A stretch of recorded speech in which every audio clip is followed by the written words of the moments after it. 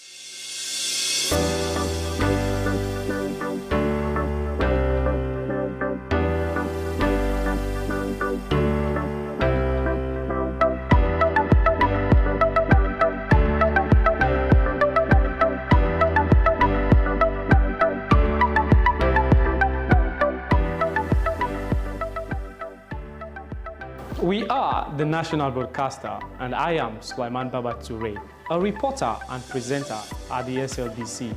Your voice, my voice. From the commercial department, I am Regina Bangura. You are watching SLBC. Your voice, my voice. I am Jonathan Turner, a reporter for Sierra Leone Broadcasting Corporation, SLBC. As a reporter, I do stories on education, health, politics, and more. Stay glued with SLBC to watch my stories. Your voice, my voice. Lucian Ganda, producer Weyus, and producer and presenter Christian Editions on TV. This is the SLBC. I am William Wise, presenter Weyus and also reporter at the SLBC, and this is the SLBC. Political stance on this echoes widespread Egyptian public sentiment.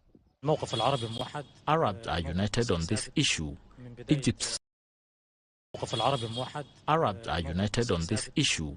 Egypt's stance was steadfast. The Egyptian public opinion has been the same, and that of the Egyptian leadership, not to immigration, not to the abandonment of the Palestinian crisis, and no giving up on land in any form. This is their land. There is no way they'll let go of it and leave. Anyone will also do the same. This is their place, this home. We will never accept that anyone gets out of our homes. This is a Zionist plan to select the people they want to be close to them, the kind of people who are not looking to defend. They don't want anyone who thinks and acts independently. This is Palestinian land. No one other than them can decide who to control it. It is called Palestine for a reason. No one should be allowed to seize it, exploiting the fact that the Palestinians don't have a military or police force. They don't have anything to defend it with. The Arab League has also opposed the setting up of such a camp. The Pan-Arab organization stressed that there is no humanitarian cause behind the camp, indicating that the plan reflects Israel's continued intention to pursue what it calls an ethnic cleansing strategy. Israel is not concerned about humanity. We've seen the crisis it created when the US decided to directly distribute aid in Gaza. There is now a real catastrophe, which the international community is disregarding. 500,000 Palestinians are starving. Israel only intends to force Palestinians to migrate. Cairo was worried that if the camp is put up, this could trigger a mass influx of Palestinians to the Egyptian border with Gaza. It also means that Israel would set up its security presence in a zone between the two countries where such a deployment would be a violation of the 1979 peace treaty between Egypt and Israel. Such developments threaten to further expand the Israeli regional war to include Egypt. The wider this war gets, the more unsafe it becomes for Israel. We've seen how they attacked Iran and how Israel's security was at jeopardy. They faced losses which they've never seen since the 1973 war with Egypt. Terminating the Palestinian state too won't bring peace. Peace is only achievable with a two-state solution. Israel is divided from within, as its implementation is likely to increase financial pressure on it. Internationally, several Jewish communities in Europe and the United States fear it could fuel anti-Semitism and could be similar to building a concentration camp for Palestinians. Hodeidah Mahroui, CGTN, Cairo. Japanese Prime Minister Shigeru Ishiba has vowed to stay on in his position after the ruling coalition lost its upper house majority. For the first time in its almost a continuous governance since 1955, the LDP has lost a majority in both houses of parliament. It is with deep regret that we were unable to win seats. As president of the Liberal Democratic Party, I offer my deepest and most sincere apologies. We must take this result humbly and sincerely. Ishiba cited rising inflation and U.S. tariffs as reasons why he needs to stay. He says his priority is to avoid creating a political vacuum and to tackle impending challenges. He has also signaled that there is no intention of expanding the coalition at present. That means Ishiba needs opposition support on a case-by-case basis to pass legislation. Terence Terashima has more from Tokyo on the public's reaction to Sunday's election rules. Prime Minister Shigeru Ishiba's Liberal Democratic Party and its coalition partner Komeito lost the majority in the upper house of the parliament in the election held on Sunday. The ruling coalition only secured 47 seats, 3 short of the 50 seats needed to maintain control of the 248 seats upper house chamber. The defeat is seen as a reflection of voters' frustration with the Ishiba administration's handling of the rising cost of living, wage levels, and trade negotiations with the United States. I think the result was as expected. LDP and Komeito clearly did not have an understanding of the public's needs. Democratic Party for the People and the populist Sanseito Party each gained 13 seats at the LDP's expense. Analysts say it reflects voters' expectations for relatively new parties to change the direction of Japanese politics. With the coalition having already lost its majority in the lower house last year, analysts say the defeat will mean further political deadlock. The ruling bloc would need cooperation from the opposition to pass bills.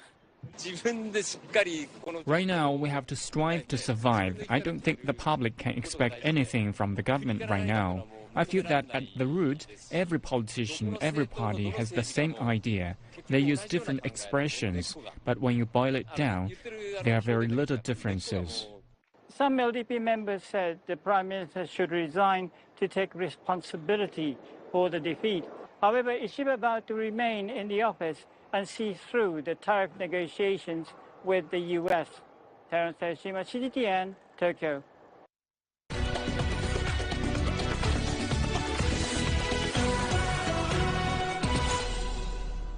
To Sudan now, where authorities have announced plans to block voice and video calls on Meta's WhatsApp Messenger app. The move is set to be implemented on Friday by the country's telecommunications regulator, which said it will last until further notice. The authority clarified that other services on the app, including text messages and group chats, will remain unaffected. It cited national security threats as the reason for the measure. The decision follows more than 2 years of fighting between Sudan's army and the paramilitary Rapid Support Forces.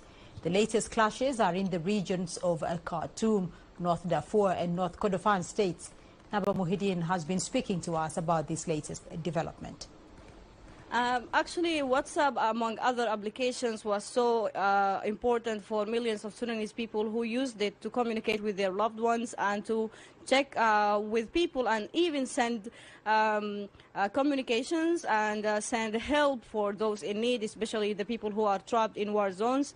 It started in Khartoum, where communication and phone signals were totally blocked and shut down for a long time. Then in Al Jazeera, then we saw also a partial shutdown of and bad signals in White Nile and of course, other regions in the country and Darfur as well, especially Al-Fashir. But in the same time, it was used by the militia. This is due to the government and the government statement. It was used by the militia. They initiated groups and they also used locations and they communicate with people who will help them in different places in the country. There was an awaited meeting by these 4 countries who are setting are planning to set a resolution for the Sudanese crisis, but it was, of course, objected by the Sudanese political parties who said they are looking for forming a new constitutional draft that will pave the way for a comprehensive resolution. So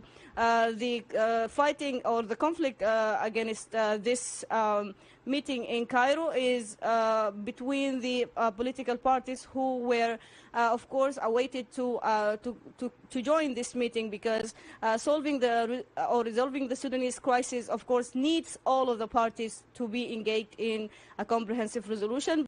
Most of the fighting and fierce clashes right now are concentrated in western Sudan, especially in Kordofan region and Al-Fashir. We saw fierce clashes and we saw massacres against civilians last week that killed at least 300 people in Simema, which is near Al-Ubaid. And we saw fierce clashes around Al-Ubaid, which is the capital of North Kordofan. And also we saw fierce clashes around Al-Fashir, which is the capital of North Darfur. So most of the clashes right now are in western Sudan because the militia is trying to penetrate towards Kordofan and trying to, of course, secure roads for itself to send military posts and military aid for their the 4 states that they are controlling. Heavy rains have hit Sudan's capital, Khartoum, and the northern state of River Nile, leaving neighborhoods and streets flooded. No deaths have been reported so far. The deluge has worsened an already dire humanitarian crisis in the country. Now, there are fears of fresh health hazards, including an outbreak of waterborne diseases and lack of clean water. Caroline B. reports. Intense rains have destroyed homes, leading to significant property losses. The rains arrived amid the ongoing conflict, further crippling an already fragile infrastructure. They damaged the country's drainage systems, destroyed a number of bridges, and washed away some major roads. With the heavy downpours continuing, there is a heightened risk of disease outbreaks. Diseases like cholera and malaria will start because they usually spread at a time like this. Streets are full of water. Some have been drained, but others are still flooded. On top of this, some residents say the flooding has exposed decomposing human bodies as well as animal bodies and boosted mosquito numbers, further creating a public health emergency. The rain has fallen heavily over the past 3 to 4 days, and there is an outbreak of mosquitoes and flies. Sudan typically experiences heavy rains between May and October, and this time round, the government has yet to report any flooding-related deaths. Sudan's Meteorological Authority has warned of intense rains accompanied by thunderstorms in the coming days. Authorities say they have employed various measures to mitigate the impact of the floods. Epidemic diseases, and in particular cholera, is what concerns us because of its rapid spread. Efforts have been intensified to contain this disease. The Ministry of Health is maintaining water purification and control measures to fight disease vectors like flies. We are also intensifying environmental sanitation and cleanliness campaigns for dumps and all waste that can increase disease vectors. Meteorologists have warned residents in the eastern states of Kassala and Gedaref, West Kordofan state, and people living in the 5 federal states of Darfur to expect excessive rainfall, leading to dangerous flash flooding. Aid agencies have also asked residents to be on alert, as the rains may lead to the isolation of numerous regions. Caroline B., CGTN. In Nigeria's northeast, farmers who once tilled their lands in peace are facing a brutal convergence of conflict, climate shocks and economic hardship. The region, already scarred by years of a Boko Haram insurgency, is grappling with soaring food prices, pushing millions to the edge. CGTN's Daniel Arapmoy reports. This is a procession of villagers from Dikwa, a town in Nigeria's conflict-ravaged northeast. Persistent attacks by insurgents have forced many farmers to abandon fields near villages, pushing them to cultivate distant lands perceived as safer. We can only leave for the farms by 10 a.m. and must start returning by noon. Some people trek up to 3 hours to reach their farms. If we stay too long, we risk being caught in an attack. According to the International Committee of the Red Cross, over 2.2 million people face severe food insecurity in northeastern Nigeria, with farmers bearing the brunt of insurgency that has displaced communities, destroyed crops, and cut off access to fertile land. In Dikwa, subsistence farmers are reportedly returning daily with empty baskets, leaving many struggling for survival. Modu Omar, a community leader, says farming is their only weapon against hunger. Farming is the only solution to hunger. Right now, we face severe food shortages. people must travel far to collect firewood to sell just to afford food. Widening humanitarian funding gap has also caused a drastic decrease in aid and is hitting an already vulnerable population hard. For Bintu Konto, a widow and mother of 5, survival depends on collecting firewood to sell in nearby markets. Bintu says some nights her children cry themselves to sleep with empty stomachs. We go to bed hungry sometimes for 2 to 3 days, and when God provides something, you will get to eat. These accounts are not limited to Dikwa, but are echoed by communities across the northeast. Amid the devastation, humanitarian efforts offer fragile hope. The International Committee of the Red Cross warns of hard times ahead. We are expecting a difficult time during lean season that typically takes place during July, in between July-September, and this is the time when food stock is consumed and is limited. The ICRC has called for immediate intervention to help those in dire need of humanitarian assistance. Daniel Arab Moy, CGTN, Nairobi, Kenya. You're watching Africa Live. Still ahead on the program. Senegal's historic St. Louis facing existential threat to coastal erosion.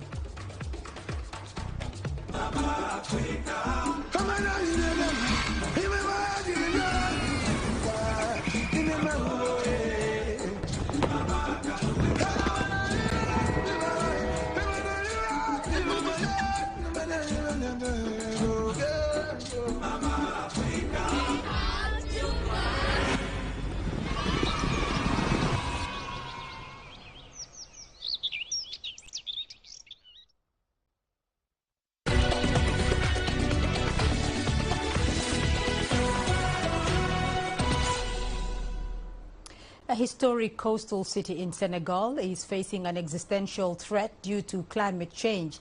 St. Louis, the former capital of French West Africa, which is a designated UNESCO World Heritage Site, is witnessing rapid coastal erosion, increased floods and rising sea levels. Interventions are being made, but, as CGTN's David Mbithi tells us, very few are having any impact. For more than 300 years, this coastal town in northwest Senegal has carved its place in history. The French, when they began to dominate North Africa during the 19th century, made it the capital of French West Africa, a vast region which encompassed today's Senegal, Chad, Mali, Guinea and Côte d'Ivoire. They named it St. Louis, after the king at the time. Today, however, it's at risk of losing more than its historical identity. The advancing sea is a national phenomenon here in Senegal, not to say a universal one, because it's not just in Senegal that the phenomenon has been observed. For those of us who live on the Langue de Barbarie, who were born here, grew up here, and who have lived here for over 50 years, we have witnessed the devastation caused by the advancing sea. Here in this neighborhood by the ocean, houses are breaking up, while others are being emptied. One of the affected victims was rehoused through a World Bank-sponsored initiative, but says they are struggling to access other essential services. We still have a lot of things left. We don't have enough space. We don't have a normal mosque. Access to health facilities is also a problem, as is transport. Last night we had a sick person, but we had problems getting him to hospital. Even getting medicines from the pharmacy is difficult. At the state level, the government has set up protective dikes to try and push back the sea, and some families have also been relocated further inland. The displaced, however, say they go from one problem to another. We came here in July 2019. I think we can see a family of more than 15 people living in a house with 2 or 3 bedrooms. But since then, we've had huge problems living together. There are people renting their houses here, and we are forbidden to sell in the street. We can't have any business because we are so far from the sea, and we used to go there every morning. The encroaching sea has not spared colonial-era buildings, traditional houses and schools, threatening the city's rich cultural heritage. In 2008, UN Habitat designated St. Louis as the city most threatened by rising sea levels in the whole of Africa, citing climate change and a failed 2004 river and tidal canal project as the cause. Since then, local interventions have had limited impact against the formidable force of the advancing sea. David Mbidi, CGTN. Morocco has launched a major agricultural partnership with Hong Kong-based Jungnong Group, a subsidiary of China's Agricultural Development Group. Officials say it marks a significant step in the country's drive towards sustainable and tech-enabled farming. Agriculture contributes almost 15% to Morocco's GDP and, combined with the fishing and forestry sectors, employs almost half of Morocco's workforce. Adnan Chauchi has more. Jungnong Group's partnership with Morocco's Ministry of Agriculture is expected to establish a cutting-edge agricultural hub with an initial investment of $22 million. The initiative will lead to the widespread adoption of localized drip irrigation systems, the rehabilitation of saline and alkaline soils, and the cultivation of high-value, low-water crops such as olives, pomegranates, almonds and figs. It will also reduce water usage by up to 50% while increasing crop yields by more than 20% per hectare. Agriculture in Morocco is a cornerstone of the economy, particularly for rural populations. However, the sector's performance is heavily influenced by rainfall, making it vulnerable to climate change and droughts. Farming communities in Morocco are impacted by climate change and water scarcity. The state support and private initiatives offer training and high-tech solutions to farmers, contributing to agricultural development as well as socio-economic empowerment in the region. The North African country has implemented agricultural strategies like the Green Morocco Plan to modernize the agricultural sector. The project supports both commercial and smallholder farmers and promotes sustainable agricultural practices. The ministry has given priority to family and small-scale farming through many projects like hydro-agricultural rehabilitation. Farmers benefited from the equipment with subsidized irrigation systems as part of individual and group projects. 85 to 90% of the beneficiaries were small-scale farmers. Morocco's Minister of Agriculture described the collaboration with a Chinese firm as, quote, an integrated development model that merges technology with social impact. This partnership is widely seen as invaluable in a country where agriculture remains a primary source of income for so many people and rural communities. Adnan Shawishi, CGTN. Well, let's now go to Uche Okronko for the day's business news. Uche. Thank you, Beatrice. And coming up on Africa Live Biz. Authorities in Nigeria launch a new initiative prioritizing locally made goods and services. And companies pledge to invest more than $700 billion in Germany over the next 3 years. Africa is the nexus of enterprise, and global business will tell you why it matters. From the mega investment projects to multi-billion-dollar mergers and acquisitions. Africa today collects, just in terms of revenues from taxes alone, $545 billion a year. If you take 10% of that and you devote it to the energy sector, problem solved. All this on Global Business, weekdays at this time on CGTN. Business in Africa is at the crossroads, where opportunity meets innovation, where profitable new markets collide with global trends. From the sound of an African bell on a stock market's floor to the shout of the trader in a bustling free market. It's colorful, vibrant, and exotic. CGTN stands at the gateway to Europe, Africa, and the Middle East. From Morocco to South Africa, we talk to the deal makers and actors who fuel its engines of growth. Only on CGTN.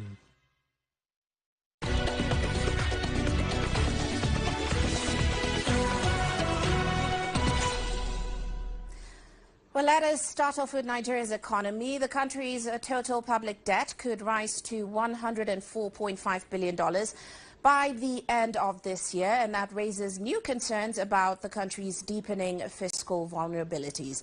Now, this is all according to a report by CSL stockbrokers, and according to that report, the federal government may borrow an additional $6 billion or more in the second half of this year to cover its widening fiscal deficit.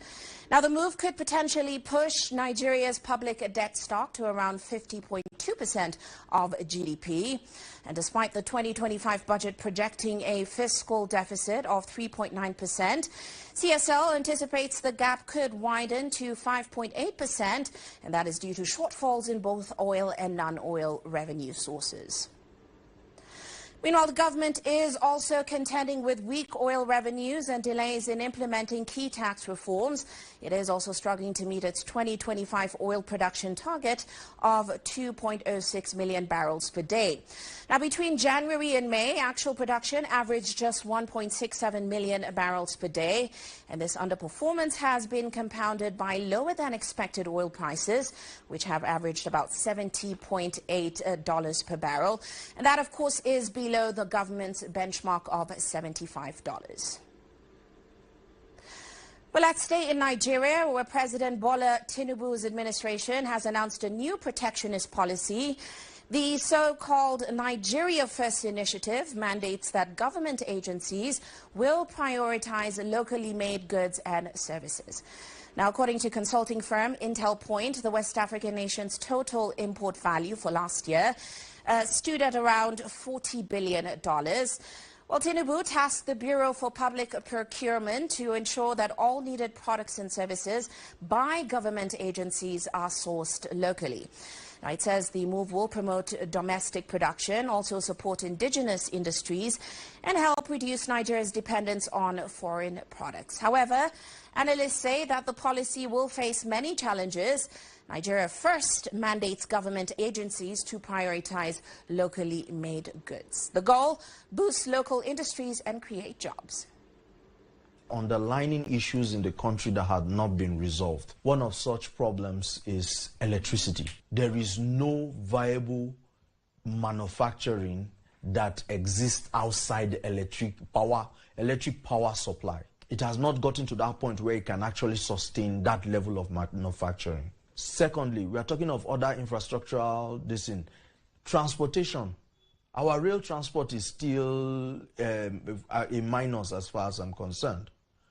Furthermore, road transportation is not exactly what you would want. You would write home to mama. Well, let's head to South Africa now, and the country's largest domestic airline, SAF Air, just confirmed that it has grounded about 8% of its flights. And this move comes as more than 200 pilots, backed by the Solidarity Trade Union, launched a 2-week strike over a wage dispute. Now, the pilots rejected SAF Air's offer of a 5.7% salary increase. They are demanding a 10% hike and better working conditions. The airline says its captains are already among South Africa's top earners. The trade union, however, says pilots face exhaustion and unfair scheduling, amongst other difficulties. And a group of dozens of companies have pledged to invest about $733 billion in Germany over the next 3 years. And the funds include capital investments, expenditure on research and also development, as well as commitments from international investors. The Made for Germany initiative, as the investments have been dubbed, come as political and business and political leaders met for a summit with German Chancellor Friedrich Merz. Now, even though Europe's largest economy has shrunk for the past 2 years and it is expected to stagnate even more this year, the German Chancellor is optimistic about the future. Germany is back. It is worth investing in Germany again. We are not a location of the past, but a location of the present and above all of the future. This government wants to bring Germany forward again. We want to enable investment in new technologies and innovations. We want to improve the investment climate in Germany. We have seen numerous companies that have joined the initiative. There are over 60 companies that have now made investment commitments of over 600 billion euros for the next 3 years. That is for the years 2025 to 2028. In plain language, this means that we are facing one of the largest investment initiatives that we have seen in Germany in recent decades. Well, let's stay in the region. The President of the European Council, Antonio Costa, and the President of the European Commission, Ursula von der Leyen, will be in China on Thursday. Now, the Chinese Foreign Ministry says that President Xi Jinping will meet with them during their visit.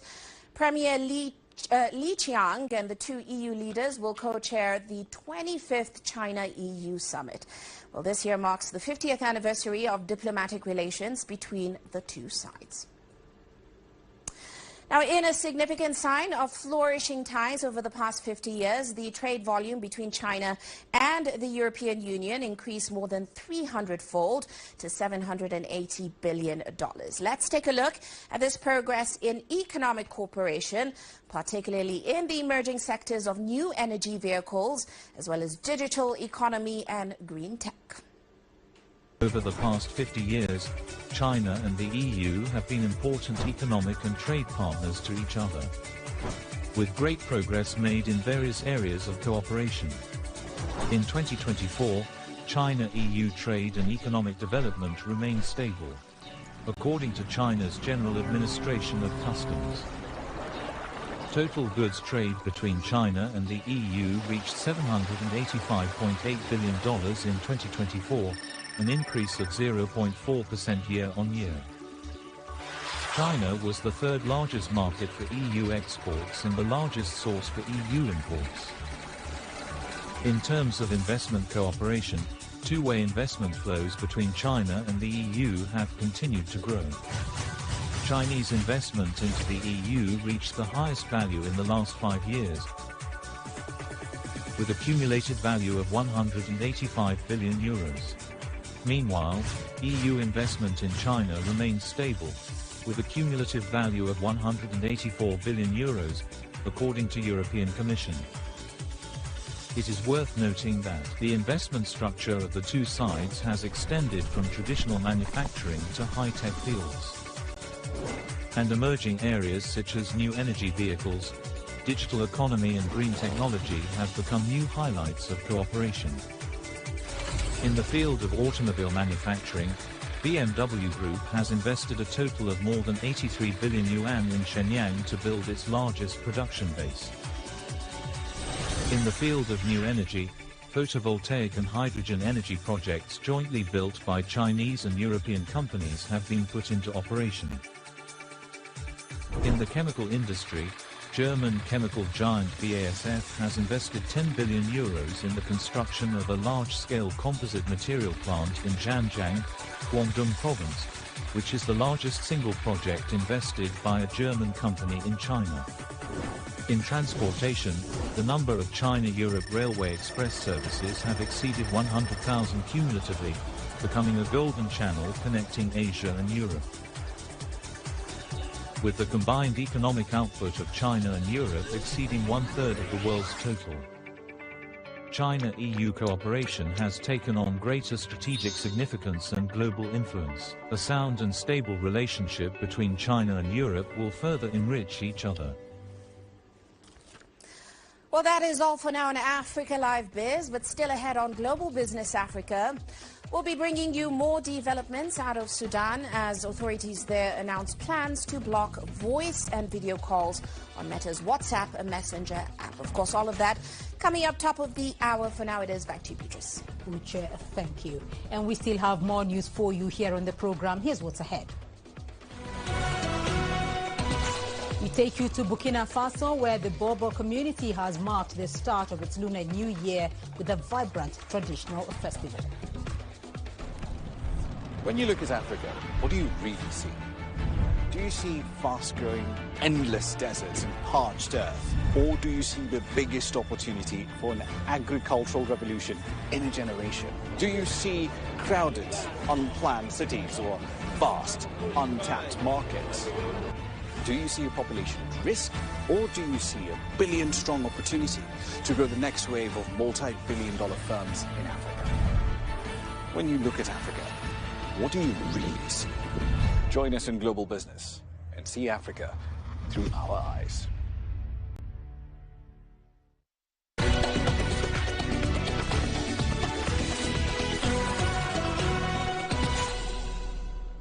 In Burkina Faso, the ethnic Bobo community has marked the start of its Lunar New Year with Njombele, a vibrant traditional festival that brings families together through dance, food and a celebration of the local culture. Here's Sharon Baranga with more details. In the heart of Burkina Faso's cultural capital, Bobo Dioulasso, the Bobo people and people from surrounding villages gathered to celebrate a special occasion. Known as Njombele, the Lunar New Year festival draws participants from the cities and countryside, reflecting unity, identity and a sense of cultural renewal.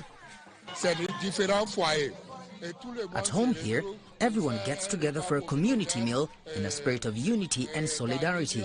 After that, there's the big carnival called Guru in the Bobo language, where young people go out from 10 p.m. until dawn, and it's a great celebration. Women play a central role during the festival, from preparing meals to leading songs and dances. Young girls dressed in intricate hairstyles, garlands and hip adornments perform throughout the week, showcasing beauty, rhythm and tradition. It's a time for women, especially young girls, to put on their best finery, and it's an opportunity for young boys to find the girl they want to marry. The roots of the festival can be traced back to an 18th century victory by the Molo Kingdom. Today, it remains an annual tradition of the Bobo Dioula people, especially in the historic Diolosoba district, attracting even those who are just discovering their ancestral culture.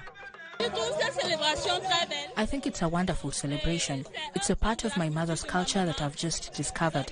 Personally, I'm making a film about it with my little sister, and I've come tonight to check it out and to celebrate the people of Diolosoba.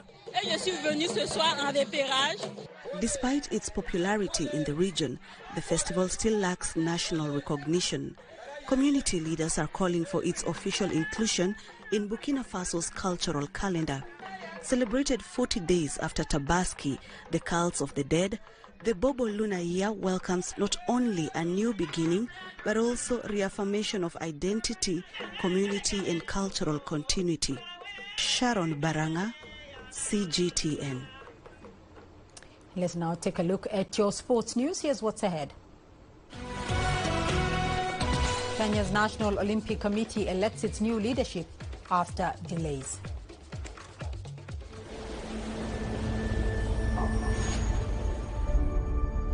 How would you create your legend?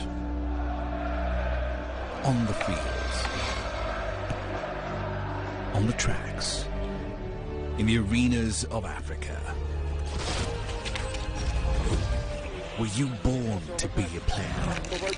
Could this moment be yours?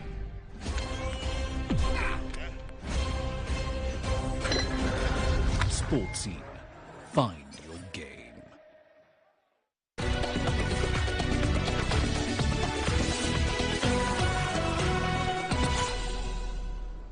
We begin your sports news in Kenya, where the National Olympic Committee has elected new officials following two postponed election dates in April and June. Shadrack Maluki of the Kenya Judo Federation secured the top post, winning 15 of the 27 votes cast. He narrowly defeated outgoing Secretary General Francis Mutuku, who received 12 votes.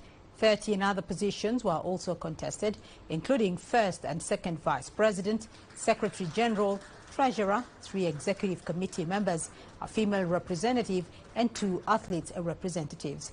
The newly elected leadership will guide the committee through the next Olympic cycle, with priorities centered on athletes' development and boosting Kenya's performance on the international stage.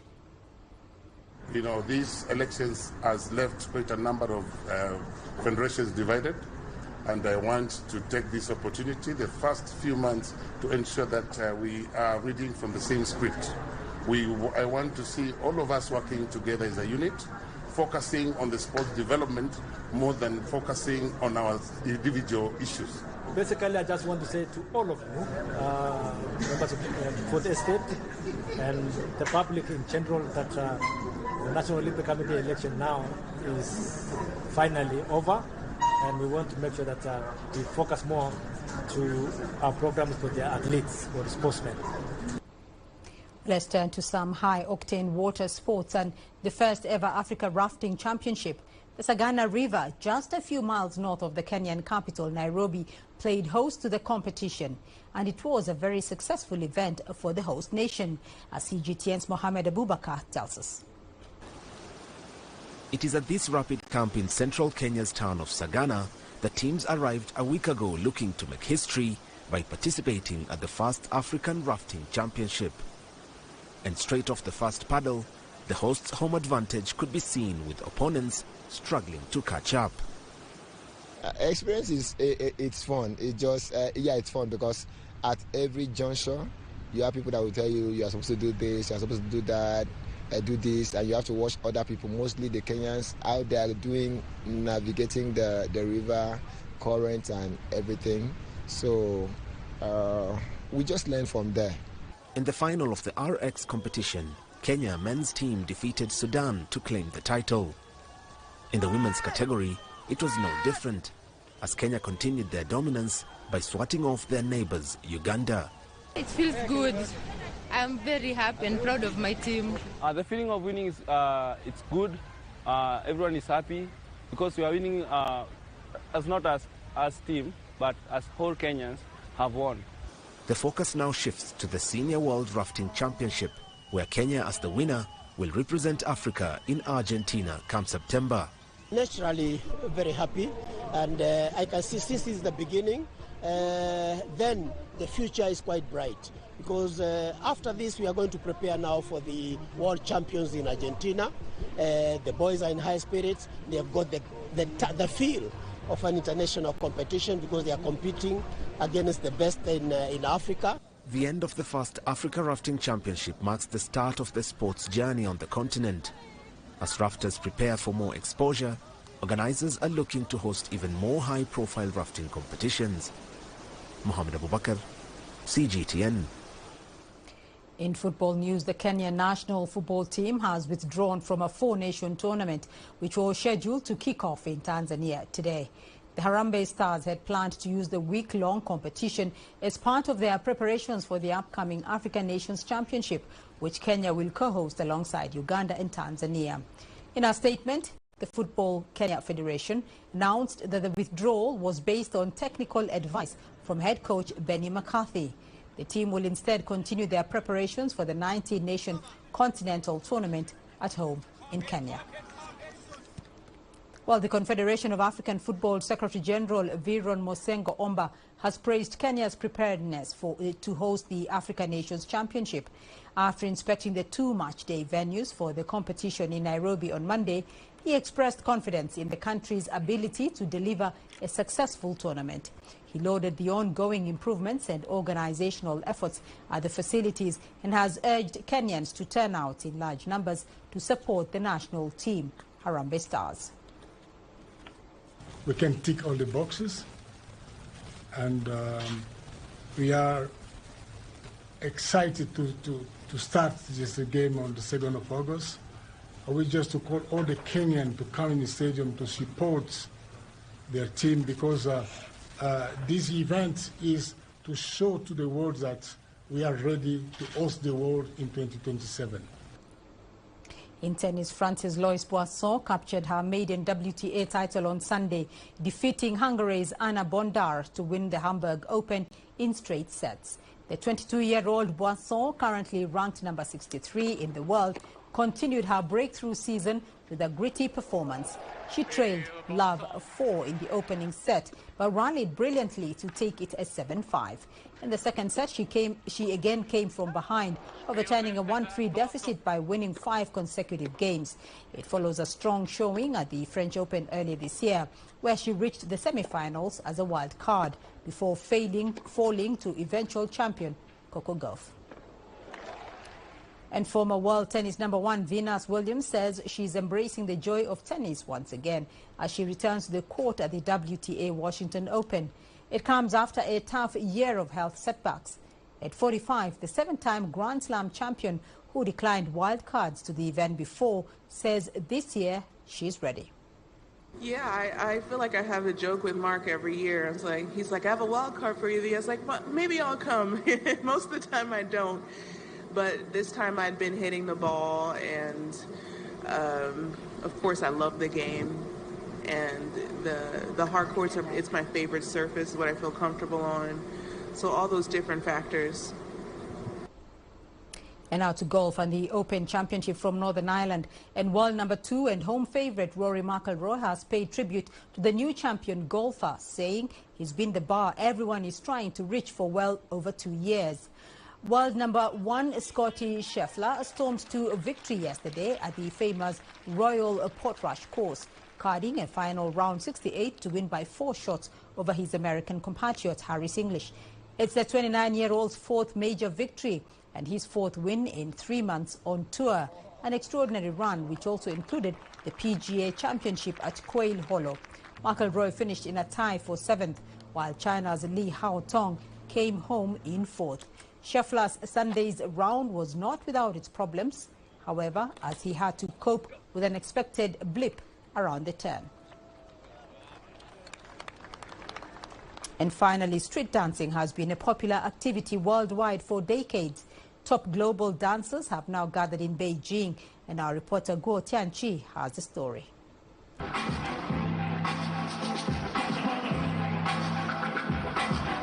Dancers freely expressing their confidence and talent on stage.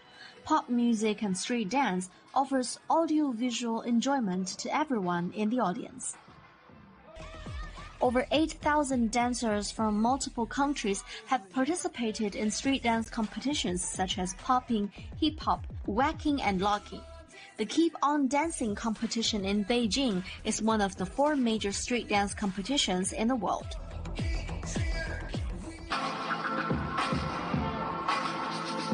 What amazing body control and energetic movements. And the most enchanting part for me is they're constantly improvising their dancing steps to interpret the music.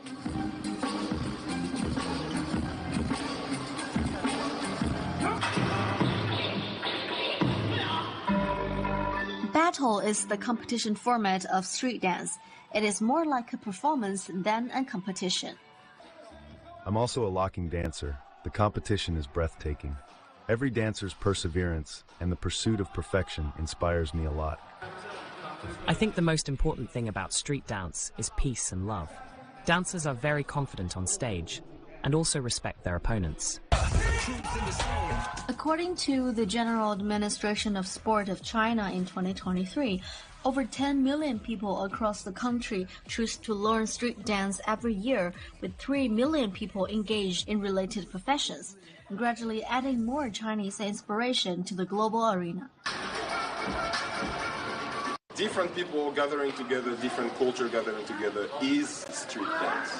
We use it some memes from doing TikTok. We use it on dance like this to make it fun, yeah. 5, 6, 7, 8. Okay, don't me. This is the most important gesture in street dance, representing peace, expressing love for the world in its unique way. 郭天琪 CGTN, Beijing. And that is it for this edition of Africa Live. Remember, you can send your feedback to the contacts on your screen, and do follow us on our digital media platform. Thank you for watching.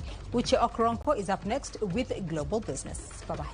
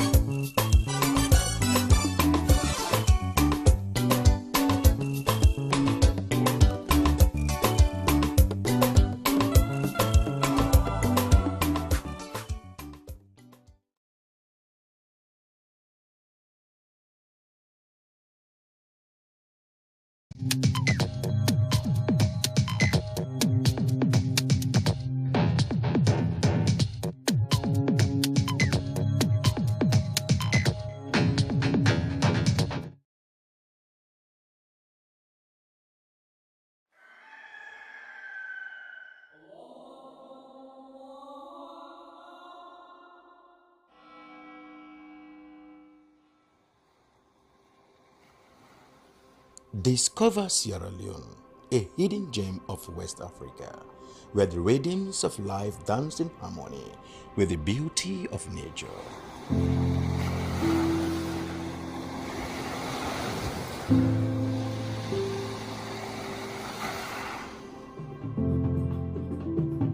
Feel the heartbeat of our culture in every beat of the drum, in every step of the dance.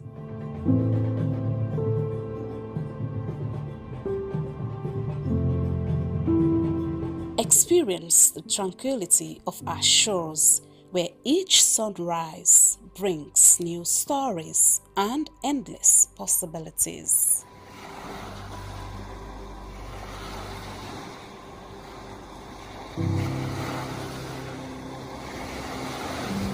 Immerse yourself in the vibrant tapestry of our daily life, where every color tells a tale and every face a friend.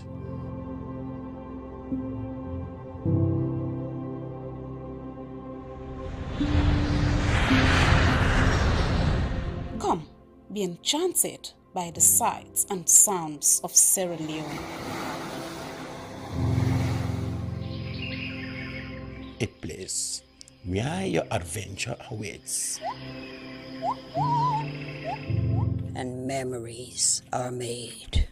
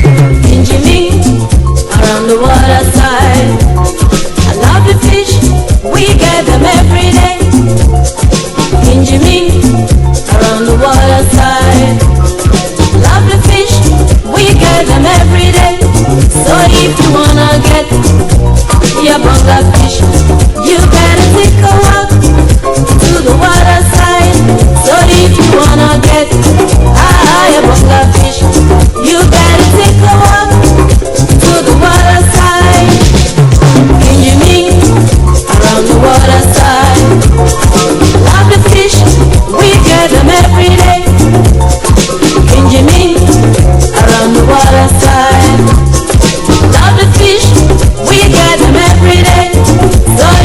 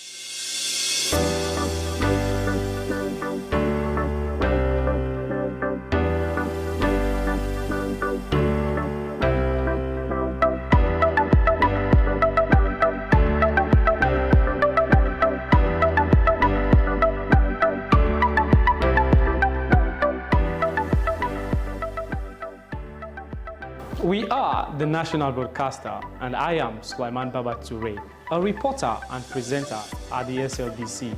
Your voice, my voice. From the commercial department, I am Regina Bangura. You are watching SLBC. Your voice, my voice. I am Jonathan Turner, a reporter for Sierra Leone Broadcasting Corporation, SLBC. As a reporter, I do stories on education, health, politics, and more. Stay glued with SLBC to watch my stories. Your voice, my voice.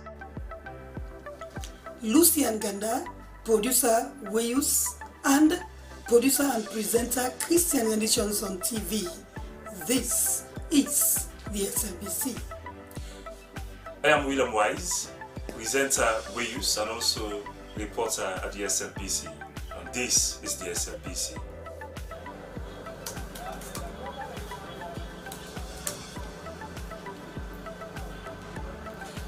I am Salma Tabak, television executive producer. I produce programs on both radio and television.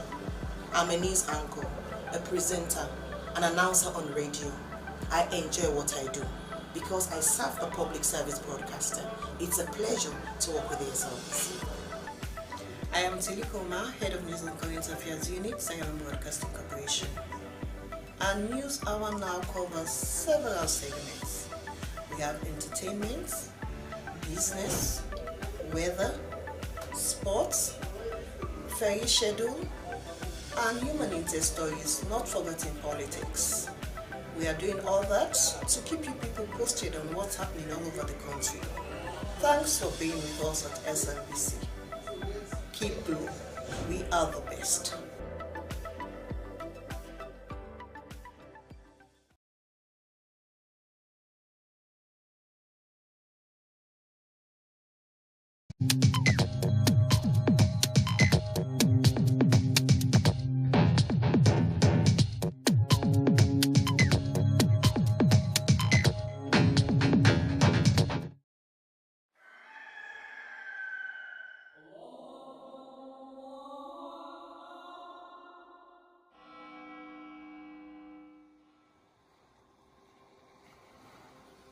Discover Sierra Leone, a hidden gem of West Africa, where the rhythms of life dance in harmony with the beauty of nature.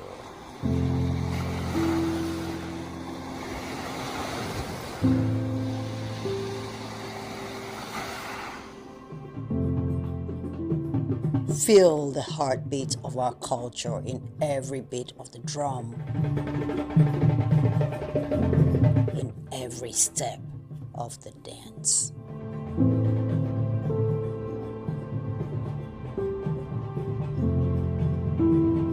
Experience the tranquility of our shores, where each sunrise brings new stories and endless possibilities.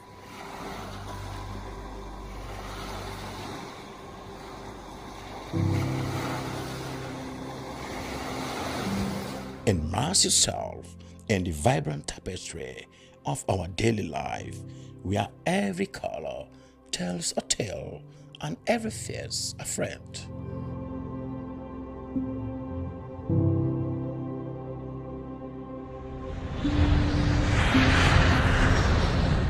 Come, be enchanted by the sights and sounds of Sierra Leone. A place where your adventure awaits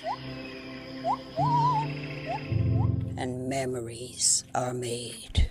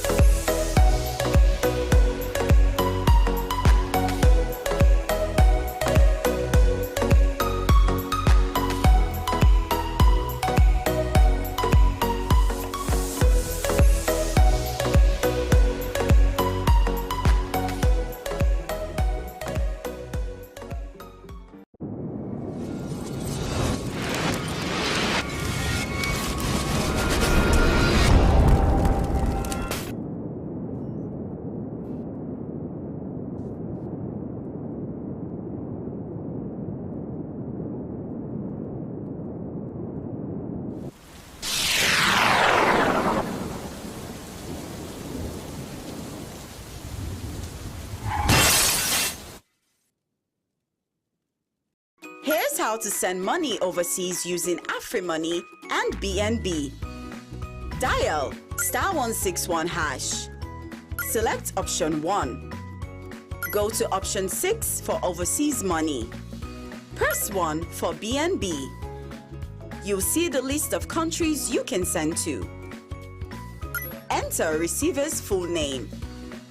Enter the receiver's phone number. Enter the amount you want to send. Enter your PIN to confirm. You will receive an SMS confirming your transaction. Terms and conditions applied.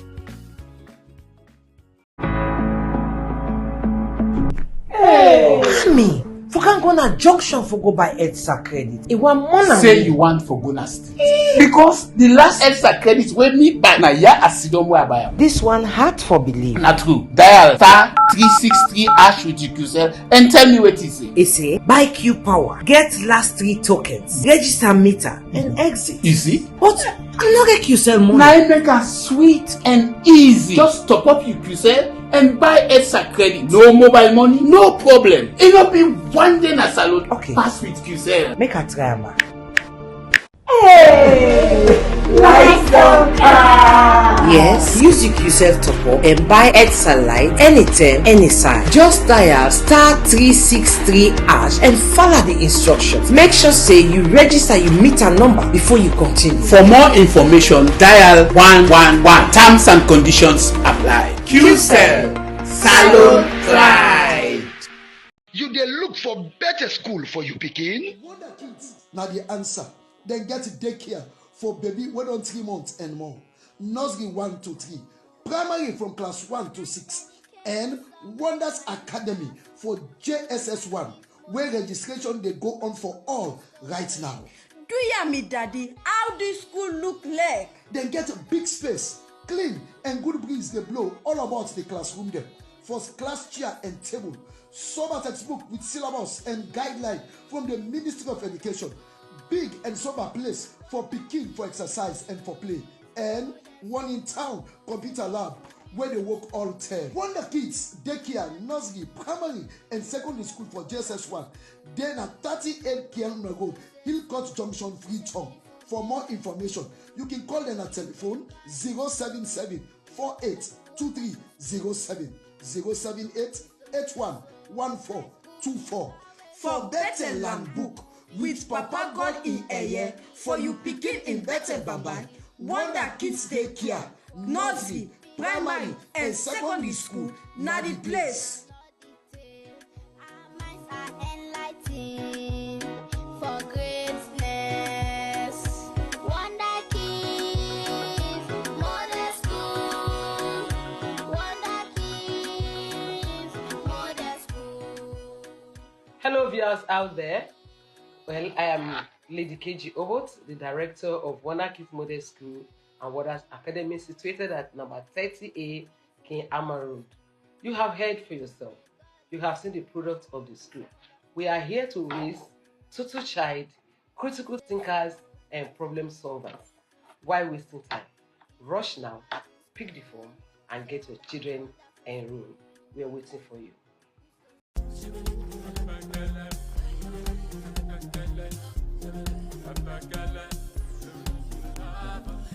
For visit family na some partner upline pass you the tinker. It dey make a living at the thing the way they buy and sell. Farm produce from farmers and small hosting them. Mina Fatma Tarawadi, Ade Mwala, Mina trader. Then say that pojo way wake up in the morning quick. They catch the bilolo, sitting in Luma, one special market day, where they na the Bandajuma Liberia Highway. And fat matter, sabi well, waiting that mean for a small market.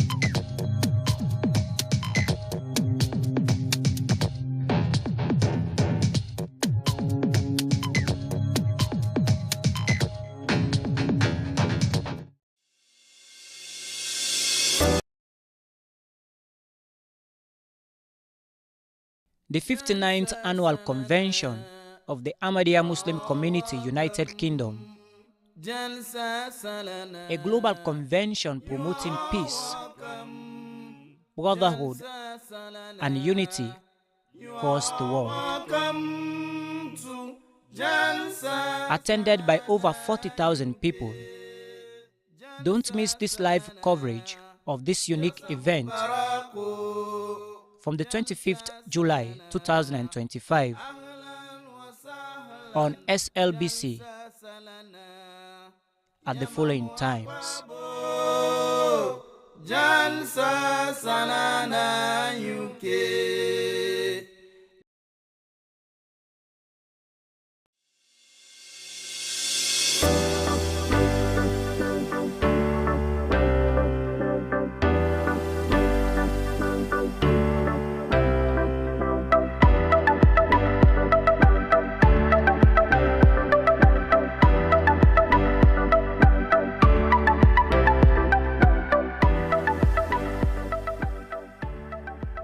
We are the national broadcaster, and I am Sulaiman Baba Toure, a reporter and presenter at the SLBC.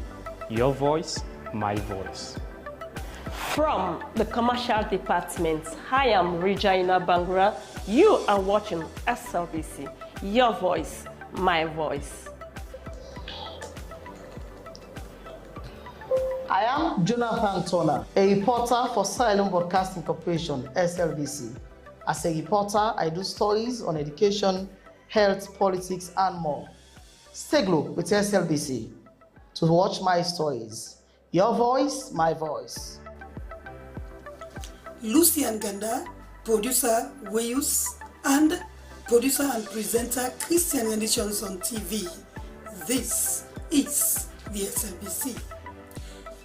I am William Wise, presenter Weyus and also reporter at the SLBC, and this is the SLBC.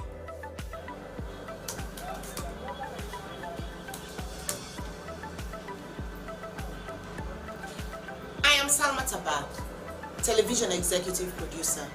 I produce programs on both radio and television. I'm a news anchor, a presenter, an announcer on radio. I enjoy what I do because I serve a public service broadcaster. It's a pleasure to work with the SLBC. I am Tilikoma, Head of News and Current Affairs Unit, Sierra Leone Broadcasting Corporation. Our news hour now covers several segments. We have entertainment, business, weather, sports, ferry schedule, and human interest stories, not forgetting politics. We are doing all that to keep you people posted on what's happening all over the country. Thanks for being with us at SLBC. Keep blue. We are the best.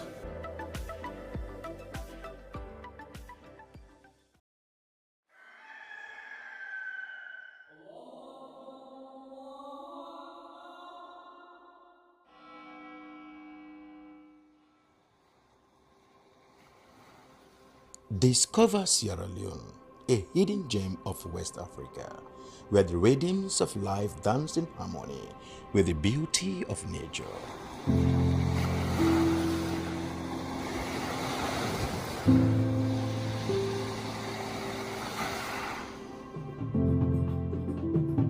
Feel the heartbeat of our culture in every beat of the drum,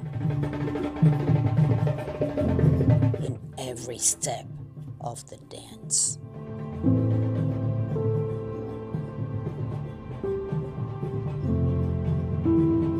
Experience the tranquility of our shores, where each sunrise brings new stories and endless possibilities.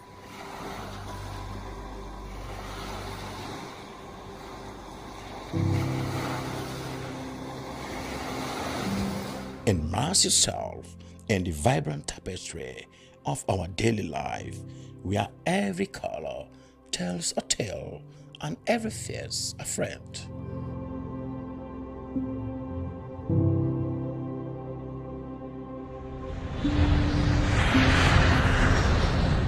Come, be enchanted by the sights and sounds of Sierra Leone. A place where your adventure awaits And memories are made.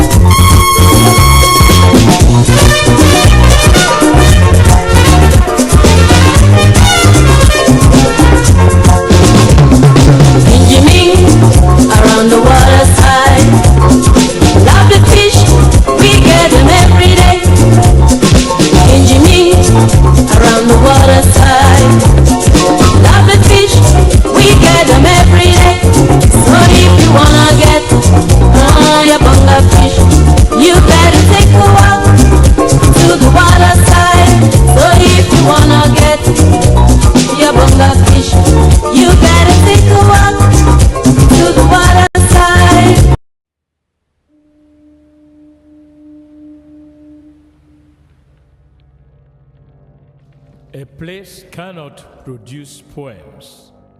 It can only not prevent them. And Freetown is good at that. For Freetown has its own sudden elegancies. People are slow to leave it, quick to return. And there are others who come for a year or two and stay for a lifetime, sensing that they found a city that is in the world, yet sufficiently on the edge of it to have a different resonance. Let me tell you something about this city. All of us, we're all just passing through, and we've all been here forever. Those who came, those who stayed, those who never returned. Tides turn, seasons change, we've waited and we've watched. But we've always been here. We've always listened, because there is a different resonance here. It comes from the river, and the land, and the sky. It's our place, all of us. This city belongs to everyone. And you know when it's your time. And it's our time. Listen, we are Freetown. The golden rules of Freetown. Don't pretend you're something that you're not. Don't go thinking you're better than anyone else. Or that anyone else is better than you. Don't shout about it. Get on with it. We are Freetown. Freetown. Freetown. Yeah. We found our voice again. I'm from India and Freetown. I'm from China and Freetown. I'm from the UK and Freetown. I am from Nigeria and Freetown. I am from home and Freetown. This city belongs to everyone. The fishermen, The taxi driver, The barber, the drummers, the dancers. All of us. All of us. Everybody. We are Freetown. The past is ours. the future is ours. It's our time again. and this city belongs to everyone. The playwright, The greengrocer, The teacher, the dog. This space is ours. this light is ours. the beaches are ours. The rivers now we own. The roads are ours. The bridges now we own. We are Freetown. We are all visitors and we've all been here forever. We've got the mightiest river. And the biggest sky. And there's a resonance again. Freetown, Freetown. We are proud of this place. We love this city. And we want you to love it too. We are proud of this place. Now pass we all they pass like stranger them. But we all don't dare from them.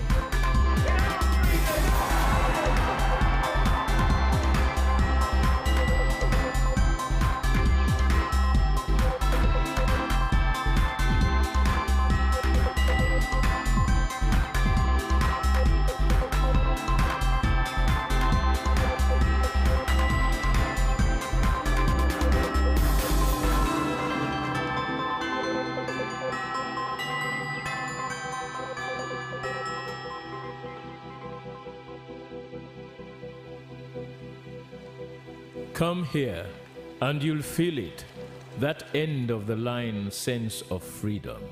Say yes to Freetown. Say yes to freedom.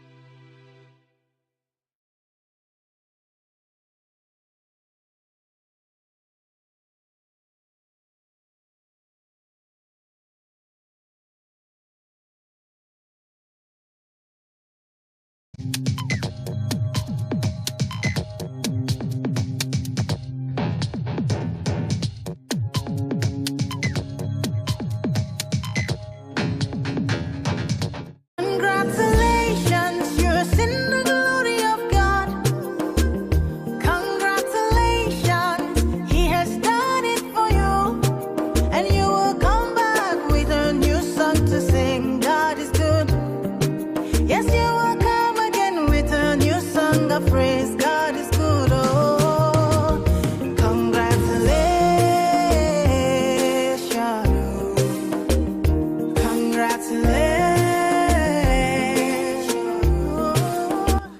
Happy belated birthday to dear mother and grandmother, Madam Kadiatu Angela Kabo, of 5H Milobilin to Brookfields, as the 20th of July was your birthday. Mom, we pray that God will continue to guide and keep you in good health, and may you live long to eat the fruits of your labor. You are blessed and highly favored. No weapon formed against you shall prosper. We thank you for being there for us through thick and thin, and for loving us unconditionally. May God grant you joy, love, peace, and prosperity in the remaining days of your life. Congratulations once more, and God bless you for your children and grandchildren. Congratulations, I have seen the glory of God. Congratulations, He has done it for me, and I have come back with a new song to sing. My God is good. Yes, I will come again with a new song of praise. My God is good. Come, I pray for you all of my life, that you would be my sun, my moon, my light. Now I'll testify, you are so much more than I ever thought you'd be. Do you see my love? Happy birthday to my ray of light, Michael Forward Taduba Conte of 12 Davis Street, Kisi. Son, you haven't stopped smiling since the day you were born. When we look at you, we see a dream realized. You are everything hoped for in a son. You are the most wonderful gift that life has ever given us. Happy birthday to my heartbeats outside my body. You stole our hearts the day we looked at you into your beautiful eyes. You amaze us, and that will never change. We love you. There is so much about you that we love. From your thoughtfulness to your bright smile. You are truly one of a kind. You are the most wonderful gift that we've ever received. This wish is from your dad, Mr. Joseph Conte, mom, Mrs. Agnes Dubaturi Conte, siblings, Aminata, Bompose, Josephine, and Helen Leah Conte. If they no like that, my baby, I'll be there for you every milestone, amen. Yeah. Celebration, oh my baby, it's your day. Ori, hallelujah, lo my God every day. Take your time, do your dance, and do it all day long, yeah. Jubilation, oh baby, it's your day. Hallelujah, lo my shit every day. It's your time, dance all night, oh.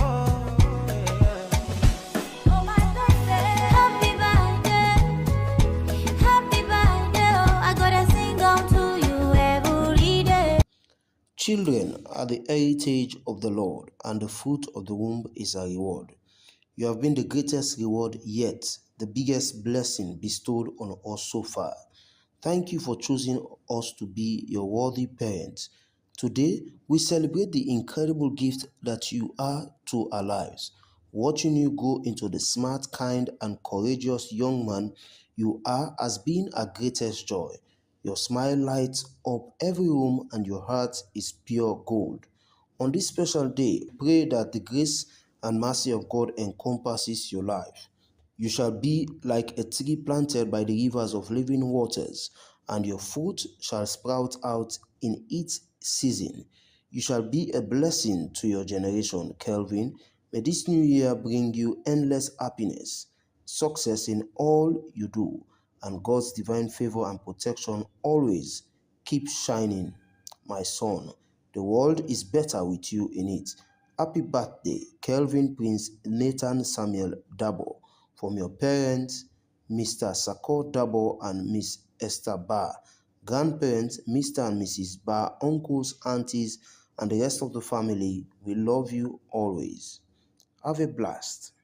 Every day, every day.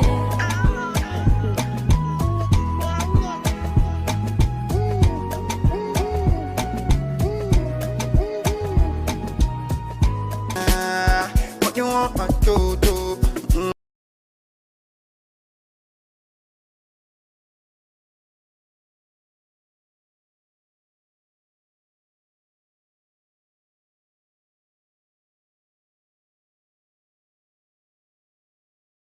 Ijo, oh yeah.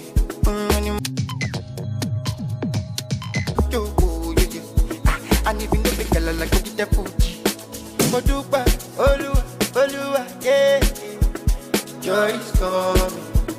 Joy is coming. A blessed birthday to you, Kadi Xavier Sisse of Wellington, Freetown, as you celebrate your 35th birthday. May God see you through in all you do. This request is coming from your husband, Adulai Sisse, your mother, Madam Conte, the YMS FC family, and many more. Enjoy your day.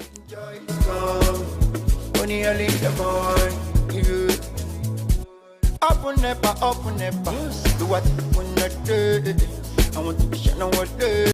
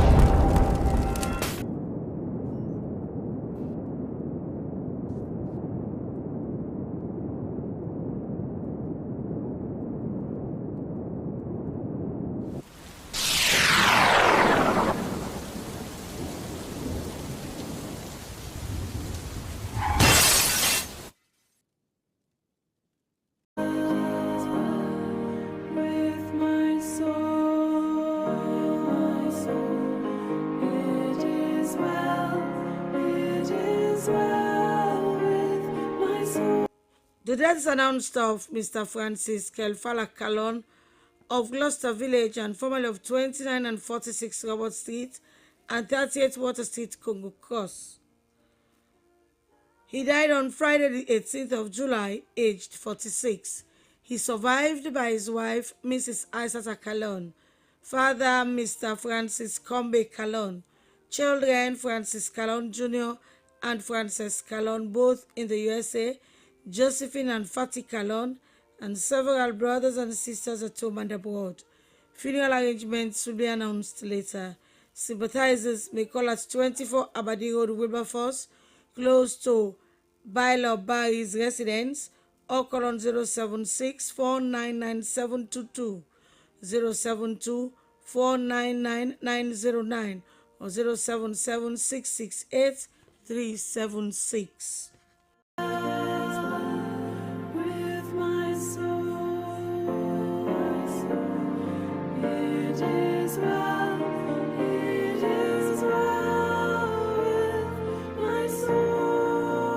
The death took place on Sunday the 20th of July of Mrs. Elvira Georgiana Beatrice Mahoy, former employee of Guest House, Finance Department, Frabe College, University of Sierra Leone, and of 29 New London Street off Smith Drive, Leicester, aged 55.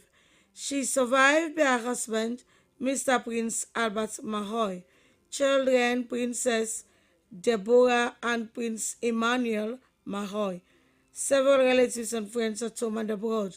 Funeral arrangements will be announced later. Sympathizers may call at a residence, 29 New London Street off Smith Drive, Leicester, or call on mobile numbers 078 617 776, 078 002 866, or 076 703 908. Be still, my child.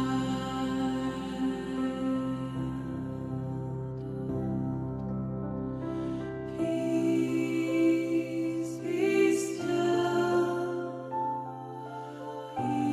Peace, be still.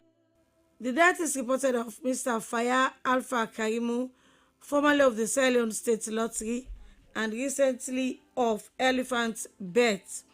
He died on Wednesday, the 2nd of July, aged 49. He survived by his mother, Florence Sia Samura, children, Abraham Vasco Faya Karimu Jr., student at the University of Liberia, and Alsain Jallo. Several brothers, sisters, uncles, aunts, in-laws, nieces, nephews, cousins, close friends and relatives at home and abroad. There will be a vigil and remembrance service on Thursday the 24th of July as the Church of Jesus Christ of Latter-day Saints, Duazak at 7 p.m. The body will be laid out on Friday the 25th of July as the Church of Jesus Christ of Latter-day Saints at 10 a.m., followed by funeral service at 1 p.m., burial at the Ascension Town Cemetery. Sympathizers may call at 23 off Bel-Air Park, Bush Road, Duazak Farm, Freetown. My ransom soul he leadeth, and where the verdant pastures grow, with food celestial. The death took place on the 12th of July of Mr. Percy Allworth Nicol, commonly known as Tutal of 1 Pratt Lane, Brookfields. He survived by his wife, Mrs. Cecilia Mona Nicol, children Jeffrey, Priscilla, and Priscilla, mother-in-law Mrs. Susan Satin Liberia, several brothers and sisters, cousins, nieces and nephews, grandchildren, relatives and friends at home and abroad. The body will be laid out at the Samaria West African Methodist Church Schoolroom on Wednesday, the 23rd of July at 11 a.m. Funeral service will take place at the Samaria West African Methodist Church on Wednesday, the 23rd of July at 2:30 p.m. Burial at the Ascension Town Cemetery. May his soul rest in perfect peace. My sight, thine unction grace bestoweth, and oh, a transport of delight from thy pure chalice. The death is reported of Mami Posset Touré, commonly called Mompi, formerly of 10 Touré Drive, Roquel, who died on Wednesday, the 25th of June, aged 79. She survived by her children, Lamin Ahmed Bangura, Maseye Ainola, John Bangura, Sarah Bangura, and Samuel Bangura. Brother and sister, Fode Fuad Touré and Emma Touré. Several in-laws, grand and great-grandchildren, cousins, nephews, nieces, close friends, and other relatives at home and abroad. A vigil will be held on Thursday, the 24th of July at 10 Touré Drive, Roquel, from 8 p.m. to 12 midnight. Laying out is at his residence, 10 Touré Drive, Roquel, from 9 a.m. to 11 a.m. on Friday, the 25th of July, followed by funeral service at the Family Life Chapel Ministries, Roquel, in collaboration with the National Pentecostal Church Congo Cross, on Friday, the 25th of July at 2 p.m. Burial at the Roquel Cemetery. Crystal tide forever, flowing by the throne of God. Ever gather with the saints at the river that flows by the throne of God. In loving memory of a dear wife, Mrs. Georgette Bangura, formerly of Juba Hill of Kabasa Lodge, who died on the 21st of July. A memorial service will be held on Sunday, the 27th of July, at the Battle Axe Ministry Lumley Branch, Lumley Regent Road, at 3 p.m. Sadly missed by her husband, Mr. Michael Amzi Bangura, daughter, Mrs. Elizabeth H. Obasa in the USA.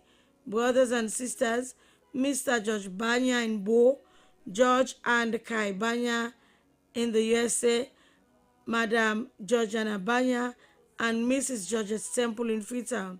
Stepmother, Mrs. Yaima Banya. In-laws, First Pastor Bangura and Desmond Bangura in the USA. Other relatives, Dr. Sama Banya and the Kailondo family in Kailaun. And other family members are cordially invited to grace the ceremony. Sleep on, beloved, and take your rest.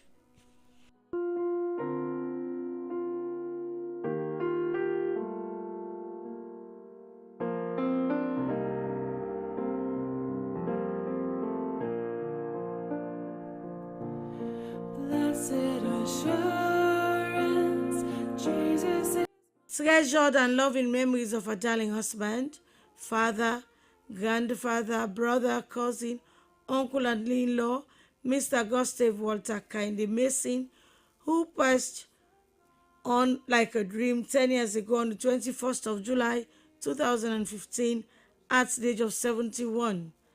Time like a never rolling stream bears all its sons away. We dearly miss your warmth, sense of humor, and pieces of advice. God has you in his tender keeping, but we will always have you in our hearts till we meet at Jesus' feet. May you continue to rest in perfect peace, a dearly loved one, by Ayo and the entire family. Perfect submission, perfect delight, visions of rapture now burst on my sight, angels descend. The death is reported of Mami Umu Bemba Koma of Kenema village, Biwa Chiefdom, Bombale district. She passed away on Saturday the 19th of July, aged 96. She is survived by her children, relatives, and friends. Funeral arrangements will be announced later. Sympathizers may call at 2 Davis Street, Devil, or call on 030-326-775, 030-316-655, or 088-193-529. May her soul rest in peace. Perfect submission, all is at rest. I and my Savior. I'm so confused. Tell me what's happened. So many voices in my head, but he told me that this day will come. Tell me how. Inna lillahi wa inna lillahi rajiun. The Conte family announces the death of their son, father, brother, and husband, Mr. Kamara Babayowo Ameris Conte, who died on Saturday, the 5th of July in Atlanta, USA, aged 63. He survived by his wife, Mariatu Conte, children, Lucinda and Desmond in Paris, France, Khadija Dexter Jr. and Cedric in Atlanta, USA. Mother, Mami Kade, father, Pa Yangba. Funeral arrangements will be announced later. Sympathizers may call on mobile numbers 077-548-668 or 079-995-772. He sent his angel of death. My time has come. Now I'm calling up. Oh my soul, what wondrous love is this? Oh my soul, what wondrous love is this that caused the Lord of bliss to. The death is reported of Mrs. Beatrice Abigail Ribby Williams, aged 88. She died on the 16th of July in the United States, formerly of 81 Circular Road, and a former worker of the printing department. She is survived by children Ajoke, Ola, Oluma, Ralph, and Titus. Funeral arrangements will be announced later. Sympathizers may call on 079-620-801 or 088-388-794. Sinking down beneath God's righteous frown, Christ laid aside his crown for my soul, for my soul. Christ laid aside his crown for my soul. To God and to the Lamb I will sing, I will sing. To God and to the Lamb I will sing. The family at home and abroad announces the death of their son, husband, and father, Mr. Emil Alvin Manley, which took place on Tuesday, the 8th of July, aged 38. He's survived by his wife, Mrs. Falake Manley, and daughter, Marilyn, and son, Sheku Kaba. Father and mother, Mr. Darlington Manley and Mrs. Millicent Tyler. Brothers, Christopher Darlington Jr., Lantana Sheriff. cousins Jennifer, Julius, Daddy, Jonathan, Jesse, Joseph Jr., Jeremiah, Samuel, Josephus, Musu, Mustafa, and Abubakar.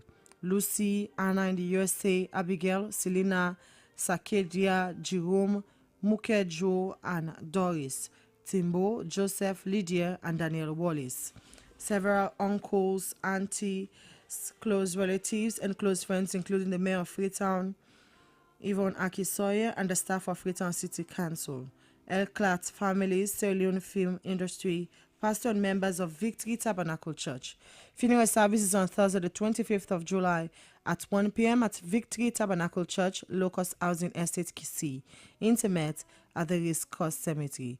There will be a vigil at the church on the 24th of July at 7 p.m. May his soul rest in perfect peace.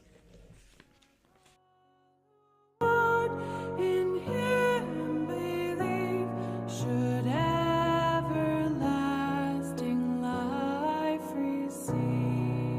Sound, and the Lord shall descend.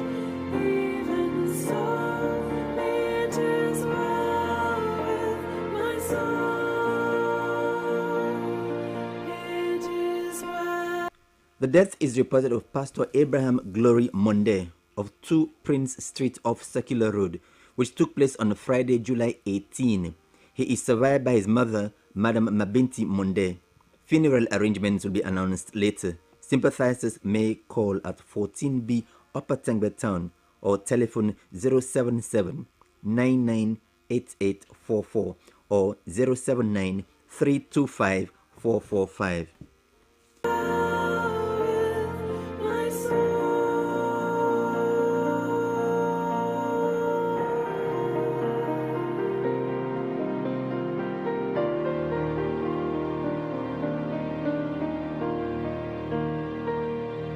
The death is reported of Mrs. Marianne Sisse of 4F George Book Doazak, Freetown. She died on Monday, July 14, age 59. She is survived by her children, relatives, and friends. Funeral arrangements will be announced later. Sympathizers may call at 4 George Book Doazak or telephone 088 552 179. Peace be still, though the storms surround you. Always To the glory of God for a life well spent, the death took place on Friday, July 18 of Mr. Dolcian Harold Michael Johnson of 4 Johnson Drive, Imat Regent Village, age 72. He is survived by his wife, Mrs. Rosetta Johnson. Funeral arrangements will be announced later. Sympathizers may call at 4 Johnson Drive, Imat Regent Village or telephone 033 249 061 or 079 604 943. May his soul rest in peace. always I am with you. Peace be still, my child. The death is reported of Madam Rosalind Stober of 43 Bowen Street, Wellington, which took place on Monday, July 14, age 50. She is survived by her children, Hafsatu Sisse and Mac and Sumana. Funeral arrangements will be announced later. Sympathizers may call at 43 Bowen Street, Wellington or telephone 078 112 611 or 034 785 090.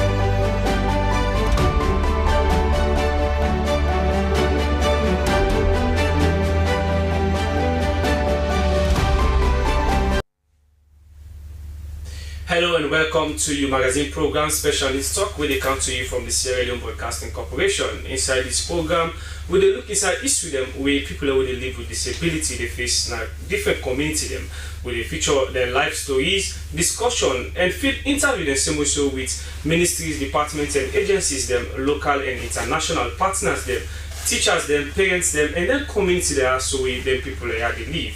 Well, inside this program today, we will look at inclusive education if we really achieve them on a paper no more a day. Well, we will feature different things them as we get them at the studio. We will look at one story where education and development for special needs children Sierra Leone, one disability organization, they pay visit now one Rosetta special needs school na Kisi. And same also we go bring one story where we not been done last week. We will feature the life of disabled people within our Bafo streets, how the constraints where they face so far during this rainy season. Of course, we know say they not get side for day, shelter no day. So we feature that story there, but we not be done. I will come with some back.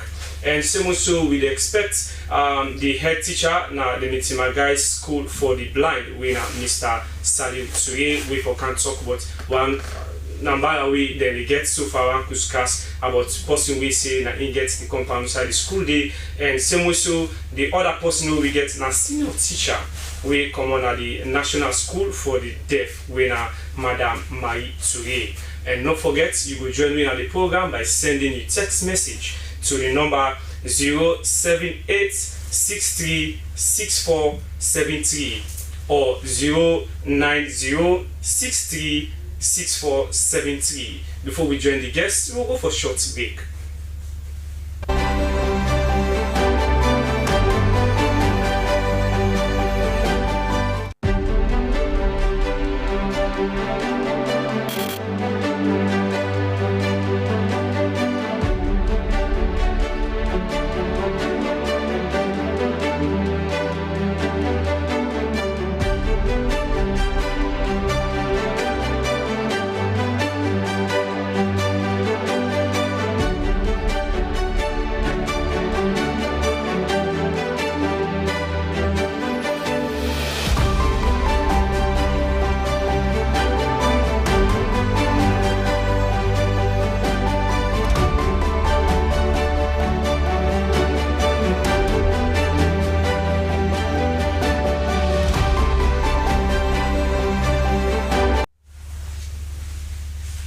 Welcome back to your program Special Needs Talk, your magazine program where you look inside issue them with people who live with disability they face now the country. Well, we get when Madam Mai Toure, a teacher now the National School for the Deaf. We don't live for a long time, and now one of the school including the Mitimaga School for the Blind, we then get one Nambara discuss concerning the land outside the school and the two schools them. Of course, we know see a disability school then person come out say na in get the school. But Madam Tuyi, welcome to Special Needs Talk. Thank you, welcome to. Okay, so far you get understanding about the school. Tell me about the school, how it starts. This school starts 1963. The school starts now Sakila Road Baptist Church. I didn't first start the school because some beginning in school they not be able to cope, and then find out say then a special beginning because they're deaf and done and dumb, they're not hearing, so they need their own school. So now I make people and be gather like late Dr. Eddie White and Mrs. Luke Instead plates now. Then gather, they make this Sierra Leone Society for the Deaf. Sierra Leone Society for the Deaf now own this school. Then start the school at Sakila Road Baptist. But 1965, the school go outside the so now Wilkins Road. 1965. And the school now the late President Samuel Timagai now begin his school. He give the compound to Milton Magai School for the Blind, and he give part of the compound to National School for the Deaf. Now I make the two schools then they near. Okay, so far since Una starts, how Una done the cope since the school have found a way Una transfer na Wilkins Road? How Una done the cope so far? Well, the schools they start peacefully because me not be dead years in the 1965. Me not be dead years in the school starts peacefully. Me join them now, 1998. Now me join National School for the Deaf. But since where I start there, I not be ever hear say person gets that school. Not until after 10 years, then 2007 I think I hear one Aja talk say now I get the school. And the survey they say now I get now middle of the compound. So I don't really understand because how person will get middle of the compound. The school face since I start for workplace, the school face right down. Right down. And the Aja not saying that down you get to. So now the middle between the two schools. Between the two schools there. And fence there between the two schools there move. So half part of blind, half part of deaf school. He say now he gets the. But they be given a paper for that place. They for say this we don't give them people there for let them go operate this school. From then and they wanna be get paper for saying now get it. Well, I don't know if paper be there between, but this Aja way is the torment we the same way former president Ernest Baikoma been there in power. When we get IDD and day, it took on a national stadium say that person where they disturb deaf school and blind school. They say I want let that person they come up behind them. That school we don't meet them. Then at that land they how come possible say na get there. Say the person want land let it go meet her. So that thing they be don't rest. Not until this behind time now I see one other time back send then we don't threat to the beginning life because at times they not can give peace for the beginning for let the land. Wait till they tell for talk so now thin way I see a witness. One man go there with coconut, he go team up the broken na the compound of the school. It broken at the compound of the school. We be there up, now we go meet her waiting happy. If we get white damage so take the case we go to police station. We can't go to police. But as you see they only attack the 30 picking stone or what? No, they're not the 30 picking. Like when you go inside the compound, they go disturb no more. They go disturb because you're not at school. If you don't go there, they go there for you don't pass through the end. You go there officially, but you know they go inside compound. Then if you say this part and this part that we get there. So now the same Ajamami, now from that first attack to now they send people them like they sell the land to people there. Okay. Yes. So then different people and they attack now. Yes. Then this last part back I this case back say one man, me no even understand in himself say na he get the land. But I feel say this be longest because former president be don talk say let the person come up behind National School for the Deaf and Multimedia School for the Deaf. If you want land, let go ask am. But now I don't see say back the case though. But since that starts, wetin una don do now? Una don meet governments for let them come in and see how they will settle them, or una just deeper the flex force between una and the person we say na get it. Una don meet governments and. Well, since that starts, like we also they pay we lease rent too, although he owe at times, but we dey pay we lease rent for that particular place the way we occupy. Okay. You understand it? We dey pay we lease rent. So I don't know this Aja Usain comot say he get land anyway. I don't know. The rent una dey pay na to government or na to private? To government. To government. Okay. So but una don meet government now say we dey pay this kind of money, but we face that kind of harassment back and then pick care because considering the kind of people they want to take care of and when they get that kind to get the back and forth, you know. I can remember say I don't go left letter at the Ministry of Lands day. I don't go left letter for this same thing, but the thing be don't quiet like. Now then 2 weeks there I hear back say this time a man go there. Say I get the place. So I don't call government back or say we don't get this because now they not to the one they pay. Then now when they get in kind of attack, I don't go there back and meet government. No, we not go there and meet them. So what you wanna do it? Well, and because government go don't hear you because we see we hear you now. Government go don't hear you, but maybe if they wait let una move, then take action. We dey do it now. Okay. Now I make at the talk now for let Ministry of Lands let the yeri. Ministry of Lands let the yeri and let the Ajani yeri. Then picking and then co picking if you don't get forgive them, not go disturb them education. Let the yeri. And that Ajani I can tell you say in the former Ministry of Social Welfare Attila. Okay. Then we don't argue over that land issue day.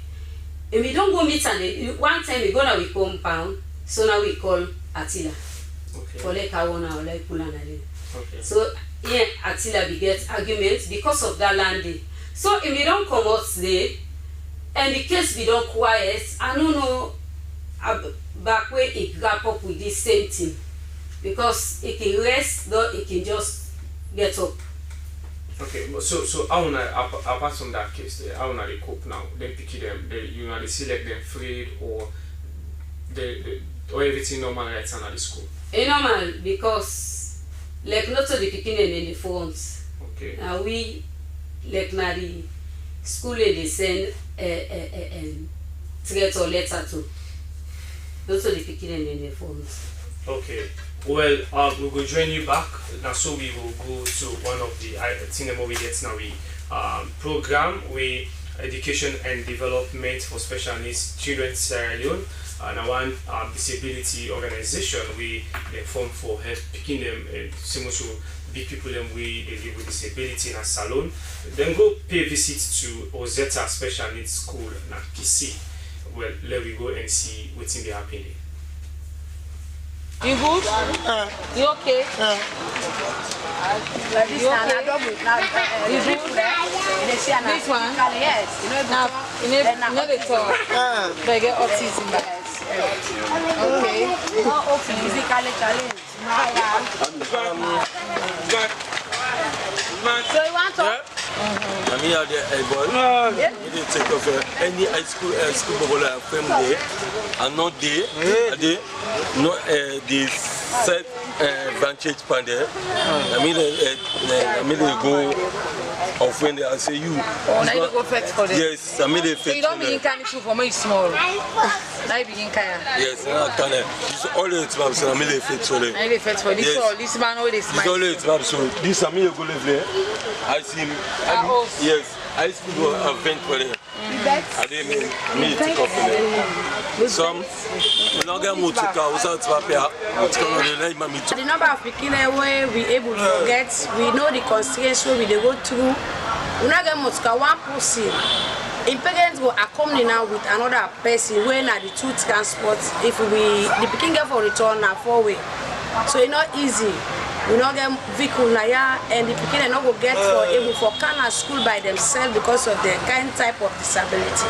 So with the bag we get this scanty body home but nothing like furniture no day because if the picking the body home done well furnished like a body home. Then go stay in the home where they go be safer rather than for where they go there at streets when they come on a host for camp, then prone to other motor car them, it's not easy. I they talk to organizations that when a humanitarian for God's sake, may they get the feeling of humanity and help this school for God's sake. For them why we they learn them skills like you don't see the compound. There is a need for them to get a carpentry building. But no way, not get it. Okay. And there is a need for let we get the tailoring department, a building of itself. As you see, the place dark because then they do tailoring and we they do agriculture. You see, so all big. Yeah, we need all the one day now beadwork and all the rest of his way now. Yes, tailoring. So that one day go up. ICT. But we need the building and the equipment of all the material there. We go able to make them pick that tailoring. We don't pass. You don't train as a tailor. You can there by itself. We get past 5. We don't train as tailor. Then they go themselves now. Then they do tailoring. Then they show for people. For themselves, autistic. Yes, ma'am.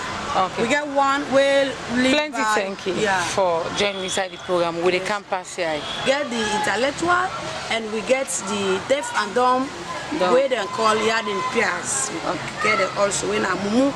Okay. So now we look at the challenges because they explain because we say the compound open, sometimes not get fence, and we understand say them bad one and the kind side and bug them picking them. Yes, ma'am. That one they very correct. As your eyes don't prove, because this is not raw data. You don't see and you self go talk say yes, I see. This fence they may just pass the fence scantily for just provide the safety of the land because they just cross the blocks there. No iron, no dip on the fence. And then kind fence then they not go retain for 20, 30, 40 years. And we get also a drainage where the water they pass where almost every rainy season because of poor construction, money not there, then that side will make a loophole. So as you see the fence all over from here branded with Congress and also by the edge of Boys High School, that side there, every side the fence done dilapidated, don't fall down. So what's not the effect to the picking? What's it very great. As I tell you, we don't get a serious problem here. We get food from somebody make a bad day for can happy with their picking there. We do with we happy one. Then of plates where the picking and they go about for play inside the compound. We get one Cushman we almost go rape the picking. A raper or almost? A raper. Yes, we meet with the teachers. By then, the CCC was. How many years back? The picking, it don't pass 3 years. Okay. So, when I take up the case, or when I'm not able to catch the man again? The man run. He jump now the others. So, just kind inside can't cause the yes, ma'am. So, we meet the picking now with that motion. So, we just take the picking and we go report na station for make them help we for tell them say this not a school for other people there we not get concerned for the kaya. Okay. So but the una get security now na the school? Yes, ma'am. We been get security, but we security don't retire. Okay. But we not get even the money that is spending. The man we don't. So now government school is a government assisted? This now well government assisted. Because now then they pay teachers, now then they pay subvention. Because then pick up for eat food now. Now one of the enticing way for me them go able to study and me them go able to learn. Eating in school. Yes. For eating in and school. We know say one of so now they get the supply? Now from the subvention government they help From there, we dey pay 8 auxiliary workers. As you dey see, we get the care, the toilet. But nobody know they can donate food or waiting like oil, gas, famine. That one day it been dey happen, but now it very seldomly. Welcome back to the program Special Needs Talk. Well, that one day na the head teacher na Rosetta Special Needs School na Kisi, where na Madam Aminata Emily Bangura and Emily talk to the executive director for one disability organization with education and development for special needs children Sierra Leone. When we pay visit there for know within they face now the school with development they or the challenges them. Well, we will come back to we guest now the studio with Madam Touye, come up from the National School for the Deaf. So, Madam Touye, let we talk now about what's in una can do in that school day. How important that land be to them picture apart from the teacher and the teacher in the classroom. What's in una can do? We do vocational training for them picking the way they know academically and good. Then we get nursery picking them from nursery 1 to nursery 3. That land is very important.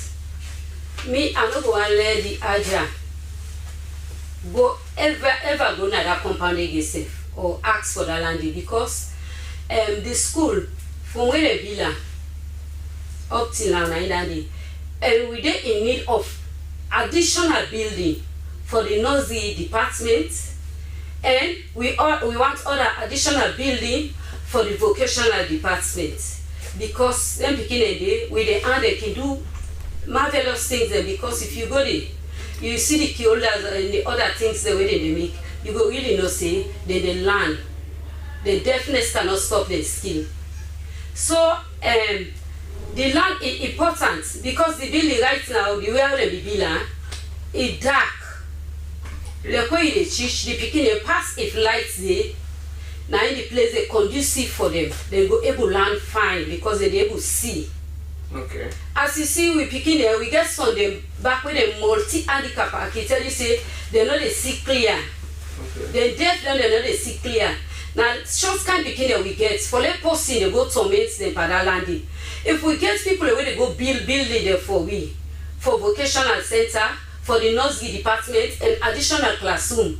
Because if you go now with school, the all now they use for 4 classes them and we know for BISO. Yeah, the noise where they teach teacher or yes. One grade class, one grade class, one grade room, 4 classroom then. You know, conducive. We need government in hand for let help we, for let intervene in this case. As we don't send letters them, different sided, for let them come in and help we. Because if we get building for the vocational side, it go fine for the beginning. And if we get building for the nursery department, it go fine for the beginning. And if we get spacious classroom there for the beginning, we will get better learning. So we don't get support now from donor partners them or people that no, we don't the rights people they not coming it. But I believe say people then will come. But now they get some really support there. Yes. Other things them yes, so they get foodstuff support there. Okay. Yes, so they get really support. Okay. Because the money where government they give, you know, we're able to run throughout because we get for pay staff then. As we now we 4 then a payroll. Okay. Like me then a payroll or 3 others teachers and then a payroll. And we get 13 them way now this money where government they send, now they will pull for pay them. Because if we not pay them staff them go come on at the school. Okay. We will come to you back, but let me go for the first set of text message and we don't come inside we inbox. Well, this person say why na this land in want? I think say na the government in one forget issue it from Fatima Tabangwa and say in the Freetown. This other person say na only the blind and deaf school we get. Okay, this person the try for saying na the only school that one day will be school and then we get we na disability school and from you see now back the one take this person a joke in the joke Well, he say in name now Mariama Sise in the text from Pademba Road, okay, very close to Winner. Then this other person say this school been on there in existence since 1965. They're owned and established by the government of Sierra Leone, and they say okay, supported the education for deaf and dumb, blind na the country, beginning na the country. Tell me about the challenges from Kadiatu Mansari from Kisi again. Well, we will turn to this first set of text message we don't come. They say, well, this person they say, let's tell them more about the challenges them we.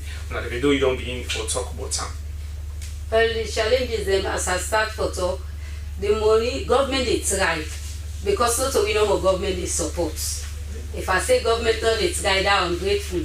Government they try, but the money not enough where they send for me.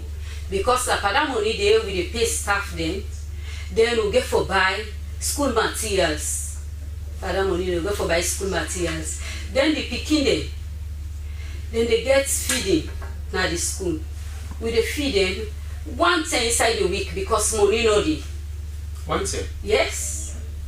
So inside they get the other food, the menu. Now they parents them or that's what they do no more. Well, we get one Soyat Lebanese we can give them bread. Then they get lunch every day.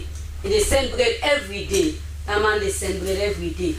They send bread, but we need bread fillings like sardine, lunch or meat, butter, mayonnaise, at least. Because you know go give picking empty dry bread. See, then we get for buy toiletries, but that money we government they send. Oh. It's not easy. We just tell God thank you for so yes, people are waking pass by and drop. And that is if not to always. Because we're not to always the school is strained a bit. So if I say for the say the other person can add other burden for can ask me for land business again.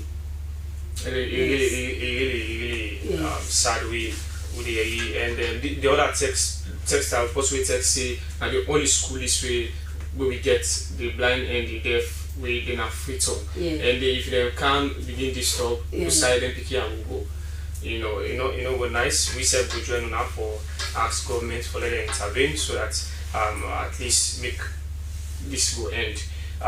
We will go to another item. We, of course, last week we been bring one story, but we not been done on due to time.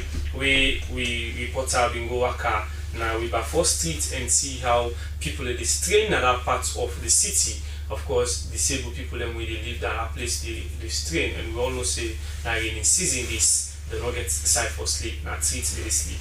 When we report how we go cover that story there, we go join them and see within the people and the bit of what's. Essentially, me what it talks to, I mean, if that mommy view, also, me na chairman for SPP disabled with the 4th Street disabled. So essentially, I try for explaining the challenges that we facing. We be doing due to Pakabai time. We have done more than 15 years ago. We have this with the 4th Street, number with the 4th Street. We live in life. We go big car. We can't set your back. But for see to the terrain, able father, Julius Madam you, it took over when a mother and the with me was even also what lucky government because why be like a what be doing social with a border, more social. Where the bidder is a MPLC, but they do to we for low lambu. So maybe YBC so Abileka. They take over when the party office with Mother say, you now you put you as leader for all the right there. We know that the watch the video, if we not the watch the background, if we not the list the background. So right there and how they do it. They do it me. So me go do there. But the challenge that we take, I get at the I say I don't go for a place. But let us say salo, free to more free to for let the same get place. need to try hard. So once I will get the place I want. But I guess we will do live day. Call boss, we will do live day, we will do what to do. But inside June, we will be the financial. But in July, we come also. The 3 days we can. The people that destroy greatly. I will get picky there, we go over there. What to do? We talk bundle. I can't tell the small brother. Whether they call Mustafa. If they do business, we say we be the car cab center. What they say cigar, they say other things there, water, other things there. I say, I think I the chairman at this place. Although you don't be the sleep like but me now they do business, count the member the now. Walker. Once the walker, they provide the tapoli there. More than 2 or 3 in the Mustafa. When net car and the tapoli there with the draw, can't tell you. But still, when the breeze the car, look at now, the journalists that they do to the people water the ground. But also, we get picky there, we get woman there, we get family there. So the challenge is very cool. We know they take over from now, so let me also, because right now, the type of say no, let go be low cost quarter for you. It's not going possible to boss because they might get something with the money there. They get the country affair, they get the college affair, they get the other but cooperative way for do to the country. But SLA, like we sister and brother they can for car interview we whether the challenges there. Wait till our level help we. Let them able if that tapoli, they able buy. The castle by you the same there. We get zone 1, with the house of Jesus. We get zone 2, with the number house by first street. We get zone 3, with the Echo Street. We get zone 4. We get zone 4, with the Panama Road. We get zone 5, with the government road. All are the same challenge we need to take. And the other challenge. We have President Bureau and the director of the SBC. We are our level produced by force. We have been saying, "Don't change your attitude. Don't change your attitude." Now, another say, "Hey, handicap they don't go fetch today. Handicap they don't go molest minister. Handicap they don't go do this." Don't change your attitude. We collect a woman don't buy picky there. We let the brother there pay. Let them take off the picky. The picky there tomato. Let them come fight. Some people want to picky there. Somebody SS1, SS2, SS3. If they see that the beach papa, when I create the place by individual, so but don't change your attitude. So let them focus on you. So when I hold a car interview, SBC, I take it, I plenty take it to the director, when they going to allow for letting a car interview today. We take plenty take to salon government, especially the president and the first lady, Abuja Kaikai, and other stakeholders. I tell them plenty take. Now, through the season. Inside the season period, na streets how they sleep. I will not get nobody for help. But the day we now normally pass, we depend on big. Unless you go na street go big, we will not get shelter if we don't place. And not to that, we get the castle we manage our prayer we done, but things are not there for prayer. We suffer 24 hours. So what we they ask for government? They ask them for them we will help you there. Don't come up on this kind of struggle. And not to tapoli no really and for people who for shelter so that to go come on from this place here now back again. Yeah, with the big papa government let them consider them help there or left for the sleep last street because we don't see majority of who they die through by the people they sleep last street. I say I go around this area they meet people then they don't be say then they don't for die. No, that's how you say this. Yes. So there papa government we big. And I no more get the chance for you to help we. And now only with the request for help. Yeah, the big papa government with the big. Then I help we. And then yeah, we suffer at the streets. Big for God. Yeah, papa. No, we suffer too much. Look how now they suffer. We know they. We not get. But I make all night to the Sudan and when they suffer we. We are not help we. Eh, what the breeze go they soak. But we know they will not get. Pass to be a normal for Fena. Well, may help me for me can do business, give me business money.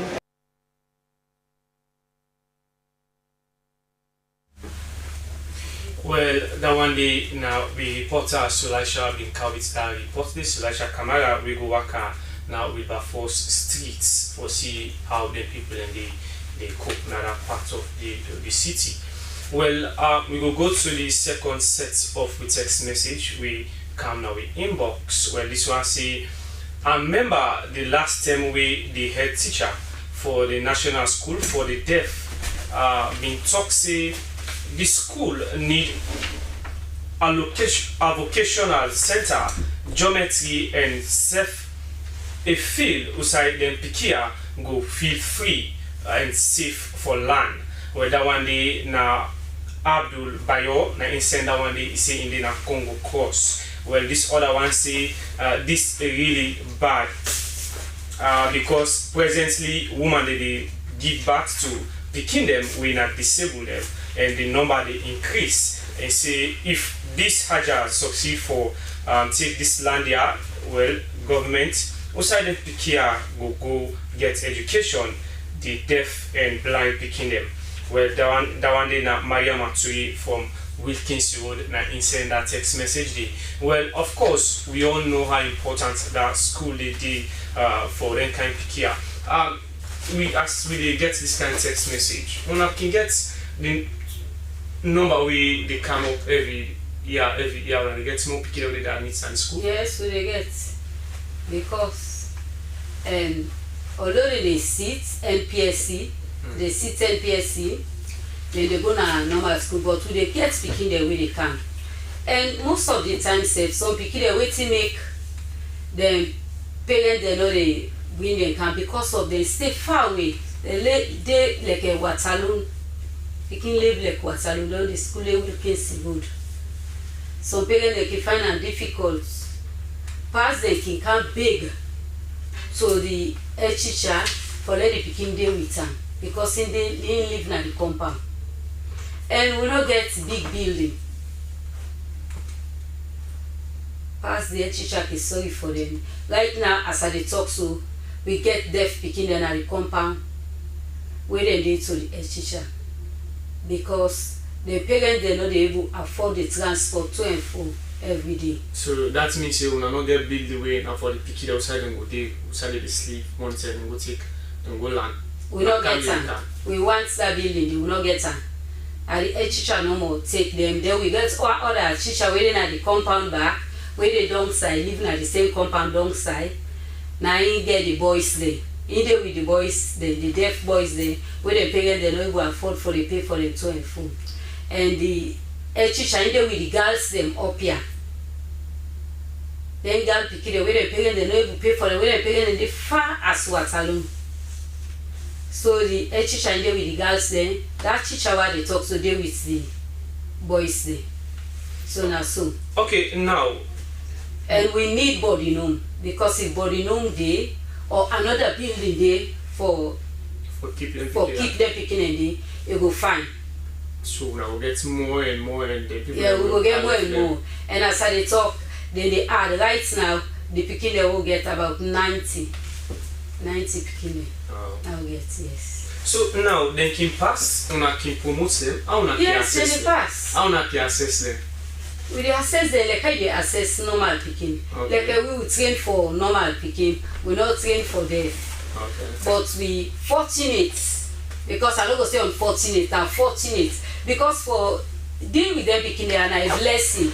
Because any time they see you, they remember you and the way how they honor you, I be the old learner, so they honor you. So me see as in a blessing for them with them picking there. So as you they ask, say if you how they access the picking. This you don't do for Lego class 1 or this you don't do. Then they take test. Okay. Then they take the third term exam.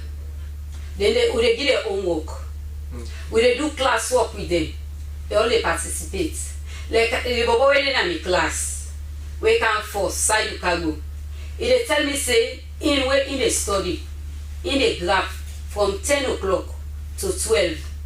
It says Sunday from 12 o'clock to 1 o'clock. It says Sunday from 12 o'clock to 2 o'clock. And the percentage where they get 70, 80%, wow. 90. Wow. It don't make sense one other bobo. If one left behind, But in back don't. He don't try. In the can second.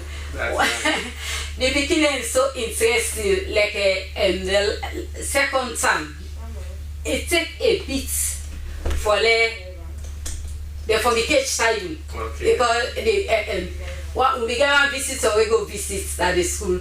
So he asks one of the best students. So now inside you go for putting and say now you are the best students. So that what the way Papa you be hearing. Now I say you know go left and down. And it will not be easy, but I will take the first. Okay, thank you. Well, now we'll go for a short break, then when we come, we will give now the rest of the program. Of course, we get there, we will continue for talk more, and we get more package than for now. We'll go for a short break. Passing to disability should be part of the change for better salon. Persons with disability, now people will forget equal opportunity. Now then community, then region, then district, and now the country. Then kind people here, now people will not see, will not hear or talk. People where they use wheelchair or crutch, people where short where we can call dwarf, people with albinism where we can call juice, people where get umbako we can call kyphosis, and other kind disability. Now for sake of this make we use the CBR method, where means say community-based rehabilitation. And inside the CBR, we get the one that we call the CBR workman them. Then CBR workman here, for fenot outside them kind people they are there, waiting then go need, we go help them for better than life. When they don't know them here, then for now look for people where what man called service providers. When I like Papa government, NGO, CBO, OPDs, INGO, and other stakeholder them for make sure say them people here get what they need.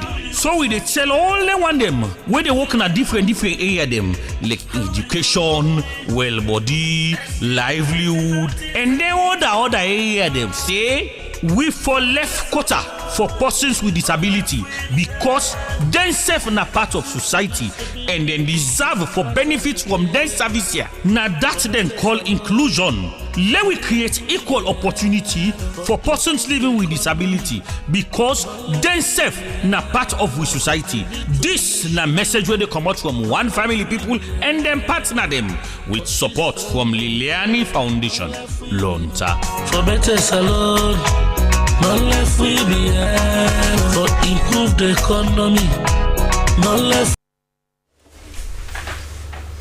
Welcome back to your program, Special Needs Talk, the magazine program where we look inside issue them with people that live with disability in a salon they face. Well, now so we will go join another set with the inclusion message we want family people send out to people that live with disability all around salon. Now, Winifred Kamara, co-teacher National School for the Deaf. Okay, waiting we witness now so today. Well, we witnessed the annual inter-sport meeting. Okay, so waiting more you go and tell family about this. Well, I want to tell family and say, waiting the able speaking and the special needs speaking them, when I can call disabled, then self can able for do them. And I believe says people that don't see what the speaking and can do, but then self they do all the different activities like the able speaking them, and then they do it well because then they practice, they understand, and then they compete with each other. So what's now some of the challenges the owner they face for conducting them picking there on a daily basis? Well, the challenges them, you know, say because they're deaf, they take time for teaching them, you get for get patient, you get for able for sign to them, for make them able to understand. Because you know just talk, they understand. You get for make in sign, you get for use pictures, you get for do drama for make them go for understand you. So what thing will be final word to the general public? Well, I want to tell the general public say make them go to visit them in their school from time to time. Now we can see as in the school now they know say people are out there they able to know their needs, then appreciate them, then like them, then also left them so and make them able make them know say themselves can belong because themselves are part of Sierra Leone. Me na Susan Oya Bangura. Me na the chair lady for the National School for the Deaf. Okay, today, whose message you go and send out regarding these sports meets? The sport is so fine and marvelous.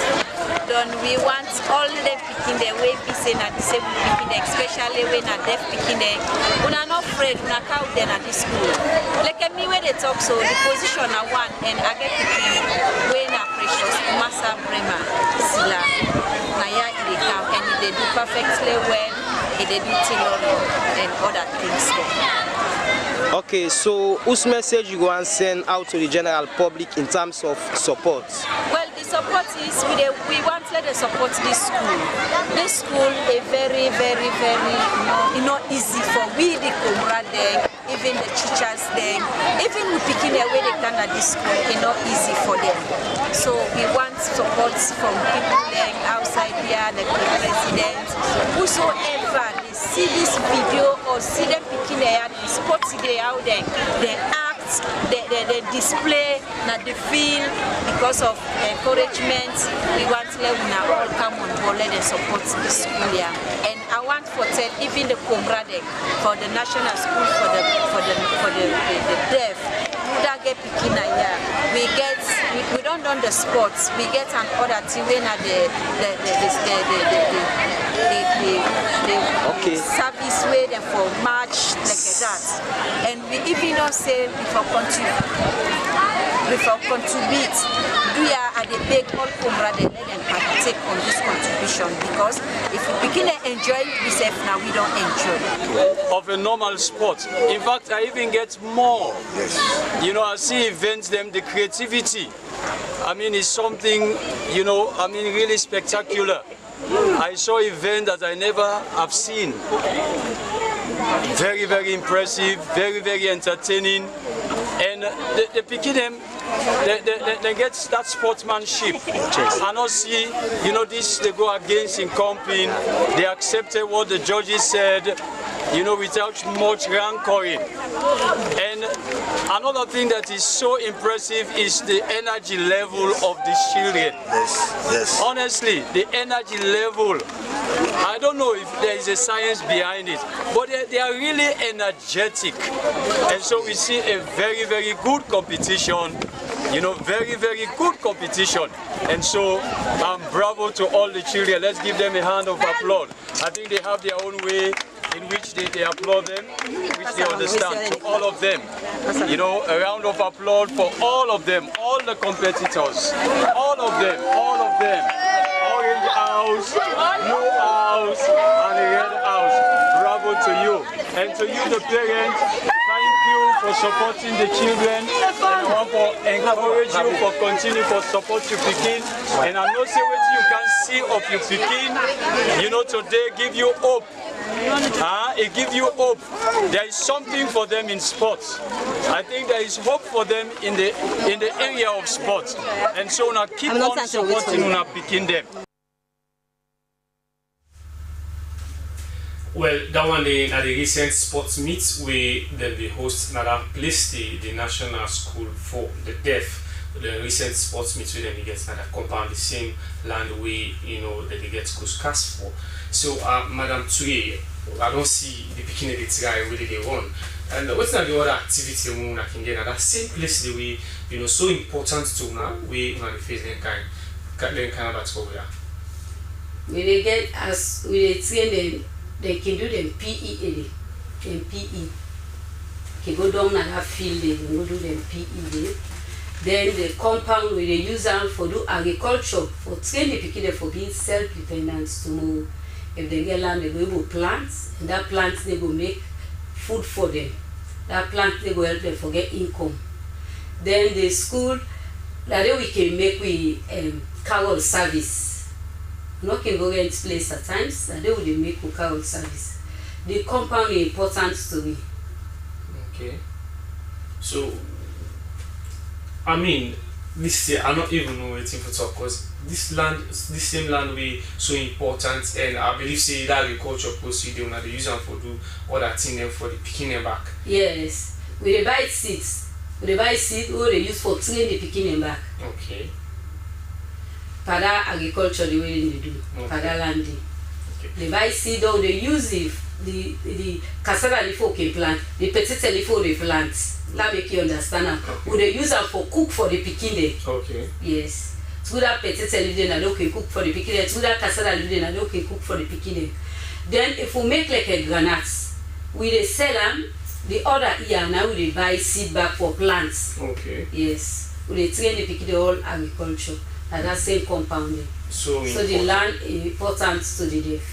Okay, we start conversation. Let we go there back. How una can know say this speaking no understand? What's technique the una can apply for una know say this speaking no understand what you teacher?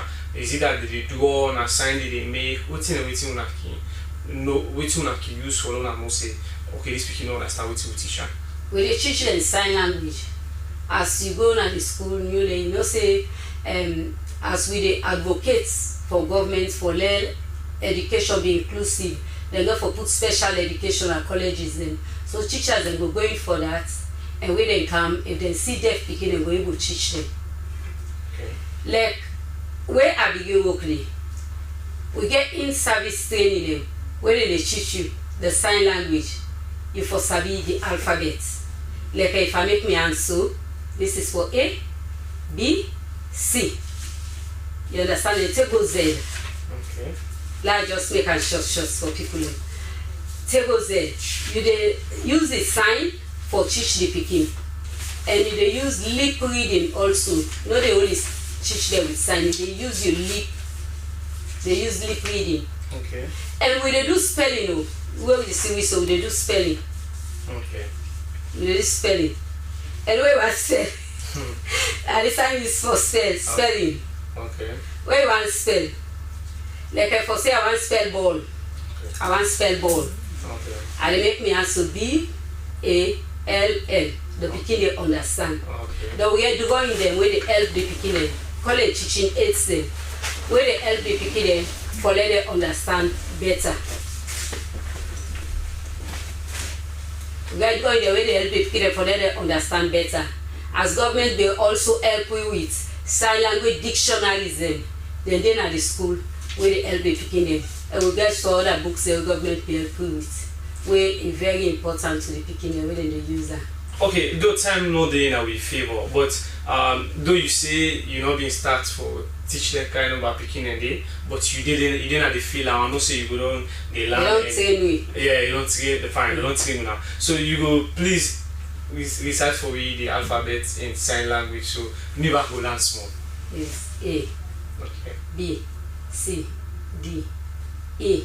The finger they act E, F, G, H, I, J, K, L, M, N, O, P, Q, R, S, T, U, V, W, X, Y, Z.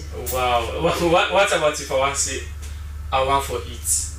How I will sign up? Like me, I want to say me want for it. Yeah. Me want food. Sign language you can make am short. Okay. Once the person understand, na important.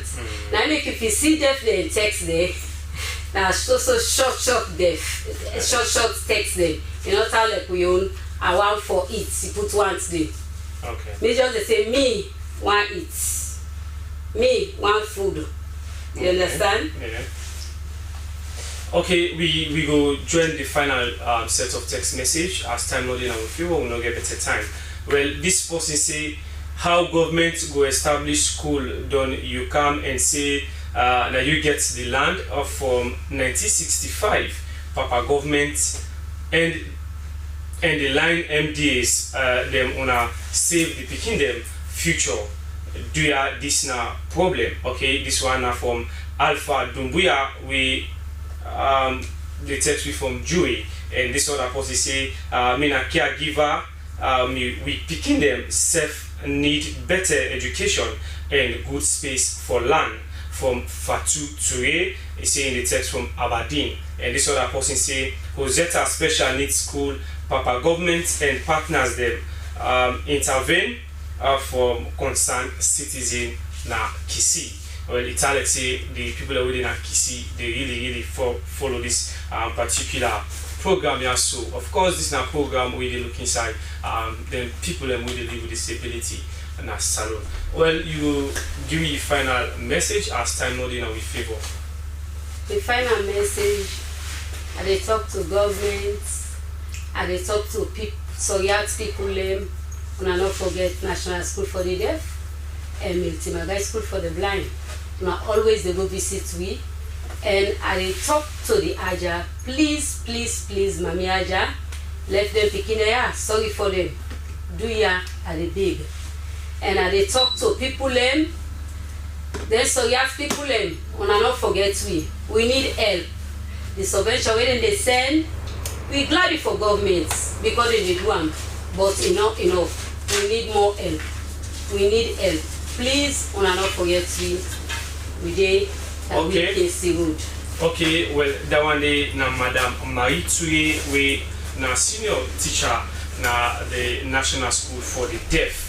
Well, before we end the program, we will send this special message to all the people community them, and same with the one that we live with disability, say Mpox real. Please now follow the precautionary measures them. Make sure say you wash your hand frequently.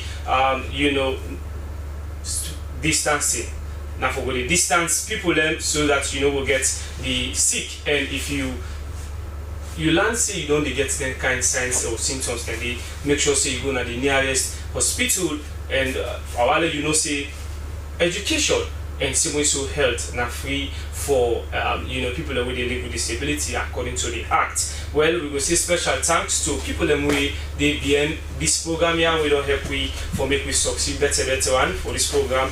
Well, the first person we will say thanks to William Nokus, we na in the website for we, and the social media coordinator Abdul Kabia, we studio operator them Abubakar Dumbia and Samuel Abiose Stalin.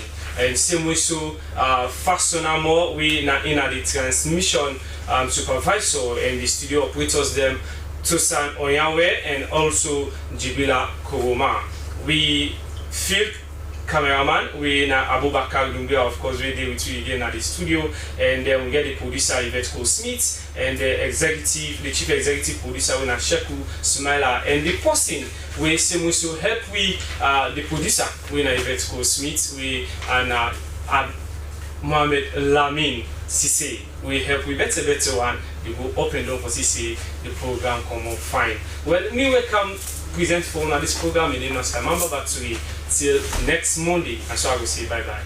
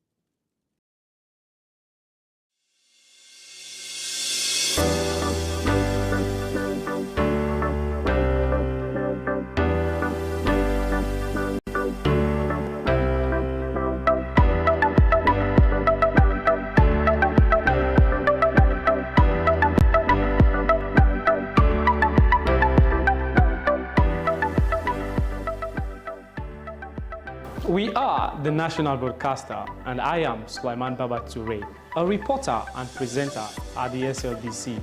Your voice, my voice.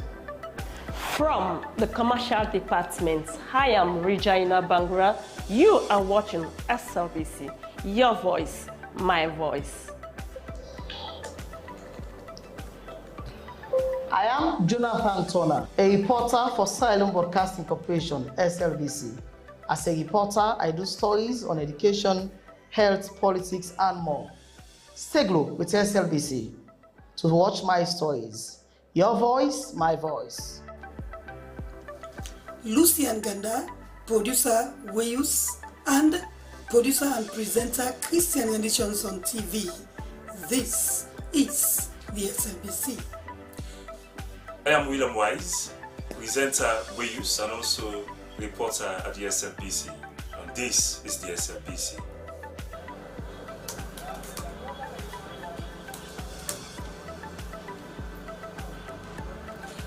I am Salma Tabak, television executive producer. I produce programs on both radio and television.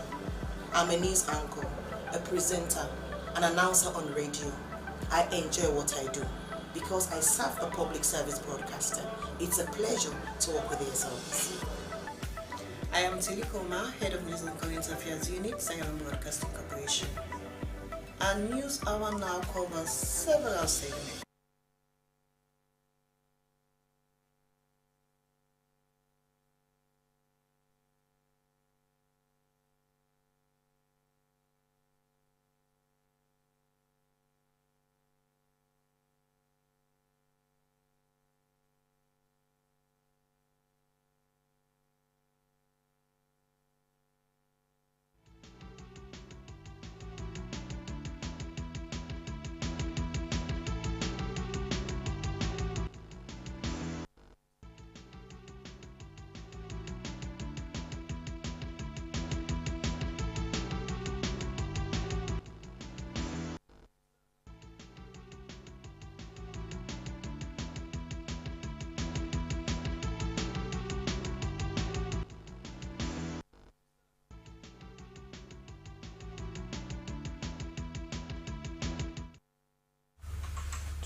Where use? You get use? Yes, I get use. When I listen to say I'll do and come to the program, where use? The program they make you know different way they appear all about the country.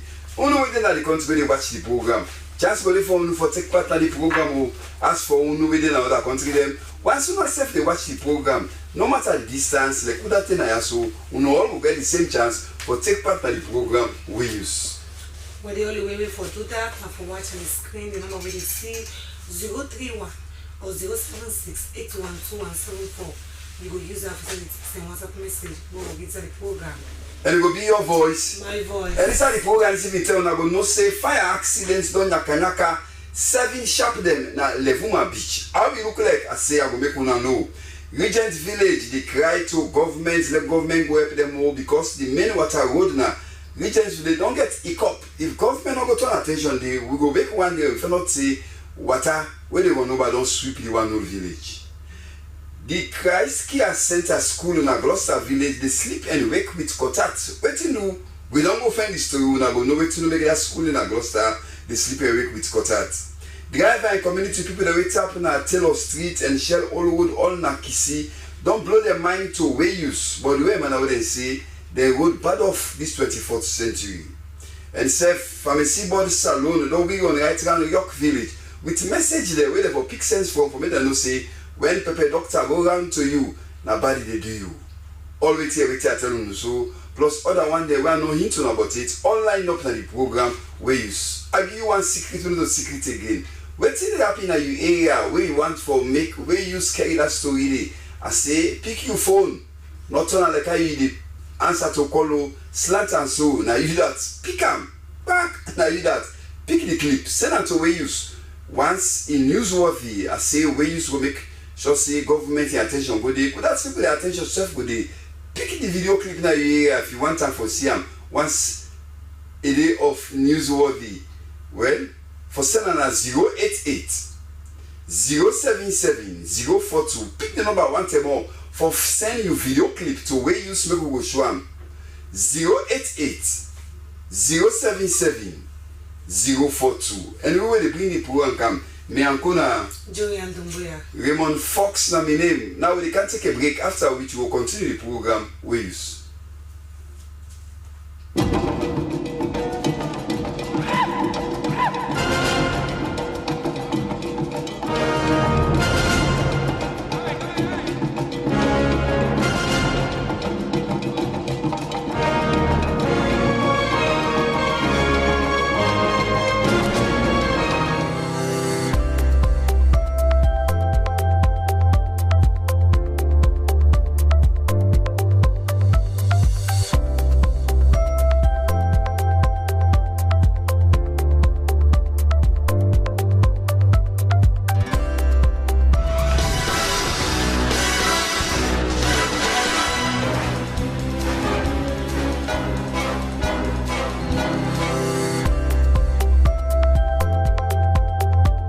Your bank along with you everywhere you go. No need to stress when you don't have cash on you. With Mion Slcb Visa debit card, you're able to access your money, pay for goods and services, shop and send money online via ATM and POS devices in Sierra Leone and worldwide. It is convenient, secure and easy. SLCB, delivering value.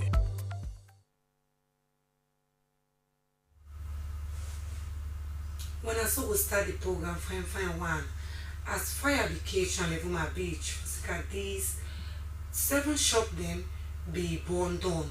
Well, according to waiting, we can that this time I not to EDSU. Now, post name the fried egg where they say the gas cooker explode. Well, we be talk to some of the shop owner them, but then be talk about one person where they accuse say now inside the fire begin. We try to forget how we name but now listen to the other shop owner there, owner here with them will say inside this interview as I be engaging.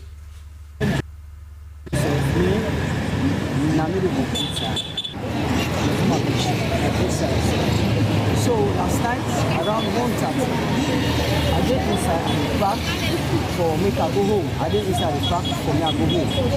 So I be feel like a heat. I feel like something born out. So I can't tell you so I see smoke the enter inside. So I did inside I hear people they all say, hey Mr. Laro, come on. Fire the bar jump to fire come out to guy the jump to. So in that process, I said yeah, we go where I left where I went inside the go. So what I take for you? I take for look for her. For me, I even for put her outside. So do that process now. I take for put her where we go at the back of the shop. We go at the back.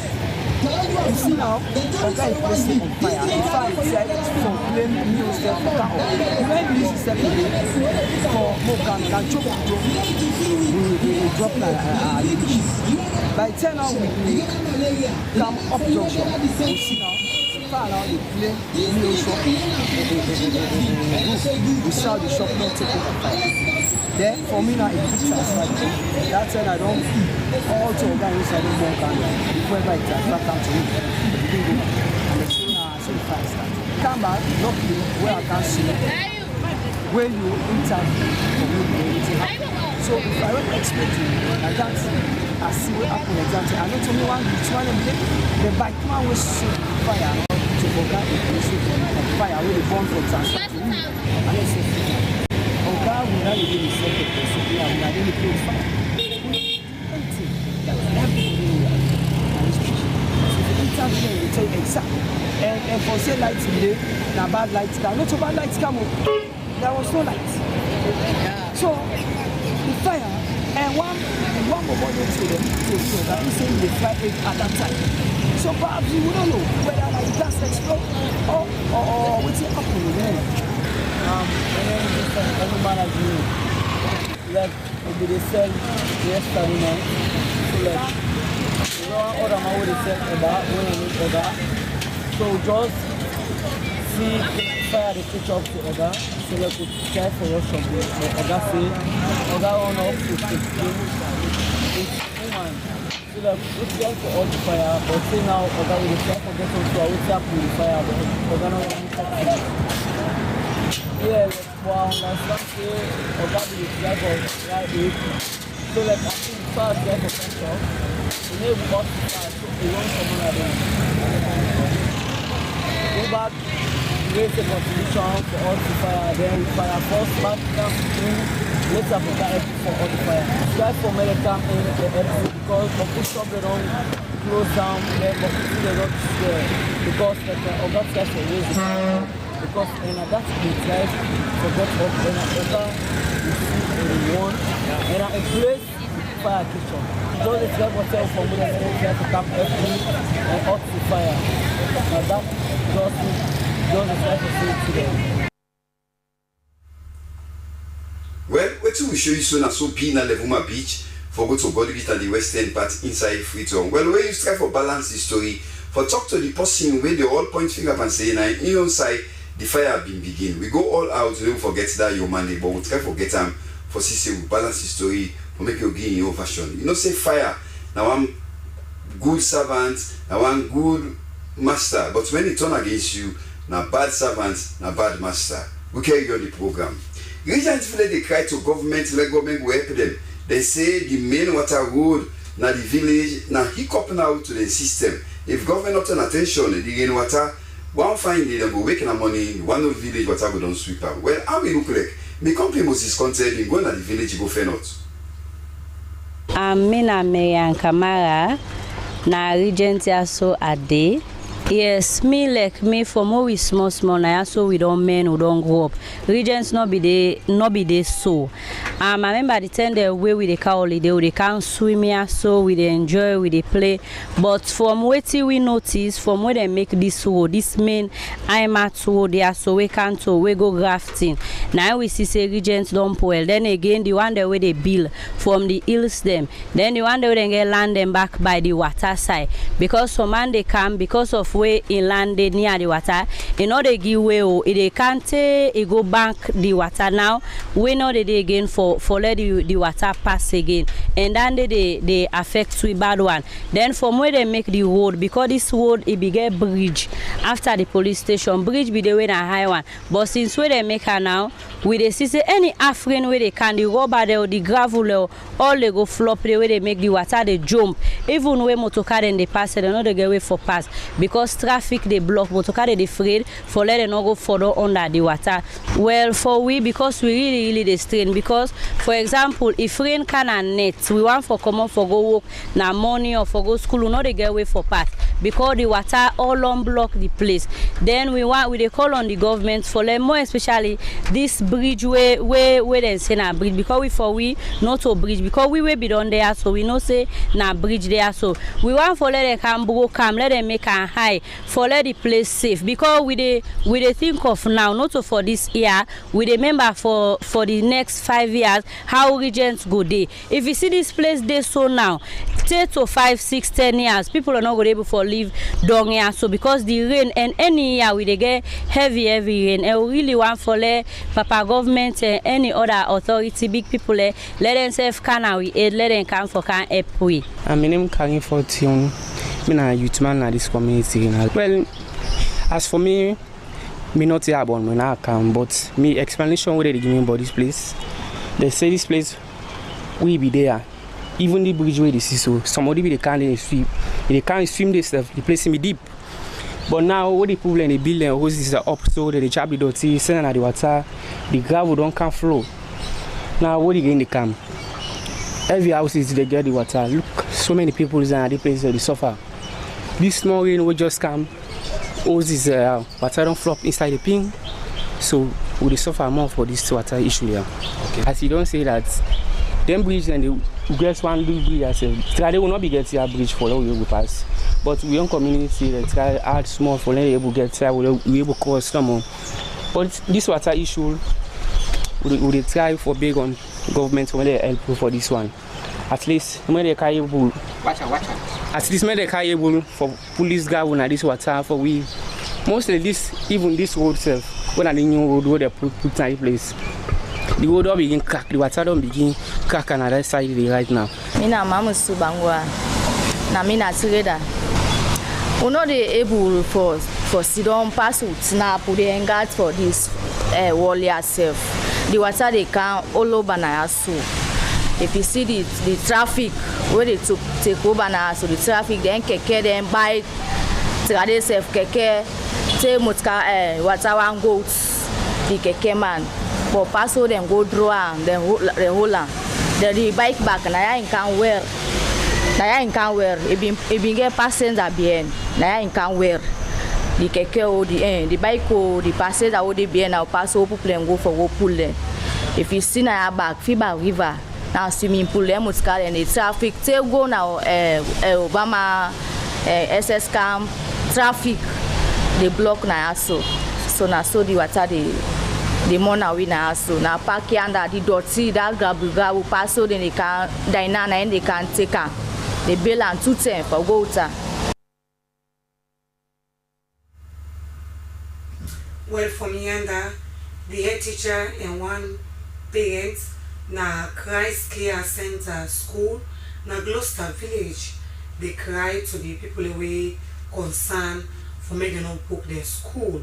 But for second this woman, Tilly Williams, they reach the community. Let me see and hear from the people.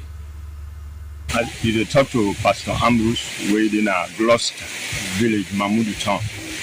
The problem, this place na a school land, and they na this community I don't establish school they go on well, but then one day when a land grabbers then come sell this place to somebody, then say me not buy the place, so then for cancel.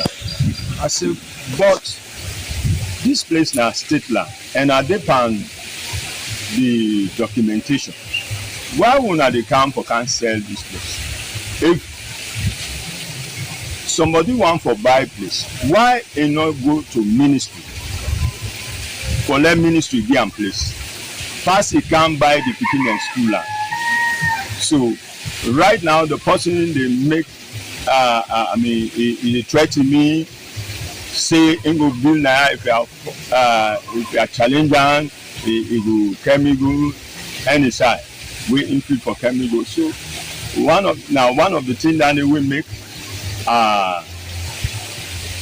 come now SLBC for make I go able for report this matter because we are going to try for the documentation. Me self the non go na ministry. The documentation they in process. My name is Joyce. I get to understand, say, you're parents of this school we get issue right now, where it's there for Freetown pastor for like commodity. Yeah. How this school benefits with picking as a good, how we helpful. This school is do great thing in my life, and I'm a grand picking life because we make the school always don't go. I don't see efforts, but under improvements there. So right now, say if the rights, can for rights, but not able rights for himself. So I see great improvements. There have been no more that school there in the help the community. I know I mean then take that land in at the end, and then take that place in at the end. Do you and then left the school? That school enough for develop the picking. At least make the community develop. Now that they no more me they big for there. Well, now the school man where they serve the community up Gloucester Village na the mountain rural district. Alright, Pauline last word. Alright. Now the record now say driver and community people that up na Taylor Street and Shell all good all na Kisi. Don't blow their mind to this program, but the way man where they say the road condition not good for talk this 21st century. How the road bad off na Taylor Street to all good na Kisi Shell. Well, most serious say go find out e bring with TC. Karim Bangura. I don't take Ghana on a pension. But mostly, you are told the Hamburg here. You can't take the float because the wall is small. And they choke. You are down the tire. All is done. You understand? When I do Hamburg, you are down the tire. But when I go now, big people, they are all waiting. They are all battered. As I take people them from clear, or not to talk to that talk. When I did talk, you understand? I tell me I did the part. You check out, then they check out. Now they pass it out. Nine broke yonder from this pen. From here. Tell na that gate yonder. Now they want nine broke. Go na mock, flop na all. The problem is come on. So, but now the old, now the citizens don't tell you. Then package will, then all bring the old and the you are tired, the whole ice is that now the number up and the all, you are tired, they count first. Don't understand. They count first, they float in the all. You get back to come on. My name is Ibrahim Sise. Popularly, people call me Okas. I dey Granny Church Road. We get 4 roads and I want to feed the road them. Who the do problem was to this road here. Number one, we get road over under. Understand? We when they come, the gravel they come up from up the hill. They come block now. From the, if you look at this gutter, over under that slab over under is so. One road back will go up. Where the rain they come, the water all. You see the daughter, who people don't clear that. But not sabi no more. I not sabi the people who clear them, understand? Eh? I not sabi the people who clear them, understand? So the daughter they come up from there, it can float back in the street. From there, it come out the back. Where it come out there, they go the next road back. One road back, where they go up, understand? Where the rain they come, the daughter they come, it can float back in the street.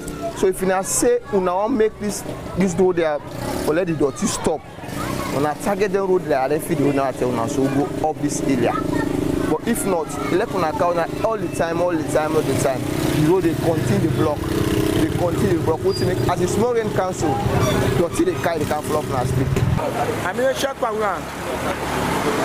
All the again is stop. Oh, they get again. That flop.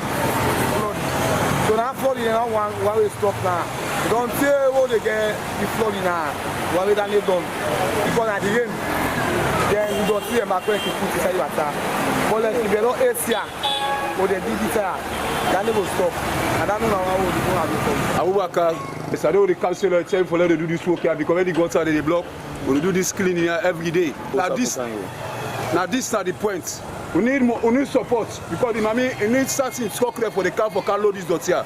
And when I must car, they are part and pay them for that. So we need support for that mommy the assistance. Now this particular constituency that's 96. We hope say people way concerned who send in our community because you know certain people get their habits for the to wait in the streets make because of the all on floor and whenever rain they come, then it can cause flooding. And I say this there, water going to people in host and 9%. No, I mean, when they talk, say, think you do me, do you chef. That's when they can do them and the way you knock away again, can out, not the one. So, clear authorities, SLRC, they are going to try and do something for now. Well, they push the program go before as pharmacy board Sierra Leone, they talk to community people for sake of the way and manner how people they're gonna treat they sell medicine them. What they call themselves pepper doctor. Even the one back in the house, one of the license they sell medicine. So let me talk on that and I know what some can be witness that engagement say. Let we are waiting and pull it. Na Robert Kua, the Solicitor General. But the engagement very necessary because now time for let we review the law where they deal with the use of drugs in Sierra Leone. I mean these lawful drugs, legal drugs, which then they abuse now. And some people not get no business for the handle drugs. So this law will try to prevent and further strengthen that for let people that we not get business for deal with drugs, stop for deal with drugs. Well, now them medicine the way then they sell. We talk about drugs, well, in this sense now they talk about the medicine and then Panadol, then after medicine they keep, especially the antibiotics. That now one of the drugs then they abuse in Sierra Leone. And beaucoup people not get business for handle them, but then they handle them. So this law they can make them stop finally. The streets of Freetown, almost all over, popular places. You go to PZ, and one of the most popular places where you get people there where they sell emergency. Yeah? You get certain pharmacy there we don't get right for establishing open, then they sell drugs and they mislead ordinary people who don't understand. Then one day, some the personal streets, some they sell every kind of things, and some of these drugs then are expired drugs. Then. Some of them also the good one, not the bad one. So the punishment we they now, not through the pharmacy and drugs, act na fine and can find it.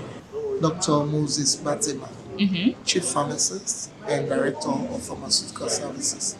But by that role, they are also the Chairman of the Pharmacy Board of Sierra Leone. Yeah, so basically this workshop about two key things. Number one, Cabinet belonging approval for updating the old Pharmacy and Drugs Act. Now we try to get a new one, but also we also use this opportunity for sensitize all the stakeholders them, but the changes that we want to make. We need the inputs because we believe that the inputs they will help we for later on convince Parliament, but for convince the public, especially on the things that we will try for them. Because in the final analysis, this is not about the people of this country. Well, we can left the capital city Freetown, we go to one village, we na Mabala village. This village has so the crossing point na for mile. Don't come together the big good organization and go big government, big one people themselves. We can get a kind of today for Guy. This village has so Mabala village. Once they everyday thing there for push their life go before so they tap in for mile after Waterloo. Waiting they want. When we work mate Amiata say being cross Waterloo, go all the way na the Mabala village. Waiting they tell them they bring this story. And Alisa Omar will say that the town crossing Edmund. But the key things then we get the stakeholders then we then may they grumble about the leadership of the one way maybe appointed as sub a man. So they say you know you work with them well, then they need changes, don't they? I mean, Isaac Peters, Edman 6 Mile, and also the chairman for Korea Ward. So, okay, this sometimes not to the one way we expect say where they create the problem at the village now, or now then land disputes there. Then small lands there where they all they can meet up. I think now they cover the problem. Waiting for do, we put it stop.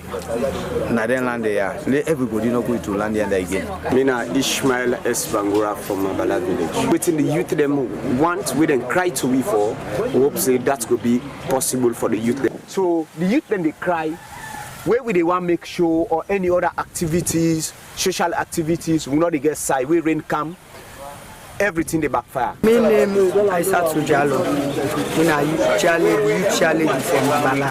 People and they cry, help no they come. If you help one can they block her from me. I'm Mohamed Kuruma from Mabala village. Happy the decision where they take. And I go able to tell you, I'm not gonna lie, the rich man them, but not so for tomorrow, but for today, then they listen to me. And I don't talk to them, they don't make no palaver, nothing, no dispute never for take place. By the grace of God, I go able to handle that matter. I don't say what happen at corner, but in front of me, it no go easily happen. We go maintain the peace and the power and give not so different portion. Now we own that in the community. And in back we come, not to stakeholder, but come by place. Now don't be stakeholder. And they do to reach them, especially with the youth them. They pass the stakeholder and say, even to the man will be the work with me. This part they encourage me more than.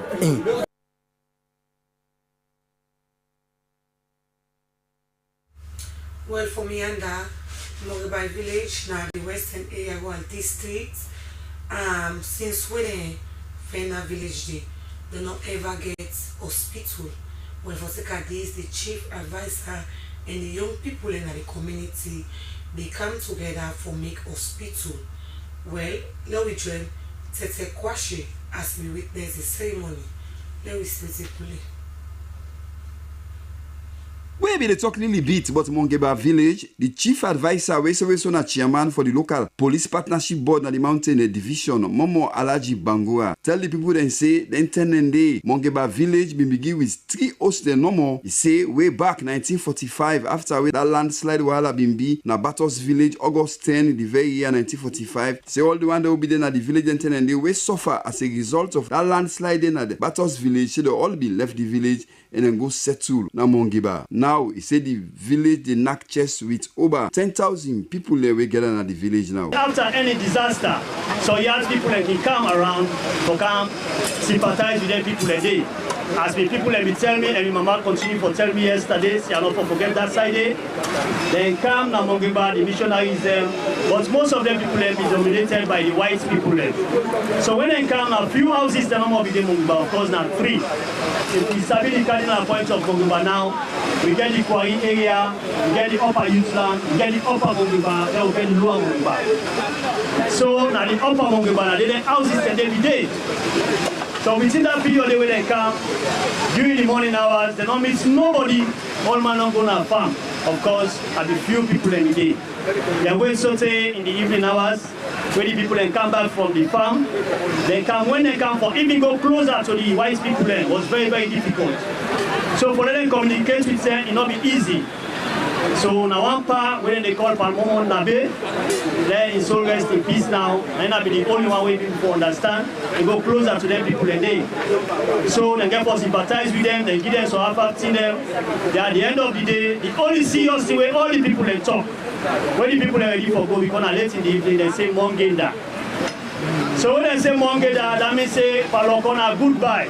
So when the people they go, that name day, and they decide for the community where they like today, they call them Mongeba. Where we turn the dotty for building Mongeba Community Hospital. One community elder, Dr. Emmanuel Mana, tell the people then say now na time for make the we on host to host, ask people there for men go help them go for team up for themselves with their own community hospital. You got more again say with the little natty way they get, say they don't begin the hospital work today. Dr. Emmanuel Mana, talk more. This project na self-help, the community na initiator.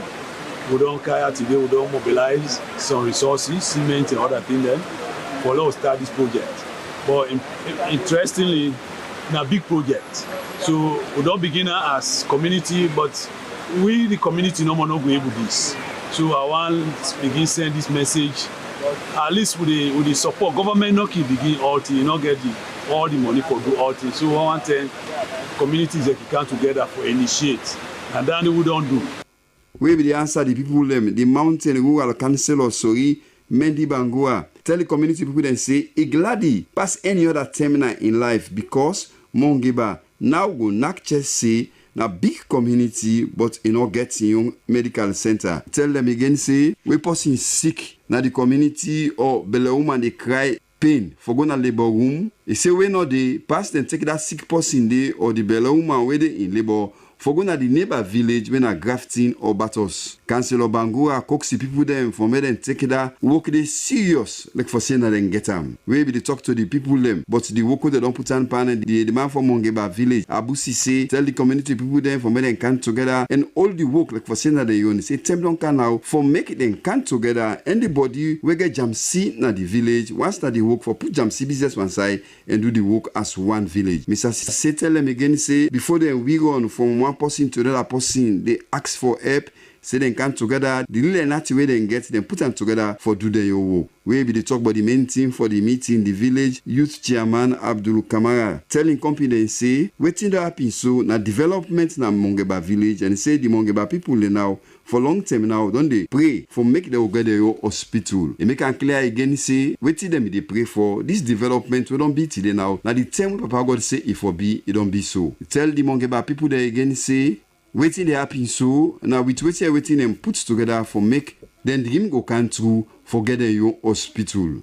Mr. Kamara cooks the young people them for me them come together for build your hospital. As he say, now then the young people them go they do the labor work and then self go act as contractor, they not go pay nobody. For sake of that, we be the talk for sake of the woman them and the financial secretary Jennifer Mary say tell all man at the meeting say waiting to happen so na big help to then the woman them. Say the kind of wala where them they get stranded when the hospital go done, nothing like that's not going to be. When picking sick or woman they in labor, they say they will get a hospital. Mrs. say don't in talk. We tell the all na the community for come together, all the hospital like for saying that they own when it go done. Well, I wanna see so na so you been among the community na the West Senegal rural district will bring canto na so asa ibin be so you see. All time they say, waiting government do for you, waiting second do for young community, which will lead to Salone in development one by well. Now with that, now we go now to other story, and this time now from Mongeba. Right around West Senegal, where this is all the way now Kenema district. Forget the latest updates now from Kenema with the company Safabi Moriba.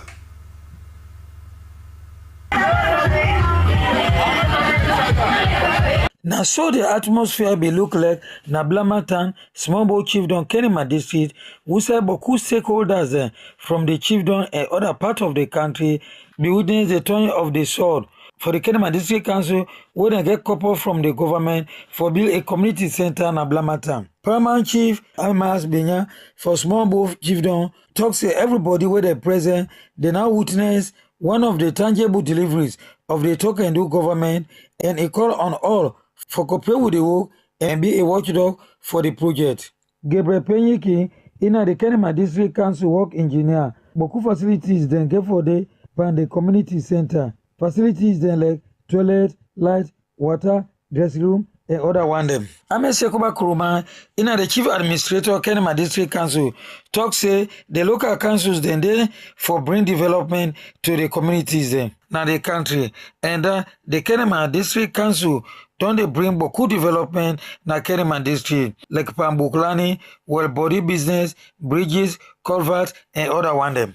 Madam Francis Jambawai, in the chairperson Kenema District Council, also all man of quality delivery to the communities then on behalf of the government na the district. He formally hand over the company Unique Solution and the contractor Ibrahim Dean, what they can call jobs to the community people them. Ambassador Tambalamina, in the Minister of Local Government and Community Affairs, talk with me.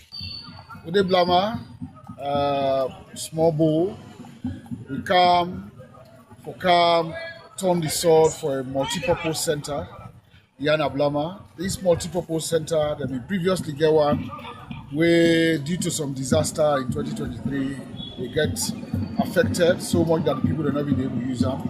People then plead to government, say they want for let this multi-purpose center, let government rebuild them, and because of that, they through the local council, Kenema District Council, they're able for come for solicit the funds and then get the funding.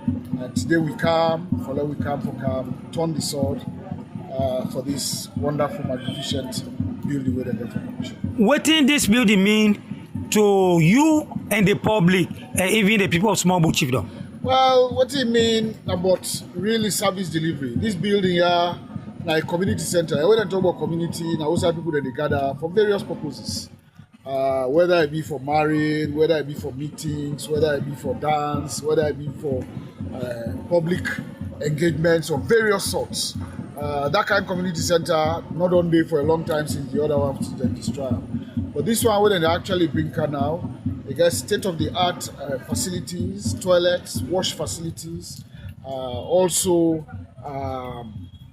water well, we go serve the building as they move on, but also stages on both sides of the building.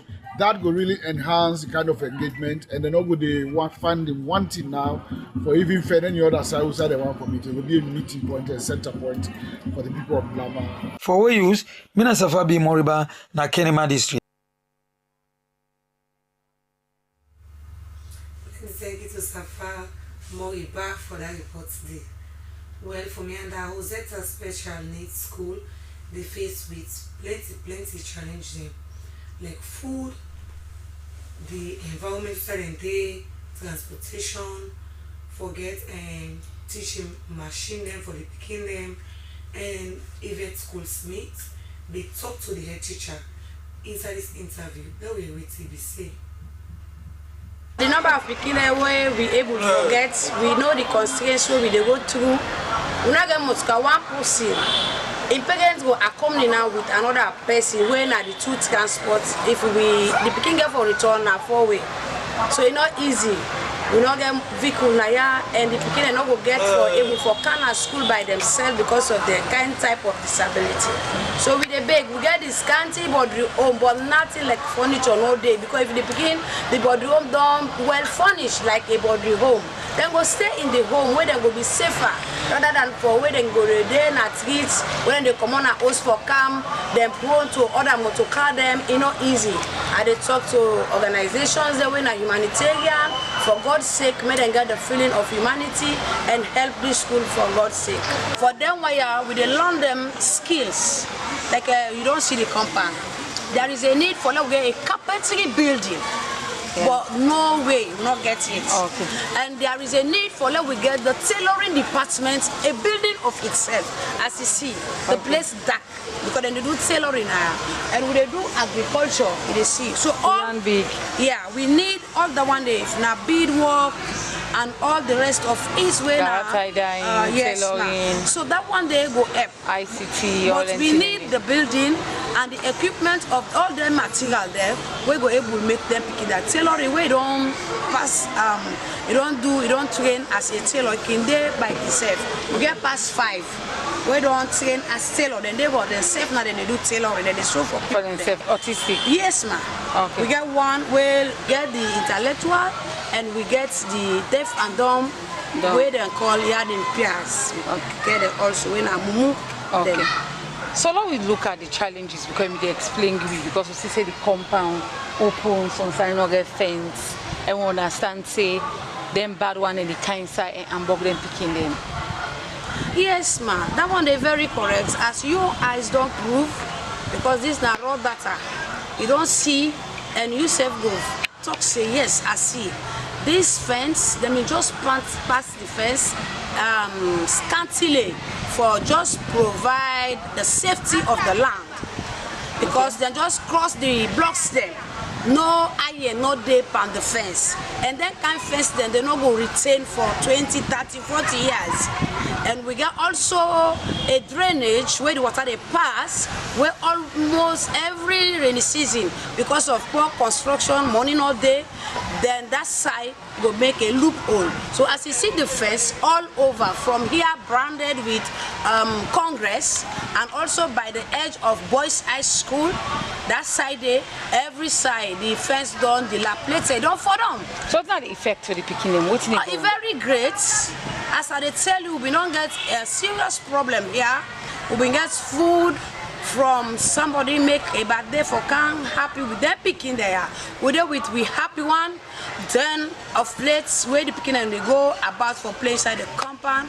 We get one Cushman. We almost go rape the picking. A raper or almost? A raper. Yes, we meet them with the teachers. By then, the CCC was. How many years back? The picking, it don't pass 3 years. Okay. So, when I take up the case, or when I'm not able to catch the man again? The man run. He jumped now the others. So, just kind inside can't cause the havoc. Yes, ma'am. So, we meet the picking now with that motion. So, we just take the picking and we go report na station for make them help we for tell them say this not a school for other people there we not get concerned for the kaya. Okay. So but we get security now at the school? Yes, ma'am. We been get security, but security don't retire. Okay. But we not get even the money that is spending. The man who don't. So now government school is a government assisted? This now well government assisted. Because now then they pay teachers, now then they pay subvention. Because then pick up for eat food now. Now one of the enticing way for me them go able to study and me them go able to learn. It's in a school. Yes. And we know say one of so now they get the supply? Now from the subvention government they help. From there we they pay 8 auxiliary workers. As you see, we get the care, the toilet. Well, nobody know they can donate food or waiting like oil, gas, famine. That one day it been they happen, but now it very seldomly.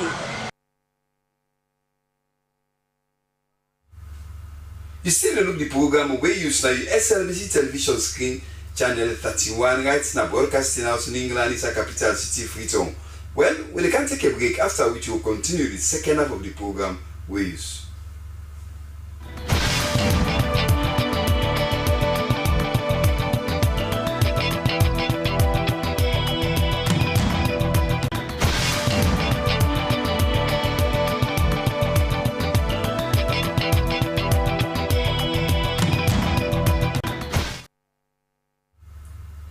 this are the say cabo for the second term to the program we use. Make a remember again what I be tell you say, don't forget say take your Android phone. Anytime you see something happens, pick the video clip. Like you that turn the phone slant and so. No make can treat one like I can pick and I use for answer to call. They can treat one so they pick the video. Send them to we. We must see what you don't send to we. Once you newsworthy, we go make sure see what that for year. That is so go year go must hear him. Send them at 088 077 042. Pick a one time more. And so we send video clip of what they happen in your area. We want an away you send them at 088 077 042. We will continue the program with second update all the way from Kenema with the same man again, Slbc Moriba. Stakeholders and across the country began for gathering at the district head management team, the HMT complex along Maxwell Kobe Street na Kenema, who said they gather for witness the official commissioning of the DHMT complex. The district head management team, the HMT na Kenema, where then get support from the partners there, began for put up the complex, who said all department get your office where is well furnished with everything where is supposed to get. Dr. Patricia Ba, the chief nursing and midwifery officer for Salon. Get a self-contained office. Yeah. So let's say and I believe when 6 plus 19 days in time, women are not the corner and the founder of modern nursing. Doctor and nursing relationship, nobody will understand that. We don't work together. And when nurse get the support of the doctor, they excel, they perform. Sister, thank you very much for the support you provide. But I even want to talk to my colleagues there. That kind of work who expect when they give me, who said for sure, in the way they work and the way they appear. That is very important. When we come at this hall, nobody knows need to introduce us. They see me with uniform, smart leaders, so everybody knows that that's a nurse. Now we maintain them for the community people there so that they will respect me. Nurse in a village, that's what we expect you. People they let them and not try to maintain that. And the other thing I want to tell the ministry, thank you, top management. Now, we need with the school we get started. We need with the school in the inside this compound. In order for that, they should say, we will get quality device there. Waiting to follow to gas for the left office for one say, instead of some small lectures. That is very important. District Medical Officer Kenema, Dr. Donald Grant, explained about his success story. First of all, I want to tell Papa God thank you for the strength we give me and all we staff them where we all join hand together. One of the biggest things to this great success now because of teamwork.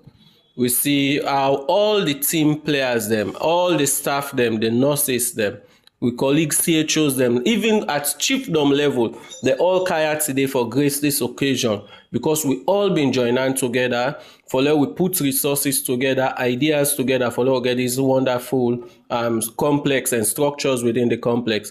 And also, most importantly, also, we stakeholders them, we councils, both district and city councils, they're not left behind at all. In fact, at them being they push they provide great support, both financially, moral, and every kind of support. We also get with partners, UNICEF, and all of them. We look at the whole entire vaccine cold store was fully built and furnished by UNICEF. For where use, Mina Slbc Moriba na Kenema district. Well, for me, more than all people's association, the MON, Honorable Justice Dr. Bine Kamara. According to them, now one of the old boys them we began sense na the school. So na never to be the part of that ceremony. Let me see how the burial ceremony will look like. Mina Abbas Makali, Principal Government Model Senior Secondary School. We come with a condolence book for the late brother, Honorable Dr. Justice Abubakar Bine Kamara. Late Honorable Dr. Abubakar Bine Kamara, the former student of this local school. It happens to me that be one of the colleagues who were also in our class. I'm a proud modelier, and we just feel bad who gets this kind of news to say they just die like that. So we really feel bad, and as a school, I'm happy with what God intend. Anything God wants for we, and that's going to happen. So we all know say the late doctor that be a lecturer for Abbey College, a lecturer at IPAM, Jala University, IMAT College, and other places them. And we know say Naina be the head for that department again, now for Abbey College, the Law Society. And we know say God be don't elevate him as a appeals court judge. We know say don't touch so many lives. Prince Johnson, when are such a quiet, humble, and take advice to everything we tell her. I mean, a quiet, humble, and disciplined boy.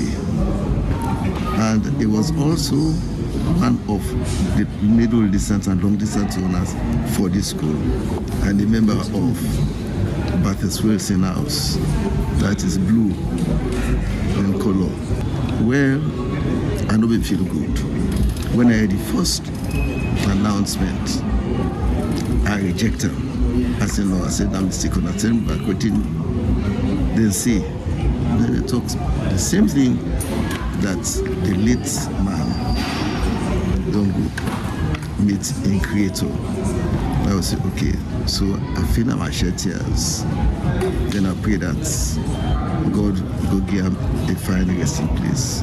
My name is Mrs. Fatou Abiode. I'm the president of the Bodel Old People's Association.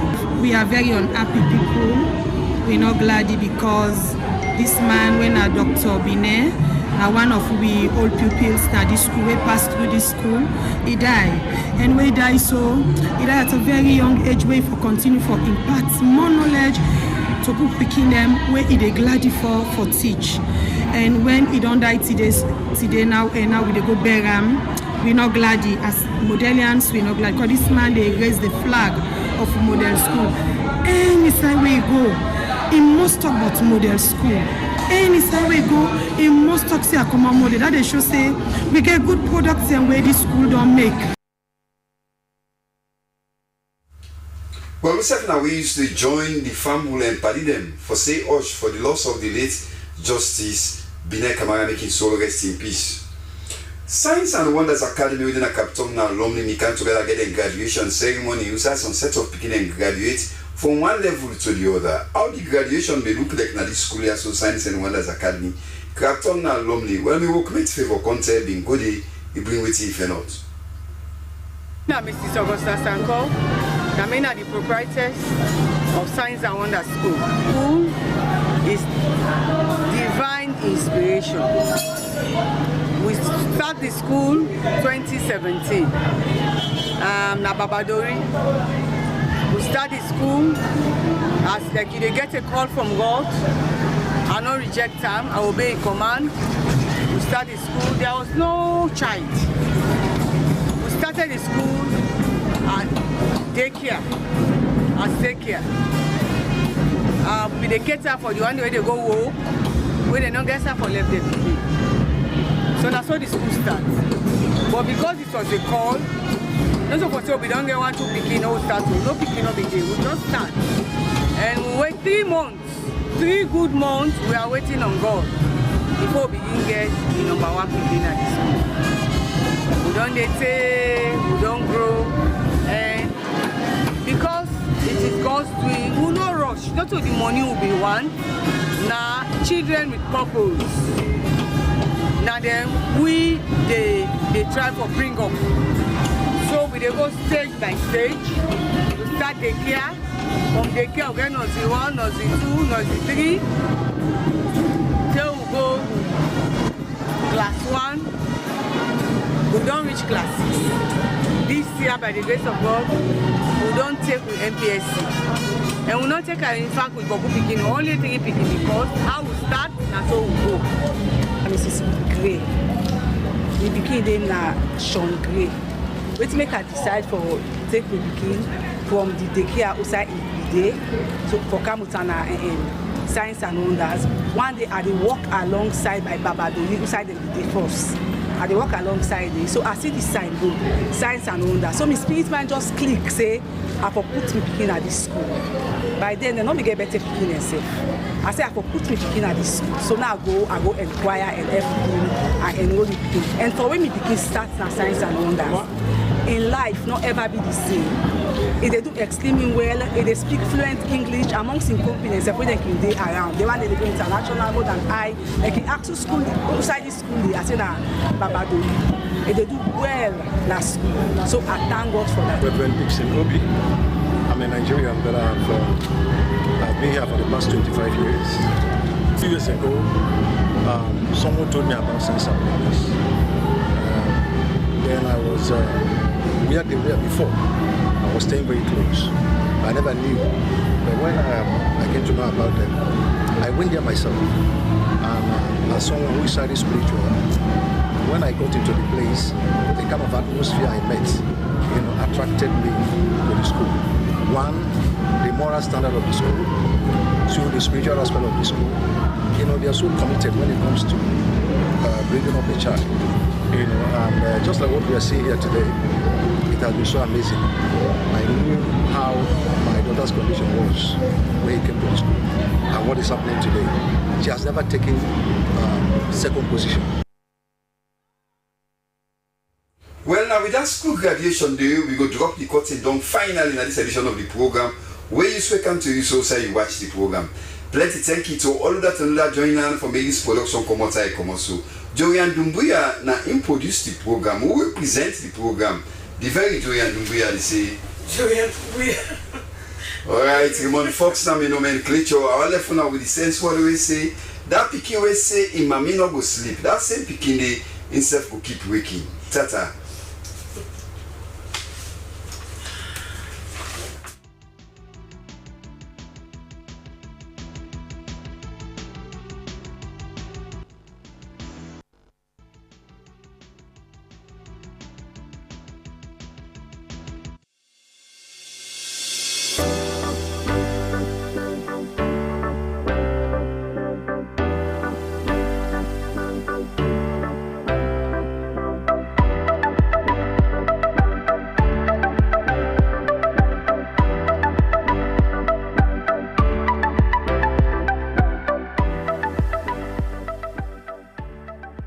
We are the national broadcaster, and I am Sulaiman Baba Toure, a reporter and presenter at the SLBC.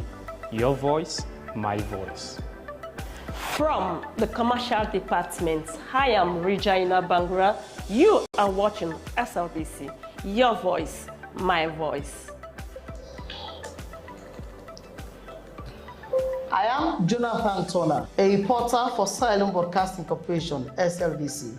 As a reporter, I do stories on education, health, politics, and more.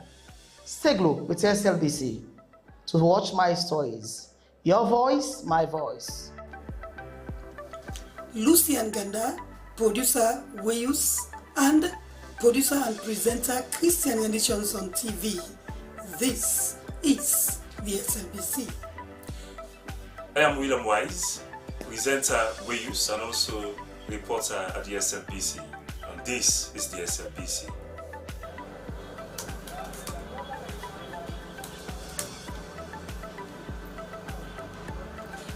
I am Salma Tabak, television executive producer. I produce programs on both radio and television. I'm a news anchor, a presenter, an announcer on radio. I enjoy what I do because I serve a public service broadcaster.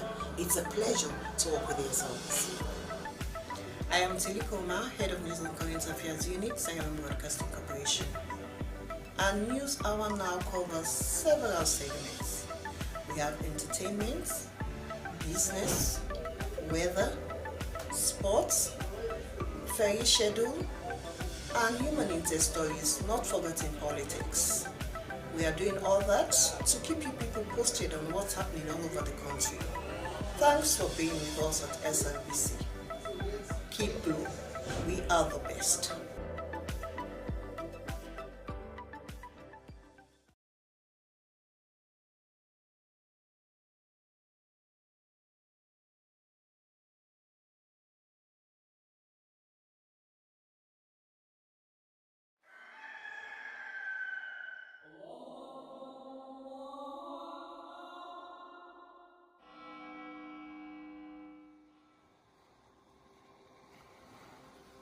Discover Sierra Leone, a hidden gem of West Africa, where the radiance of life danced in harmony with the beauty of nature.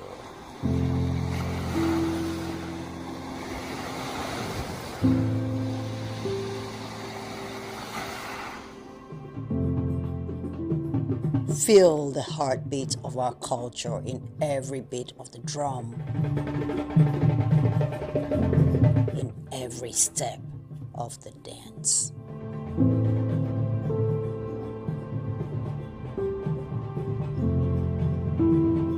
Experience the tranquility of our shores, where each sunrise brings new stories and endless possibilities.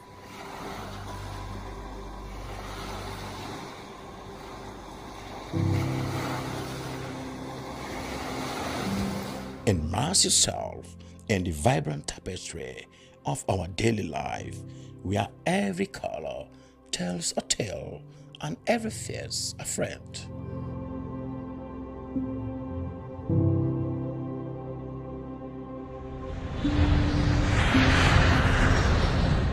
Come, be enchanted by the sights and sounds of Sierra Leone. A place.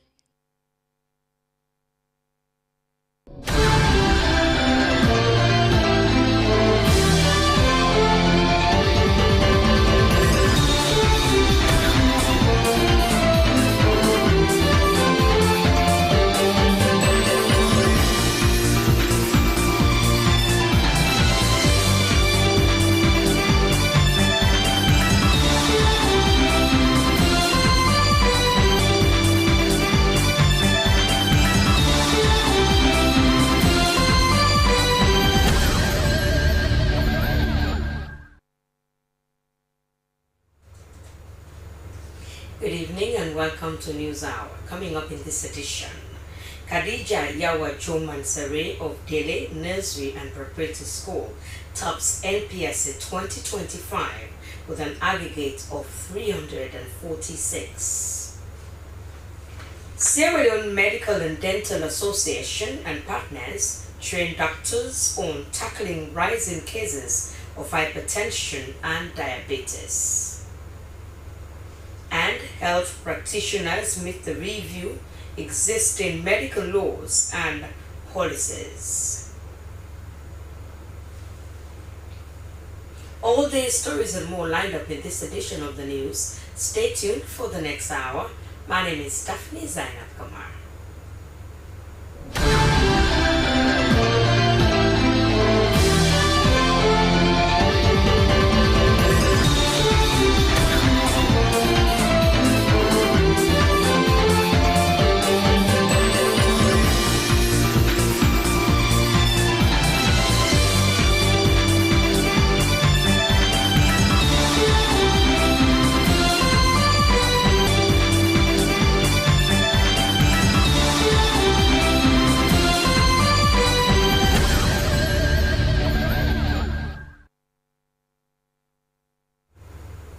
Faster news out tonight. A female candidate of the Dele Nursery and Preparatory School, Khadija Yawa Jomansare, has topped this year's NPSC with an aggregate of 346. The total entry, including results that were not released to the Ministry of Basic and Senior Secondary Education, was 171,112 candidates. 88,000 were females, whilst 82,618 were males. Here's an excerpt of the announcement by the Minister, Konrad Saki. The highest aggregate T-score obtained in 2025 NPSC was 346. This was higher than the 344 aggregate T-score of 2024. It was obtained by a female candidate, Mansare Khadija Yawa Jo, from the Dele Nursery and Preparatory School in Wellington. 128,766 candidates, comprising of 66,371 girls and 62,395 boys, passed the NPSC in 2025. These are candidates whose aggregate scores were on or above the cutoff score of 230 stipulated by the Ministry of Basic and Senior Secondary Education.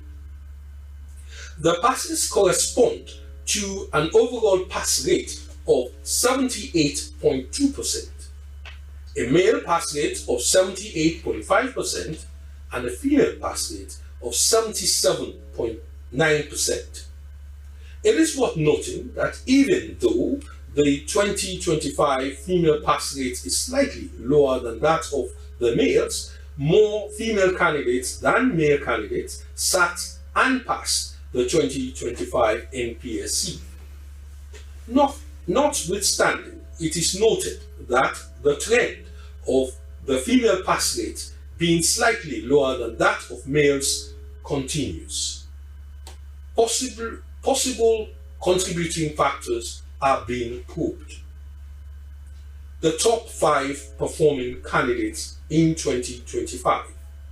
The first was Mansare Khadija Yawa Jo, female, aggregate of 346, attends Dele Nursery and Preparatory School, Wellington. The second, Mara Bila Mansare, male, aggregate of 345 from the International College of Makeni Primary School. The third, Sise Adama B. Babito, female, aggregate of 344, attending Modern Academic School of Excellence, Rokel of Yahimu Street. Fourth, Koma Fore Yaya, male, aggregate 344 from the Modern Academic School of Excellence, Rokel of Yahimu Street. And the fifth, Thomas Seya, female, aggregate 344 of Comforting Primary School, Calabar Town. It is worth noting that in the 2025 NPSC, there were more females than males in the top 5. A total of 4,483 candidates, comprising of 2,424 females and 2,059 males, had aggregate T-scores of 300 and above in 2025 NPSC. These numbers are greater than those of 2024.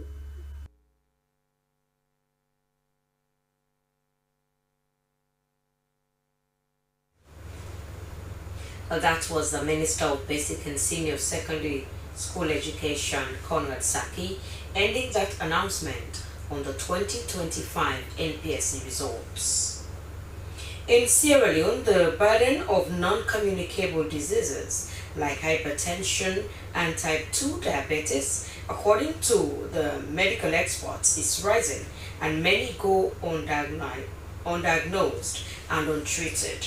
Over the weekend, the Sierra Leone Medical and Dental Association, with support from Sanofi Global Health Unit and PATH, held a session to train health professionals on better diagnosis, treatment, and community engagement. Esther Sako was there. in our reports.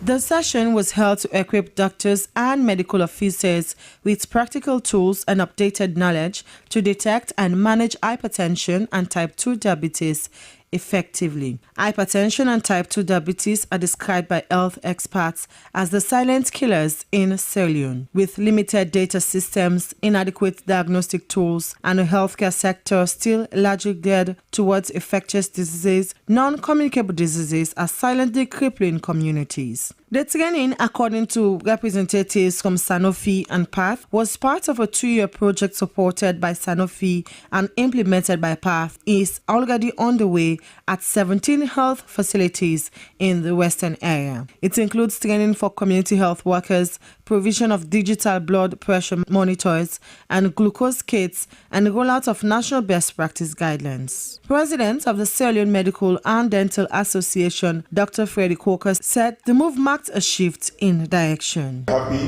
that they have decided to join force with us as a country, as a health sector, to help reduce the burden of two of the leading causes of mortality and mobility in our country. And we are quite sure that the collaboration between our association and PATH and Sanofi will continue to grow stronger and stronger and make a lasting impact on our health sector. A senior cardiologist and dean at the College of Medicine and Allied Health Sciences, Professor James Russell, called cardiac disease a public health emergency. His presentation showed that globally, cardiovascular conditions, which are mainly linked to hypertension and diabetes, claim over 20.5 million lives annually. The rate of hypertension and diabetes is on the increase. And at the same time, a significant number of our patients remain undiagnosed and untreated. Studies have shown that there is an increase in the risk of smoking in our country, including alcohol consumption, as well as physical inactivity. He said that without a national plan, simplified treatment protocols, and better tracking, Sierra Leone's health system might collapse through the growing number of non-communicable diseases. Dr. Finda Gongo focused on awareness raising, urging our fellow doctors to step beyond hospital walls. Patient education. As doctors, it is one way in which we can help the government, we can help the policy makers to fight this scourge of NCD rights. And another way is by community outreach. Medical experts present said the training was timely as they've seen patients with complications from untreated hypertension and diabetes, noting that they now felt more equipped to act early on such cases. So we've been discussing the pathology of the actual disease and most especially on treatment. What are the protocols within Sierra Leone? What are the protocols outside? What are the best ways of treatment, and how can we manage it in our country with limited resources where we don't have all the medications? How are these things actually supposed to be managed? I've learned that advocacy is key, and patient sensitization is also key in draining significant amount of patients presenting with those particular symptoms. Slbc News, Esther Sako reporting.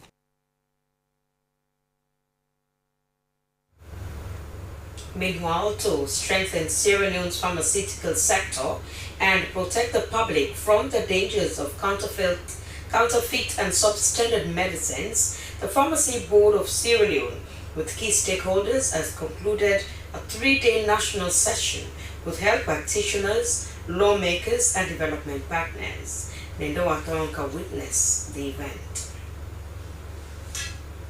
The session focused on discussing on possible amendments of the National Medicines Regulatory Authority and Pharmacy Council bills. The documents were seen as vital legal instruments that will be used to reform drug regulation and ensure compliance with international standards, bringing together medical practitioners, lawmakers, development partners, and regulatory experts, The Guardian serve as a platform to examine Sierra Leone's existing pharmaceutical regulatory framework. If you are not supposed to be the one selling or giving out specific drugs, you should not do it.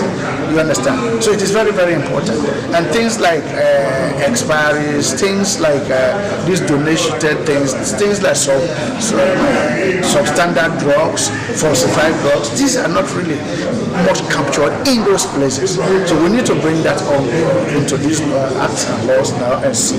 And then, of course, to make sure that people refrain from it, because there are people, the law goes against people. And when you get arrested, it should be a deterrent for you not to do it again. Participants also delved into the African Union Modern Law on Medical Product Regulation, the African Medicine Agency Treaty, and reviewed the draft National Medicines Regulatory Bill, along with proposed regulations to support the bill's successful implementation. We are working together with the pharmacy producers and supporting them to develop the appropriate legislative and regulatory tools. And I'm sure you're all aware that Sierra Leone played a critical role in the establishment of the African Medicines Agency and the African Medicines Law, as being one of the member states that ratified the treaty to ensure that Africa is able to harmonize. Another key moment of the workshop was the review and updates of the National Roadmap for amending the Pharmacy and Drug Act of 2001. The discussion also explored the institutional separation of regulatory functions, which experts says was crucial for transparency and efficiency. Of pharmacies in the country. We have a lot of wholesome, unethical pharmacy practices taking place in the country. There is also the threat of substandard and falsified medicines on our markets. But we also hope to rely on these stakeholders to sensitize the public about the new law that will eventually be enacted. As Sierra Leone pushes forward with regulatory reforms in the health sector, the event marked a critical step towards ensuring quality and healthcare delivery, enhancing accountability, and safeguarding the right to treatment with safe and effective medicines. Slbc News, Nandi Wataronka reporting.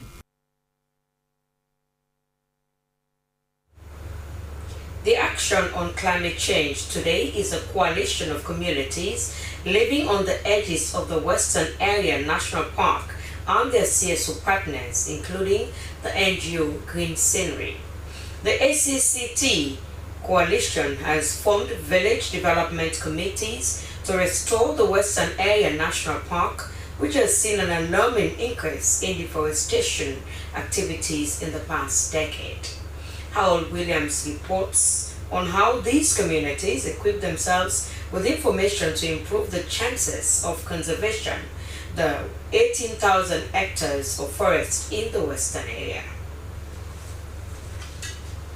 The formation of village development committees is an outcome of the Act Against Climate Change Today coalition aimed at restoration of the Western Area National Park. Selected teams from 10 of the Western Area communities recently met at separate locations in Grafton and Tombo to share perceptions on the impact of climate change on their localities. This also provided an opportunity to express their concerns over their access and control of community natural resources such as land and water, and the undue external influences over these communities for these same resources. The village development committees also progressed their knowledge about community-based climate change adaptation, sustainable natural resource management, and forest protection through community-based forest management. In this latest bid, undertaken by the NGO Green Scenery and various CSO partners to restore the Western Area National Park, supported by Trocare. To increase agricultural yields, thereby ensuring food security and creating employment opportunities for youths and women, Africa Institute for the Development and Equity and partners have empowered smallholder farmers with practical knowledge and skills on climate-smart agriculture. The training sessions on drip irrigation and greenhouse technology is part of the Youths and Women Climate-Smart Agripreneurship Project. Emmanuel Samura has more.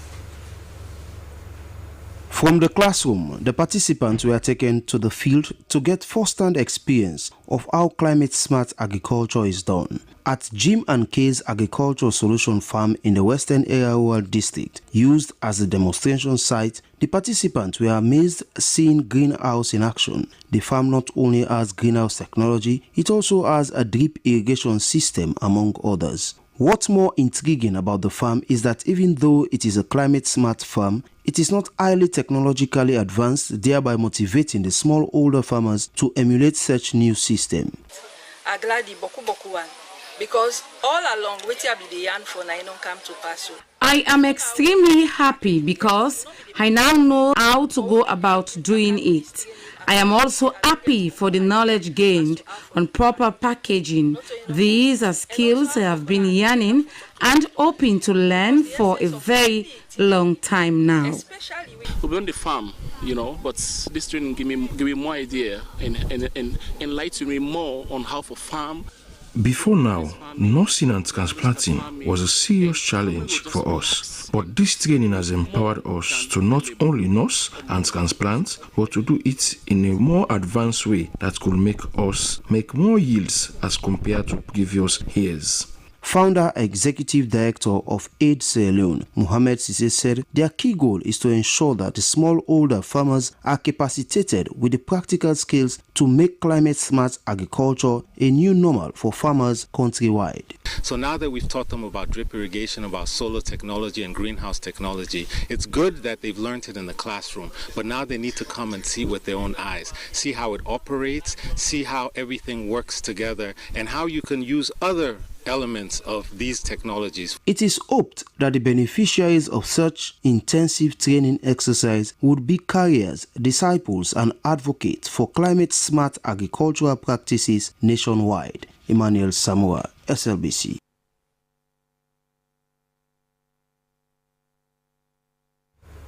The Sierra Leone Commission on Small Arms and Ammunition, with support from the Arms Trade Treaty Secretariat in Geneva, has begun a training for security personnel and staff of the Commission on the effective handling and use of weapon-making machines. The session is hosted at the Ministry of Defense on Tahill in Freetown. Ibrahim Samura reports. And I wish now to declare this training formally. For the next 5 days, these security personnel drawn from across the country will be capacitated on the handling and use of weapon-marking machines with facilitator from the Arms Trade Treaty Secretariat in Geneva.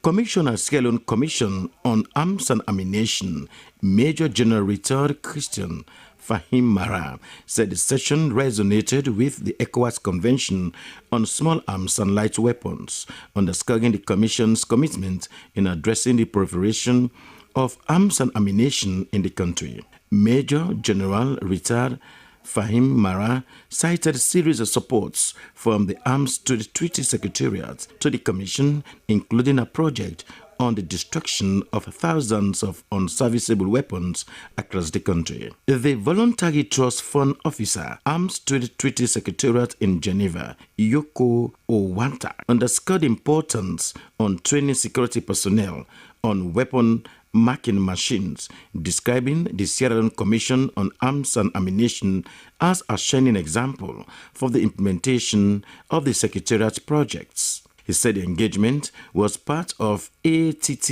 efforts to address the proliferation of weapons. I stress continued leadership because Sierra Leone has led more than 100 member states of the Arms Trade Treaty as a president of the Arms Trade Treaty. Imagine, soon, the participants of this training will be tasked with marking of a badge of firearms. You will power up the machine, you will align the weapon, you will mark precisely and precision. And because of that mark, if the weapon was ever lost, stolen, or misused, it will enable to prevent diversion, support investigation, and ultimately save lives. Minister of Internal Affairs, Maury Lenga, described the training of security personnel as a testament of the Commission's quest to contribute meaningfully to regional and international peace, security and development. He said small arms and light weapons were widely used of conventional weapons by state security as well as insurgents groups, noting that their proliferation is for chaos, economic degradation, threats to human security and safety. Head of Operations, Sierra Leone Police, Assistant Commissioner of Police, Edna Silva, and the Assistant Chief of Defense Staff, Operations and Plan, Brigadier General Philip Schkuhens, said one of the problematic issues confronting nation-states and the security sector in recent times was the proliferation of arms and ammunition. They said Sierra Leone has demonstrated the political will to combating and eradicate illicit trade of small arms and light weapons. Ibrahim Samura, Freetown.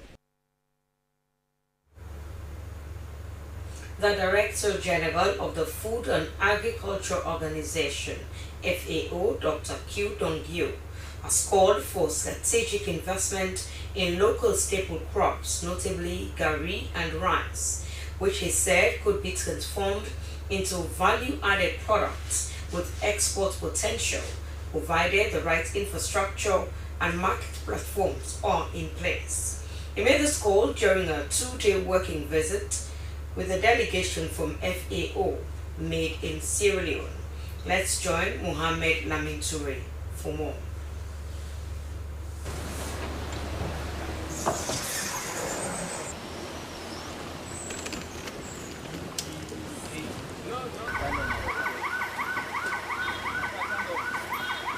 Welcome by the Minister of Agriculture and Food Security, Dr. Henry Musakpaka. The Director General of FAO arrived alongside a delegation including Deputy DG and senior officials at a stakeholders briefing held at Lead Hotel Aberdeen. The Director General of FAO, Dr. Kyun Dong-gyeon, praised the country's rich natural resources and emphasized FAO commitment to strengthening Sierra Leone's capacity and multi-sectors. Dr. Kui urged for strategic investments in local staple crops, notably gari and rice, which he said could be transformed into value-added products with export potential provided the right infrastructure and market platforms are in place. He called for increased technical and financial support for smallholders farmers and drew attention to underdeveloped sectors like flower crops cultivation, describing them as promising yet often overlooked. He also proposed enhanced investments in medical and pharmaceutical plant development, linking it to health security and rural economic empowerment. In response, Minister Akpaka highlighted key priorities under Pillar 4 and 5 of Sierra Leone's National Development Agenda, including boosting food production, reducing import dependency, and promoting agribusinesses innovations. He announced major reforms such as a new national cattle policy to regulate livestock production, strengthening legal frameworks for agricultural trade and sustainability, and expanded access to digital platforms for farmers. He also appealed for deeper FAO support in technical training and data-driven agricultural service. Hosted by President Bill, the visit spotlighted the Feed Salon initiative and opened meaningful dialogue on climate-smart agriculture, agri-business expansion, and South-South cooperation. I extended the invitation, and this is because we have taken food security as a major project for our country to really lay a solid foundation for the economic progress that we want to make. Of course, there are other areas, especially with mineral wealth. But from our discussion, when you think about Vietnam and other countries, I think agriculture can form a more sustainable foundation.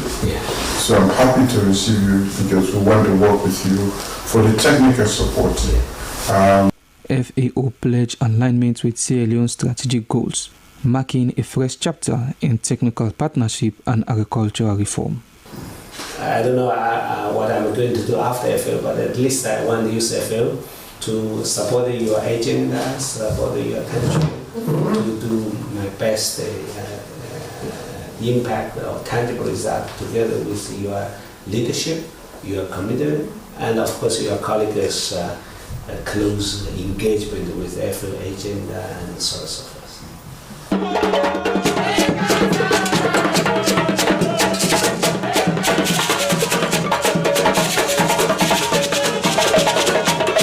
To gather first-hand insights, Dr. Q conveyed a special briefing with Ministries of Fisheries, Economic Development and Agriculture.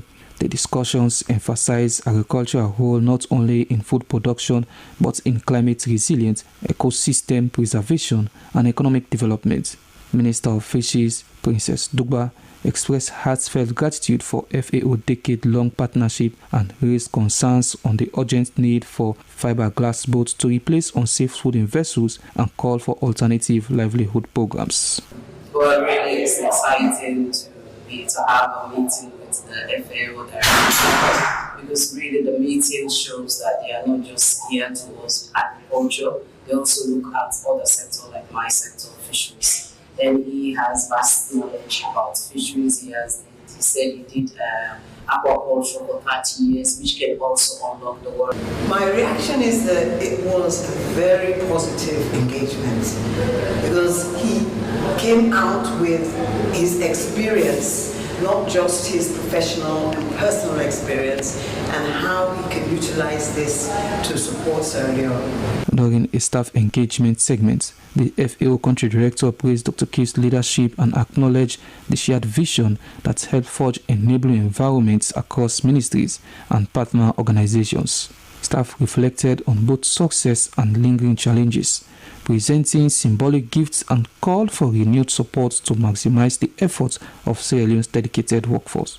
The visit also featured field tours, a stop at the Central Veterinary Laboratory in Teko Makini, an FAO-supported facility vital for livestock monitoring, a guided visit to PC Agricultural Farm in Lokomasama Chiefdom, Potloko District, where infrastructure and operations were reviewed by the DG, Minister Kpaka, and the farm manager. For SLBC, Mohamed Lamento reports in.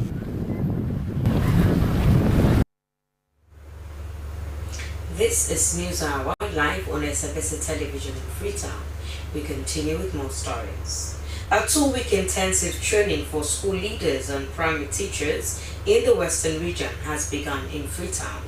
A training which was facilitated by the Sierra Leone Teachers Union Western Region in collaboration with the Canadian Teachers Federation, aimed at enhancing professional development and promote teachers' well-being in the country. Kamara has more.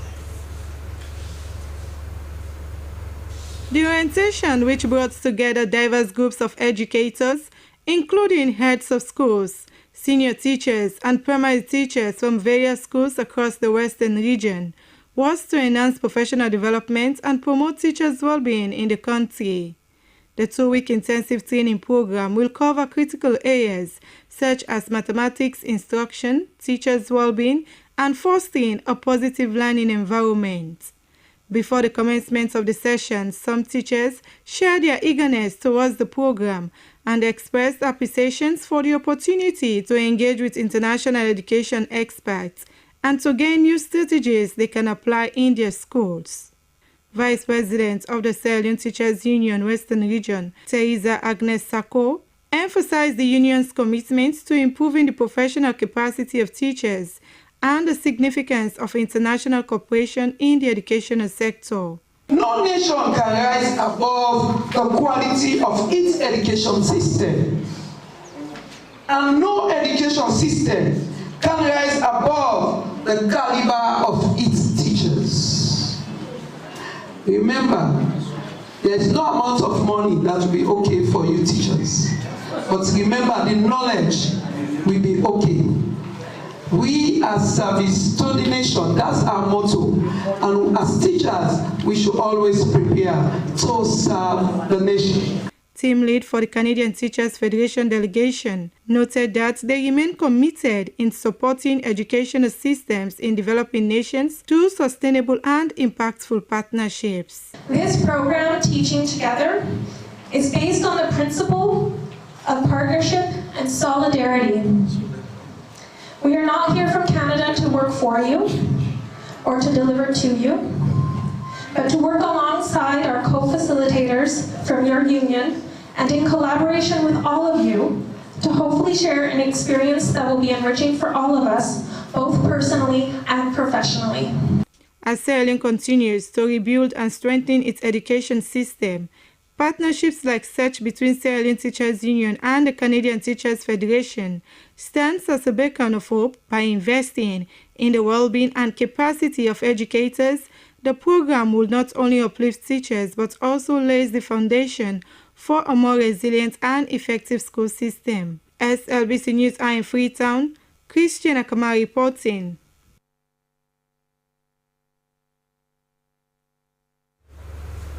The mortal remains of the late Honorable Justice Dr. Abubakar Bine Kamara has been laid to rest at the age of 48. The Court of Appeal judge was an accomplished scholar and academic giant who lectured in almost all the universities across the country.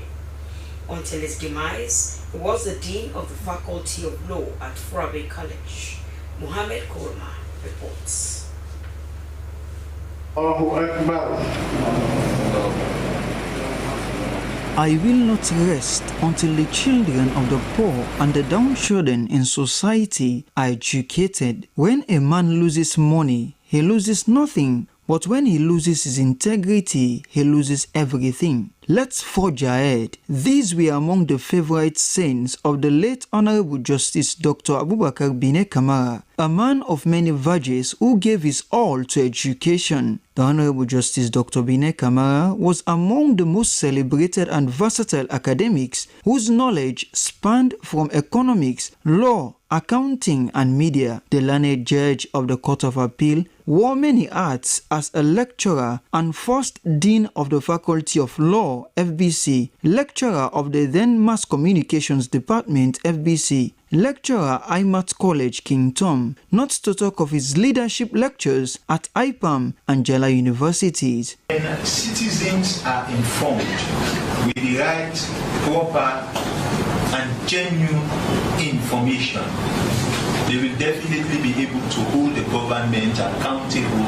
Justice Bine Kamara began his early career as a print journalist before he ventured fully into academia. In spite of his many accolades, the academic giant and jurist could not withstand the force of death, a pathway that is carved for every living being, irrespective of status. The Honorable Justice Bine Kamara had a lot of mentees who he fondly called his disciples. Amongst them is Dr. Francis Soa. We will only aspire, we will only want to do what he did. But I will think that we'll need to give our best to even get to his point. We only hope that he can be replaced, but I can tell you that standing here now, I'm not sure that you can have one person who will replace Justice Bine Kamara. To my mind, it will be several persons that will replace him. All the students who have passed through his forensic hands perceived him as an accomplished scholar whose mastery of English language was top-notch. When you look at his academic erudition, he was somebody who was highly acclaimed, and if I could say, he was a man who served humanity very well. Devoid of the fact that he was academically inclined, he was also a very humble personality. In our first day in class in the law of thought, when he came and said, "See, some of you people, your problem is the English language. For me, English is the most simple thing, because when I start to teach law of thought, I will unravel, unpack, and lay the concept bare for everyone to understand. One of his close friends, who had known him for over 30 years, Umaru Fofana, referred to him as a humble personality who developed insatiable appetite for books since his formative years. Since the late 1990s, when he started off as a journalist, and then he and I became friends. He would visit me at my house. He wanted to achieve in life, and he wanted to be a good writer and an academic. And for some reason, he thought that befriending me would enhance his chances into journalism. And later on, I advised him to go to university. He did go to university, studied, and he became a super reader, voracious reader, a lot more than he thought I was. Chief Justice Komba Kamanda also eulogized the late man, stating that his impact to the judiciary was outstanding. He was a very hard-working judge. I am comforted by this. The judiciary is mourning his loss, and we pray that Almighty God that his soul will rest in perfect peace. The younger brother of the late learned judge, Ibrahim Bine Kamara, perceived his brother as an icon, not only to the nation, but to his family. He kind of act for sin at the society. And he always the choke him for say, "Una no worry for me. Una no worry for me. Me are ready for plague in life. For like at least the poor man picking go able for land book." Honorable Justice Dr. Abubakar Bine Kamara has passed on, but his impact to society will continue to linger in the minds of those whose lives he had touched. For SLBC, Mohamed Kouma reporting.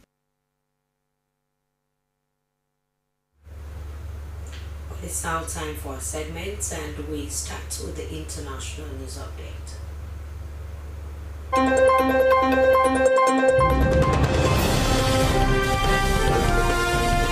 It's a very pleasant welcome to the international news summary on News Hour. Police in the town of Ipin said they have arrested 6 people on Sunday, including 4 suspected of involvement in violent disorder during the previous demonstration on Thursday. Officers patrolled the area around the Bell Hotel throughout the night after issuing an order for the crowds to disperse.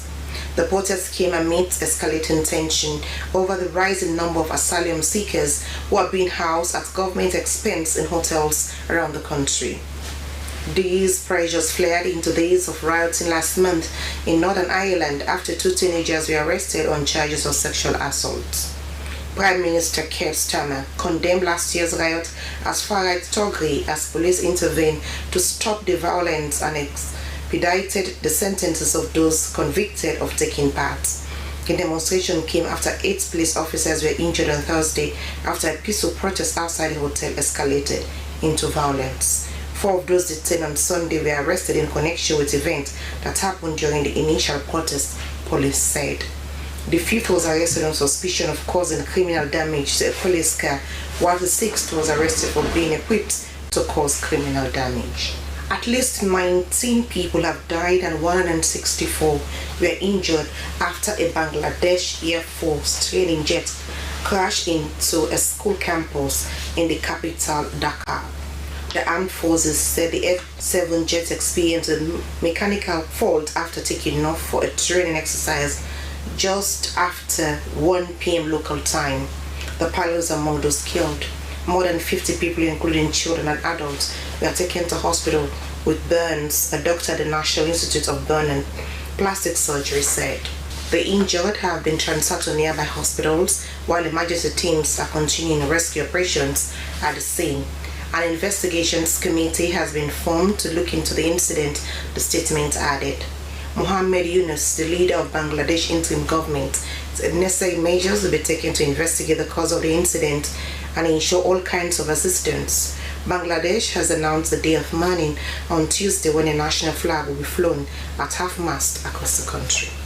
China sent a fleet of 31 pure electric mining trucks to Africa on Sunday for use in a copper mining project in Zambia. The trucks were provided by Breakthrough Technology, a Chinese high-tech company specializing in green construction machinery. They'll be used by an African branch of China's state-owned company, 15th Metallurgical Construction Group. Waiting Technologies responsible for providing a zero-carbon mining robot system, including electrical vehicles, autonomous driving, and clean energy technologies. The mining trucks are expected to reach Durban in South Africa after a 20 to 25 days journey. China has pledged $5 billion to Zambia's mining industry by 2031, despite controversies surrounding the environmental and social impact on Chinese-owned mines. Prominent Kenyan activist Boniface Mwangi has been charged with illegal possession of ammunition linked to protests last month, in which at least 19 people were killed. He denied the charge and has been released on bail. Investigators say they had seized phones, a laptop, and notebooks from his Lukanian home on the outskirts of the capital, Nairobi, and hard drives, computers, tear gas canisters, and a blank firearm round from his office in the city. The alleged offences are linked to anti-government protests on the 25th of June, where, according to the state-funded Kenyan National Commission on Human Rights, 19 people died when demonstrators clashed with police. Hundreds were also injured and property and businesses were damaged. As he entered the courtroom, fellow activists and supporters who had gathered to show their solidarity and support sang the national anthem. Most of those killed on the 25th of June died from gunshot wounds, with human rights groups blaming police brutality. Well, that's all in the international news summary. Thank you so much for watching, and goodbye.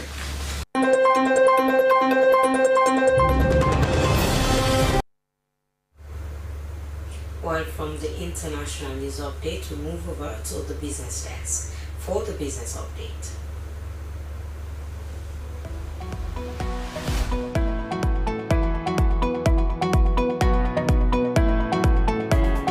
It's a very pleasant welcome to the business segment of Newshour for this hour. Remember, the business segment on Newshour brings you stories and events happening across the country related to business and its impact on the economy. In this edition, the Board of the National Petroleum announces the appointment of a new Chief Executive Officer, and Sierra Leone Water Company launched their Orange Money Pay Salwako Water Bill. All the stories are lined up on business segment of Newshour.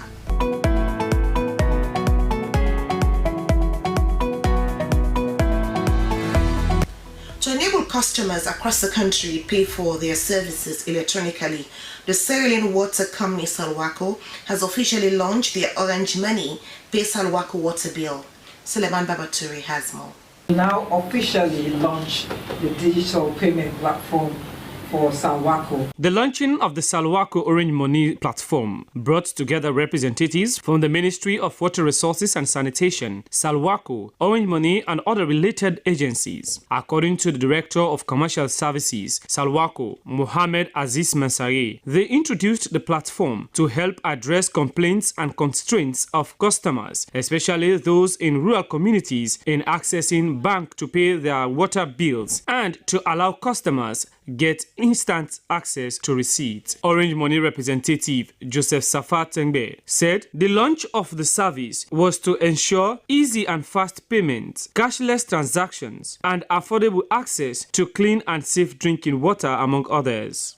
With Orange Money, Salwako customers no longer need to travel longer distances or wait in long queue just to pay water bills. Managing Director, Salwako, Engineer George Lamin Vandi, said they had established a software building system, a help desk to ask and answer questions, receive complaints, and completed integration with AfriCell. He said they were on the process of replacing green energy with solar power system and more. I'm taking time to give these achievements or these things that are ongoing to let our customers know and to let the public know that we are exploiting infrastructure to achieve effectiveness and efficiency. Minister of Water Resources and Sanitation, Dr. Saupatu Hannah McCarthy, rendered her expectations in seeing Salwako generate revenue, be transparent and accountable to customers by making life easier for the customers. As a government, we want to see our parastatals succeeding. We want to see Salwako, as the MD said, being self-sufficient. Now we know that it's heavily subvented. We want to see a situation where Salwako will be self-sustaining, where we will be able to mobilize enough funds to carry on our operations. And how do we do it? Is by partnerships like this, innovative methods like this, where we make sure we use technology to increase our revenue collection. Water-related agencies like Guma Valley, Sierra Leone Electricity and Water Regulatory Authority, and the National Water Resources Management Agency also rendered their goodwill messages to the successful implementation of the service. The team from Orange Money demonstrated how to access, use and make payment on the new platform. For SLBC Business News, Suleiman Babatue reporting. The Board of the National Petroleum, Sierra Leone Limited, has announced the appointment of Dr. Mohamed S. Kanu as the new Chief Executive Officer of the company following the resignation of Mr. Saidou Mansari. Dr. Kanu, until his appointment, was the CEO of MP Côte d'Ivoire, one of the affiliates of MP Group Limited. Dr. Kanu's appointment takes effect on the 1st of August 2025. Well, that's all in the business segment of News for this hour. Thank you so much for watching and goodbye.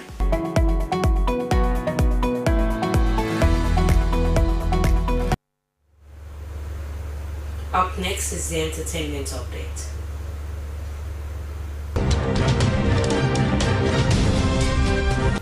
Hello and welcome to the exciting entertainment news with me, Abdul Mansari. In this edition of Entertainment News, Sierra Leone Film Council holds press briefing on new film policy. And of course, Francis Reful takes home 300,000 loans as the winner of the Salon Talent Search competition. Now, Sierra Leone Film Council, the body that is responsible to man the affairs of all film activities in the country, has organized a press briefing to alert everyone, including both filmmakers and the general public, about their upcoming new film policy. The policy is set to guide the affairs of filmmakers and film productions. In preparation to receive the new policy, the council has set to conduct its election. Candidates from across the regions were introduced with their electoral calendar and plans. According to the co-chair 1 SLFC, Michael Cabo, the importance of the new policy will create great impact in the film industry. He also said the film sector has the capacity of empowering over 20,000 people in the country to reduce unemployment rates. Especially the film industry. The film industry is the largest sector of entertainment worldwide. Look at how it contributes to the GDP of America, to Nigeria, South Africa, Bollywood, Nollywood, our neighbors, Nigeria. Look at how lives have changed. The best way to sell a country's culture. Well, it's now time for the sports update.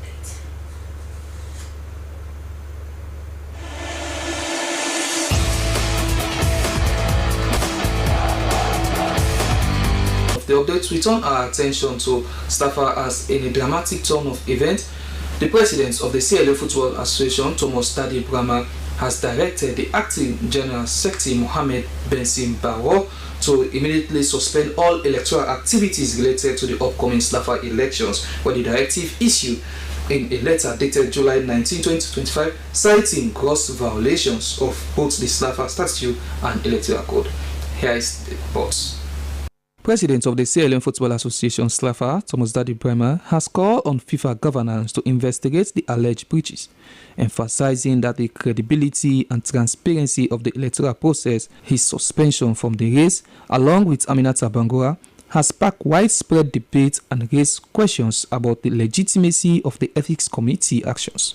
Among the key concerns raised by Bremer are failure to conduct mandatory integrity checks as required under Article 60, Sub 3 of the SLFA Statute, improper appointments of the Electoral Committee, including the chairperson and deputy chairperson, who were not elected by Congress as mandated by Article 60, Sub 5, missed electoral deadlines, including the failure to publish the list of qualified candidates on July 18, and unexplained disqualification of candidates, including Brahma himself and Aminata Bangura, without formal rulings allegedly violating Article 68 of the Slafa Ethics Code.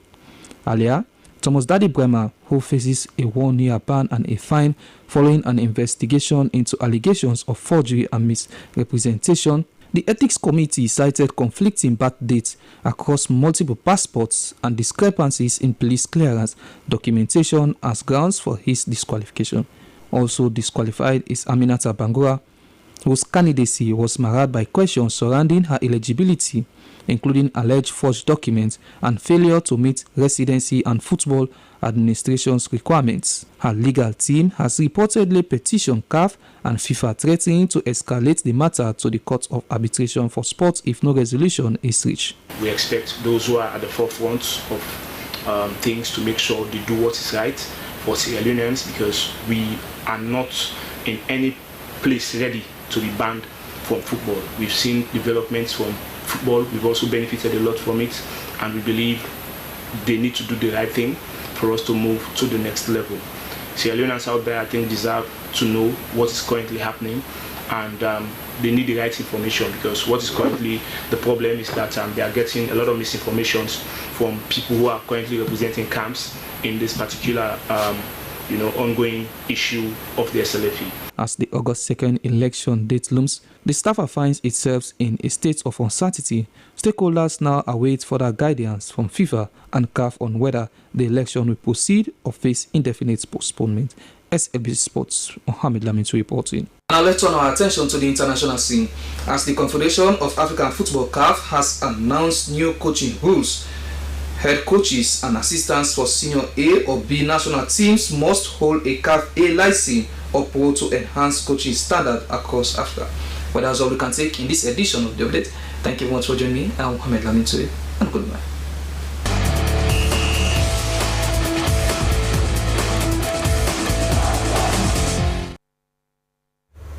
And that was the sports updates. To end the news, the main points again. A female candidate of the Delhi Nursery Preparatory School, Khadija Yawa Jo Mansari, has topped this year's NPSC with aggregate of 346. The total entry, including results that were not released to the Ministry of Basic and Senior School Education, was 171,112 candidates. 88,000 were females, whilst 82,680 were males.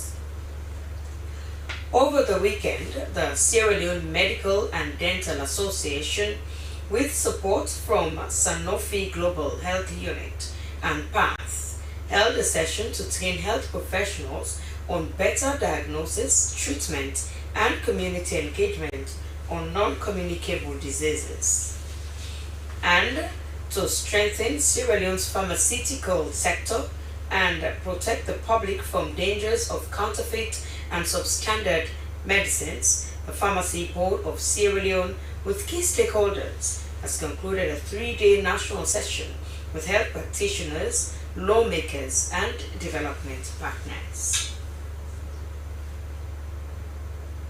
Well, that's all in this edition of News Hour. Thanks for joining us. My name is Daphne Kamara. Good night.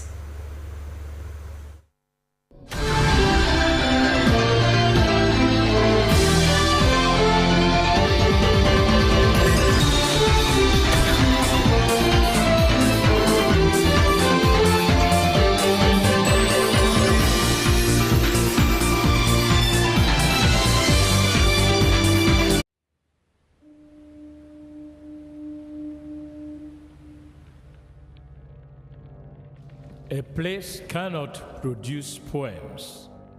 It can only not prevent them.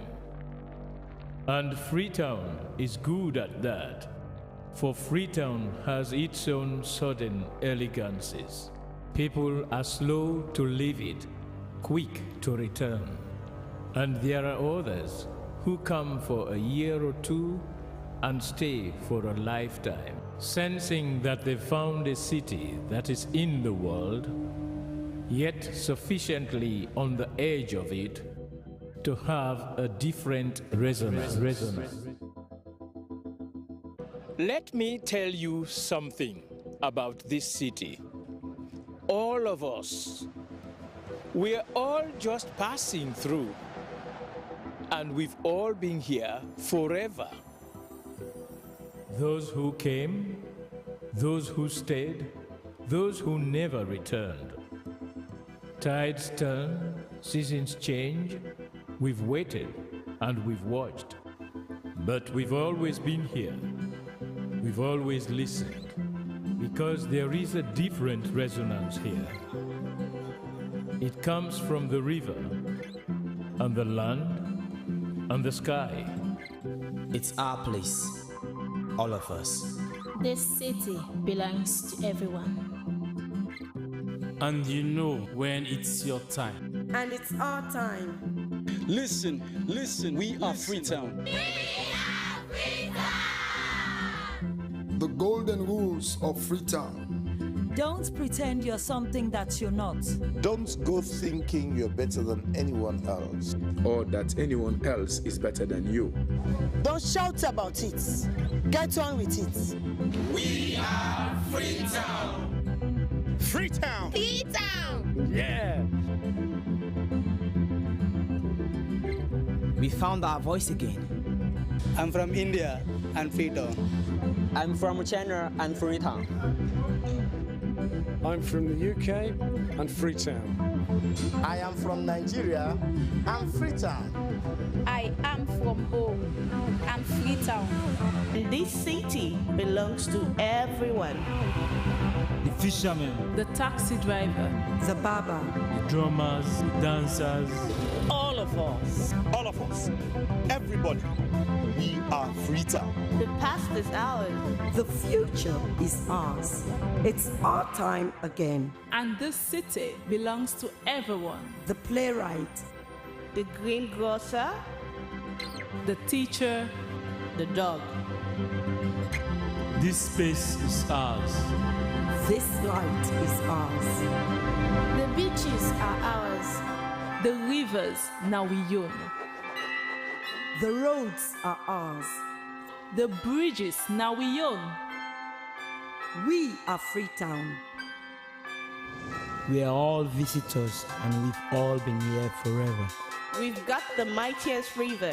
And the biggest sky. And there's a resonance again. Freetown. Freetown. We are proud of this place. We love this city. And we want you to love it too. We are proud of this place. Now pass we all they pass like stranger them, but we all don't dare from them.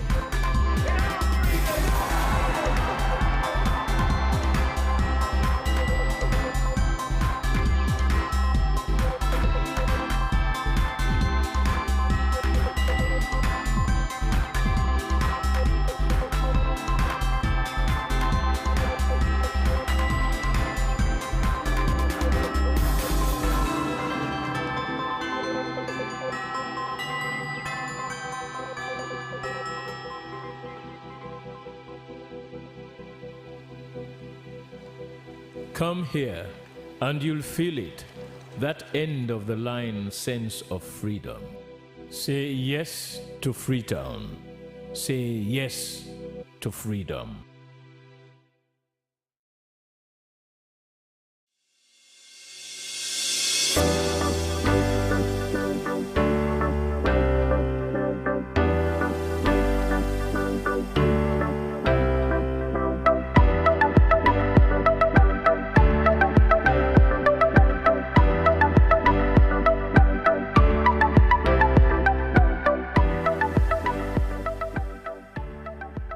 We are the national broadcaster, and I am Sulaiman Baba Toure, a reporter and presenter at the SLBC. Your voice, my voice. From the commercial department, I am Regina Bangura. You are watching SLBC. Your voice, my voice. I am Jonathan Turner, a reporter for Sierra Leone Broadcasting Corporation, SLBC. As a reporter, I do stories on education, health, politics, and more. Stay glued with SLBC to watch my stories. Your voice, my voice. Lucian Ganda, producer Wayus, and producer and presenter Christian Editions on TV. This is the SLBC. I am William Wise, presenter Wayus and also reporter at the SLBC. And this is the SLBC.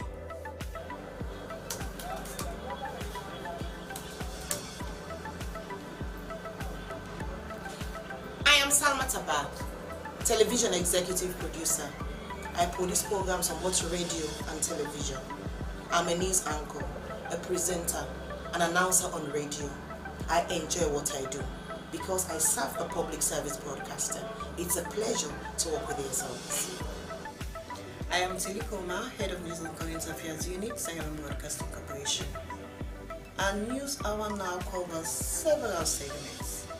We have entertainment, business, weather, sports, ferry schedule, and human interest stories, not forgetting politics. We are doing all that to keep you people posted on what's happening all over the country. Thanks for being with us at SLBC. Keep blue. We are the best.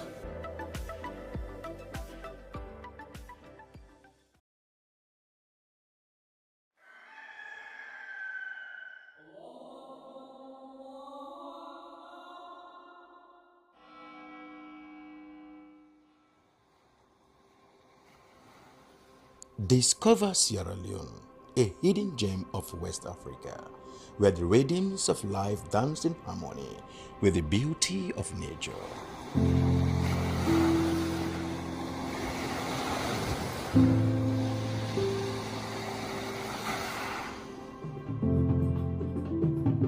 Feel the heartbeat of our culture in every beat of the drum, in every step of the dance.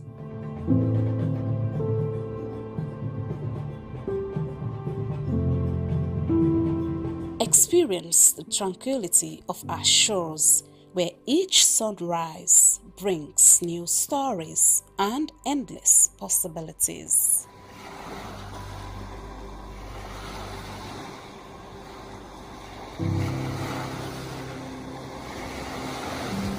Immerse yourself in the vibrant tapestry of our daily life, where every color tells a tale and every face a friend.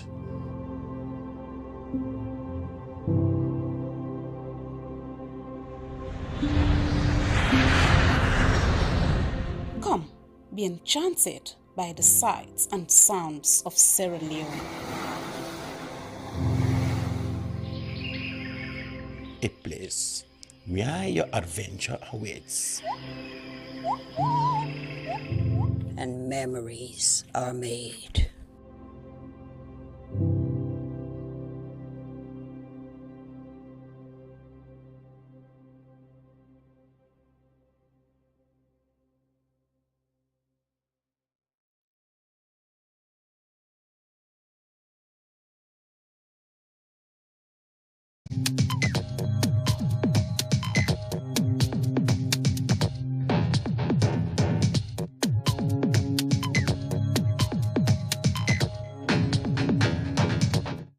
Here's how to register for Salon Payment Switch using AfriMoney. Dial *161#. Select option 1. Go to option 4 for Salon Payment Switch. Select option 2 for account registration. Select 1 to register your alias, which is your phone number. Enter your PIN to confirm. You will receive an SMS confirming your registration. AfriMoney, quick and easy. 59th Annual Convention of the Ahmadiyya Muslim Community United Kingdom. A global convention promoting peace, brotherhood, and unity across the world. Attended by over 40,000 people. Don't miss this live coverage of this unique event from the 25th July 2025 on SLBC at the following times.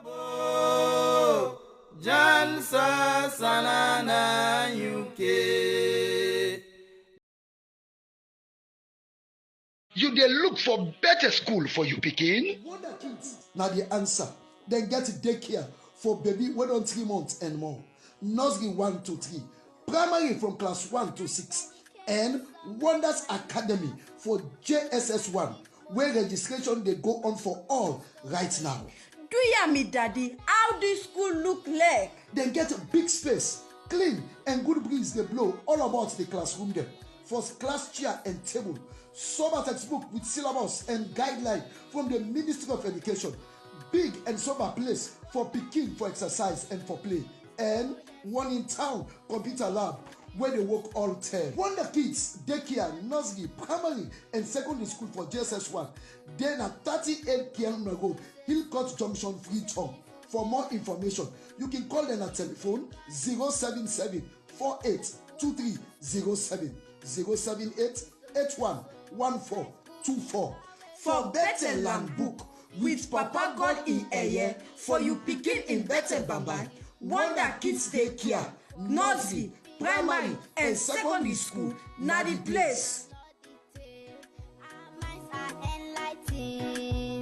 For greatness, Wonder Kids, modern school, Wonder Kids, modern school. Hello viewers out there. Well, I am Lady KG Obot, the director of Wonder Kids Model School and Wonders Academy, situated at number 30A Kamara Road. You have heard for yourself. You have seen the product of the school. We are here to raise total child, critical thinkers, and problem solvers. Why wasting time? Rush now, pick the form, and get your children enrolled. We are waiting for you. Hey! Me, for can go na junction for go buy EDSA credit. It want money. Say you want for go na street. Because the last EDSA credit wey me buy na ya asidom wey I buy am. This one hard for believe. Na true. Dial *363# with UQCell and tell me what it say. It say buy Q Power, get last 3 tokens, register meter and exit. Easy. But I no get QCell money. Na it make am sweet and easy. Just top up UQCell and buy EDSA credit. No mobile money, no problem. It no be one day na salon. Okay. Pass with QCell. Make a try am. Hey!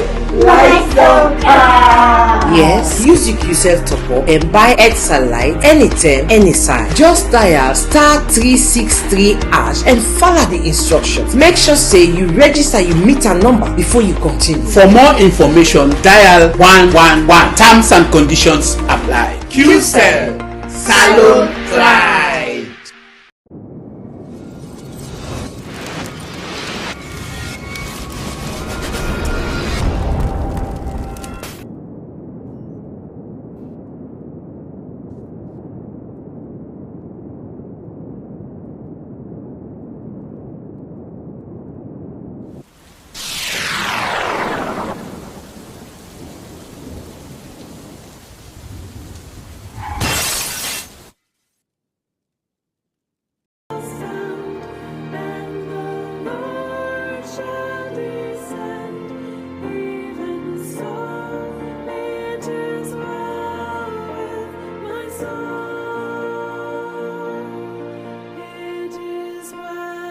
The death is reported of Pastor Abraham Glory Monde of 2 Prince Street off Circular Road, which took place on Friday, July 18. He is survived by his mother, Madam Mabinti Monde. Funeral arrangements will be announced later. Sympathizers may call at 14B Upper Tangbe Town or telephone 077 998844 or 079 325 445.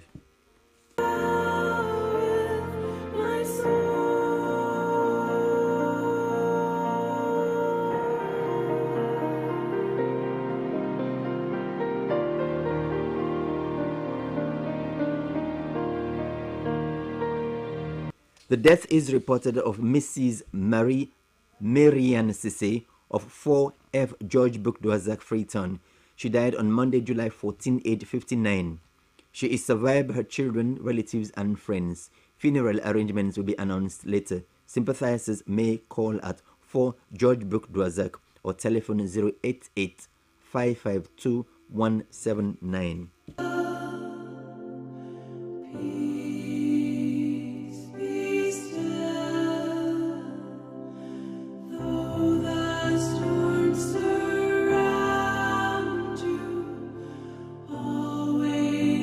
To the glory of God for a life well spent, the death took place on the Friday, July 18, of Mr. Dolcian Harold Michael Johnson of 4 Johnson Drive, Imat Regent Village, age 72.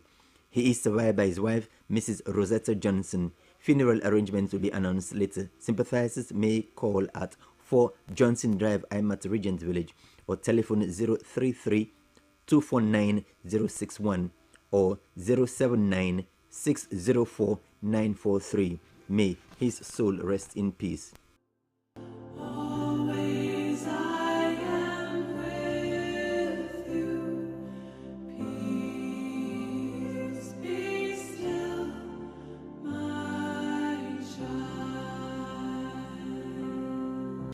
The death is reported of Madam Rosalind Stober of 43 Bowen Street, Wellington, which took place on Monday, July 14, age 50.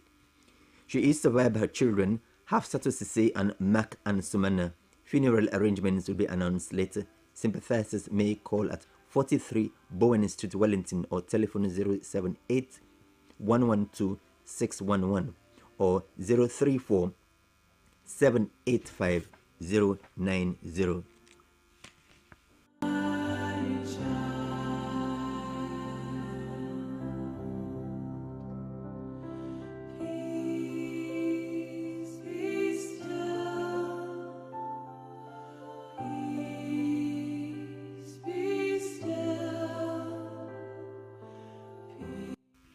The death is announced of retired Apostle Sanfa Sisse of the New Apostolic Church of Sierra Leone and number 1 Sisse Street, McKinney. This took place on Sunday, July 13, age 66. He is survived by his wife, Mrs. Saleh Sisse of 12 Lower Allentown, Freetown. Children, Martha Nandewa Sisse in Ireland and Emmanuel Sisse in McKinney. Several grandchildren, siblings, nieces, nephews, uncles, aunts, relatives, and friends at home and abroad include former President Dr. Ernest Bai Koroma and family, relatives of Yoni Bantamoy, Bombali, Yelisanda, and 3 Mile. All apostles, priests, deacons, and members of the New Apostolic Church, Sierra Leone. Vigil will be Saturday, July 26 at the residence 1 Sisse Street, McKinney from 6 p.m. Funeral service takes place on Sunday, July 27 at the New Apostolic Church, 1 Sisse Street, McKinney at 12 noon. Burial at the hometown in Yelisanda, Bambali District. Sympathizers may telephone 099 309 889 or 076 608 289 or 072 218 827. May his soul rest in peace. And foolish oft I strayed, but yet in love he sought me, and on his shoulder gently laid, and home rejoicing brought me. The death is reported of Mr. Francis Fayea Bundo of 1 Yaya Lane, Kosotown, New London. This took place on the 10th of July, age 40. He is survived by a very close friend, Madam Aminata Tarawali. Children, Jonathan, Sir and Frances Sia Bundo. Several uncles, aunts, close relatives and friends at home and abroad. Sister, Jeneba Bundo. A vigil will be held on Monday, 21st July at the residence 1 Yaya Lane, Kosotown, New London from 7 p.m. Laying out takes place Tuesday, 22nd July at the residence at 10 a.m.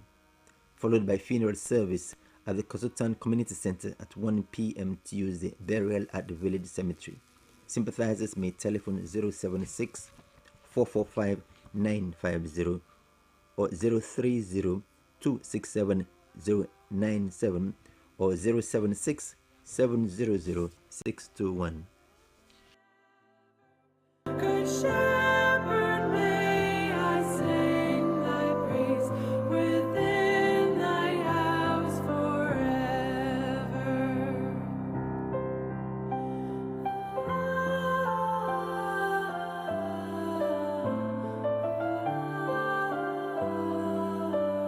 The death is announced of Mr. Samuel Ghana, formerly of 180 by Road Gokupa, which took place on Saturday, 19th of July, aged 57. He is survived by his wife, Mrs. Nafiu Ghana. Funeral arrangements will be announced later. Sympathizers may call at 180 by Road Gokupa or call on 078 529 163. May his soul rest in perfect peace. With its crystal tide forever flowing by the throne of God. Tell me what's happened. So many voices in my head, but he told me that this day will come. In loving memory of our dearly beloved mother, Ya Almami Pose Kabileturi, formerly of 117 Maxwell Street, Wellington, who passed away on the 20th of July 2020. Mom, 5 years have passed as it seems like yesterday. Though you may be physically absent, but your love and influence are ever present in our lives. On this day, we reflect on the beautiful legacy you left behind. As we mark the anniversary of your passing, we honor the incredible person you were and the enduring love you shared. Your memory is a source of comfort and inspiration. Your spirit lives on in the laughter, kindness, and love you imparted in us. On this solemn day, we pray God Almighty forgives you. Your presence is deeply missed, but your love resonates in our hearts, guiding us through each day. Sadly missed by your children, grandchildren, relatives, and friends at home and abroad. Continue to rest in peace, Mama. But I know life goes on, they will leave me. Only this dust and silence surrounds me. The shaft I strayed, but yet in love he sought me, and on his shore. The death is reported of Madame May Soare Ni Sakendu of Belia Park Duazak Farm. She survived by her children Florence Massa Soare in the USA, Mrs. Flora Mariama Musa of Aberdeen Women's Center, Juliet Soare of EcoBank, Tennyson Soare, and Diet Maria Charlie of Desfin Shipping Company. Funeral arrangements will be announced later. Sympathizers may call on 076 638 662, 0791 69636, or call at the residence at Belia Park, Kuyembe Drive. Rest well, Mama. And oh, a transport of delight from thy pure chalice floweth.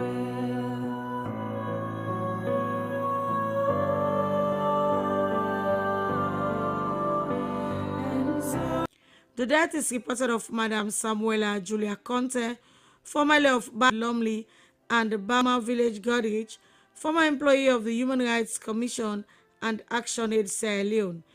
She died on Friday, the 11th of July, aged 58.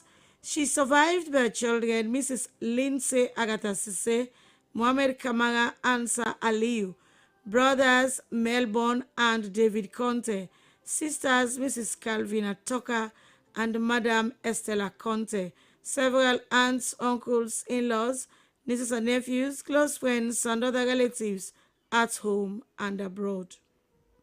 A vigil will be held on Tuesday, the 22nd of July at the National Pentecostal Church, 4th Street at 7 p.m. Funeral service will take place on Wednesday, the 23rd of July at the National Pentecostal Church, 4th Street at 1 p.m. Burial at the Ascension Town Cemetery. Sympathizers may call at Sisse Avenue of Ashmatu Drive, Bauma Godrich. Yes, we'll gather at the river, gather with the saints at the river that flows by the. The death took place on Monday, the 7th of July, of Mrs. Mabiti Conte of 16 Pillar Street, Wellington, aged 77. She is survived by children, Reverend Paul Conte, Reverend Peter Conte in the USA, Hawa, Sarah, Victoria, and Naomi Conte, several grand and great-grandchildren, brothers and sisters, in-laws, Mr. Dennis, Mrs. Gladys Conte, and Mrs. Fatmata Conte, other relatives and friends at home and abroad. Funeral service will take place at the National Pentecostal Church, Palmer Street, Wellington, on Thursday, the 24th of July at 1 p.m. Burial at the Palmer Street Cemetery, Wellington. Beautiful, the beautiful river. What wondrous love is this, oh my soul? The family announces the death of their dear mother, aunt, sister, grand and great-grandmother, Madame Midoi Conte of 19 East Matley, New England, who died on the 2nd of July, aged 88. She is survived by her children, Mrs. Bale Kaloko and Mrs. Sento Kagbo, retired midwives of the Ministry of Health and Sanitation, Freetown. Son-in-law, Mr. Saidu A.S. Kagbo of 75A Leicester Road, Freetown. Several grand and great-grandchildren, cousins, other relatives and friends include the pastors, elders, and members of National Pentecostal Church, 4th Street, Freetown. Funeral service will take place at the National Pentecostal Church, 4th Street, on Friday, the 25th of July at 1 p.m. Burial at the Ascension Town Cemetery. May a gentle soul rest in perfect peace.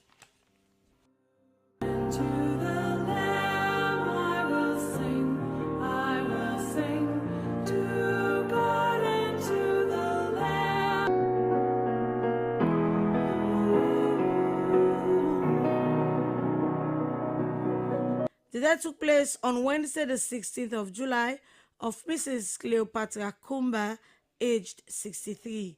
She is survived by children, Ida, Marilyn, Annette, and Jonathan. Funeral arrangements will be announced later. Sympathizers may call at 18 Fraser Street, Coal Farm off Wilkinson Road, Freetown, or call on mobile numbers 078 510281. 079-218-098 or 032-218-098. May her soul rest in perfect peace. Curse for my soul, to bear the dreadful curse for my soul. The death took place in Lagos, Nigeria on the 21st of June of Mabrat Sata Abdullah of 69 Peninsula Road, Godrich, former employee of the Electoral Commission of Sierra Leone, ECSL, aged 40. She survived by her mothers, Mrs. Elvira and Kain Abdullah and Mrs. Hawa Alpha, fathers Mr. John Abdullah and retired Major General Dauda Alpha, Deputy Ambassador to the Federal Republic of Nigeria. Sisters Bintu and Rosetta Abdullah, Mrs. Ruth Punde of Slada and Mrs. Marion Bangura in the UK. Brothers Mr. Paul Senge, Jonathan Abdullah, Thomas Vandy, the USA, and Peace Alpha. Several cousins, uncles and aunts, nieces and nephews, relatives and friends at home and abroad. A vigil will be held on Monday the 21st of July at the Wilberforce Baptist Church, 4B Main Motor Road, Wilberforce at 7:30 p.m. Laying out is on Tuesday the 22nd of July at 69 Peninsula Road, Godrich at 10 a.m. and at the Wilberforce Baptist Church at 12 noon. Funeral service will take place at the Wilberforce Baptist Church, Main Motor Road, Wilberforce on Tuesday the 22nd of July at 1:30 p.m. burial at the Wilberforce Village Cemetery. Sing God's love for me, and through it.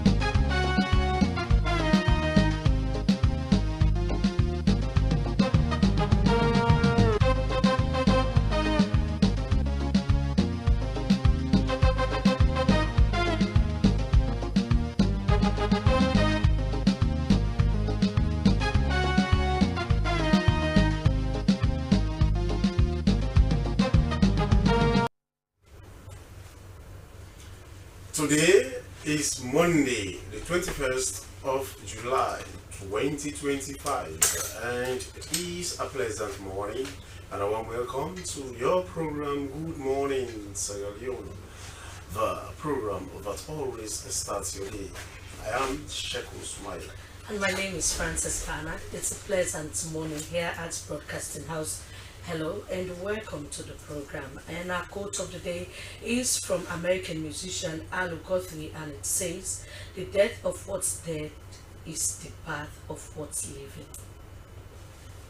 It's a food for thought. In the program this morning, the Sierra Leone Police provides an update on recent police operations and shared crime statistics for the second quarter of 2025. And the National Communications Authority, NATCA, mandates all mobile network operators in Sierra Leone to verify and link subscribers' SIM cards to their respective national identification numbers, NIN. This and more lined up in this edition of the program. We invite you to participate by sending your comments and views to the number on your screen, or you find us on our Facebook page, Slbc TV Live. This is Good Morning Sierra Leone. We are broadcasting live from Broadcasting House, New England View in Freetown.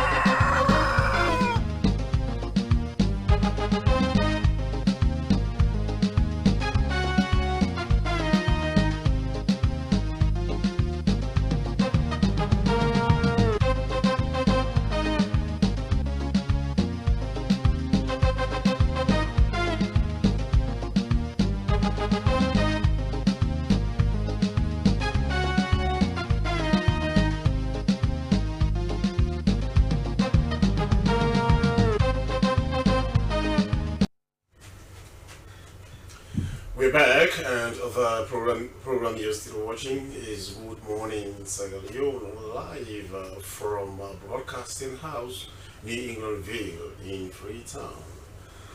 Well, you know, Francis, the wise words or the quote of the day is interesting.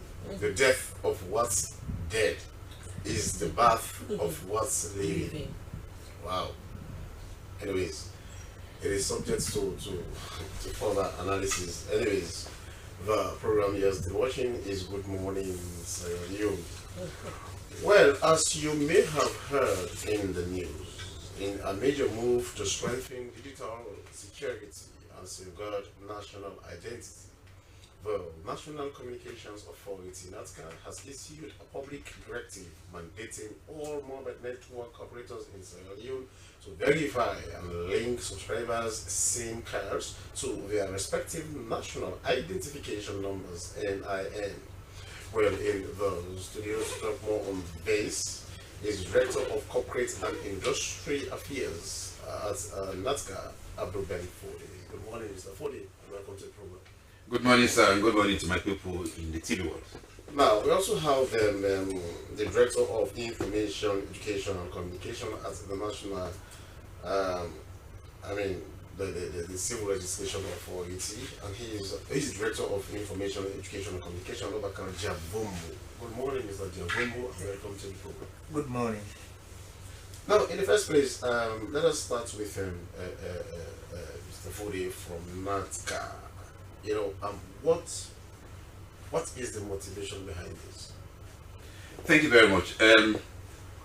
We have realized that digital transformation is taking a foothold in Sierra Leone, and we appreciate that so much.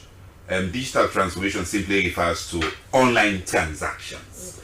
Where we are before is not where we are now. We have made tremendous progress from where we were.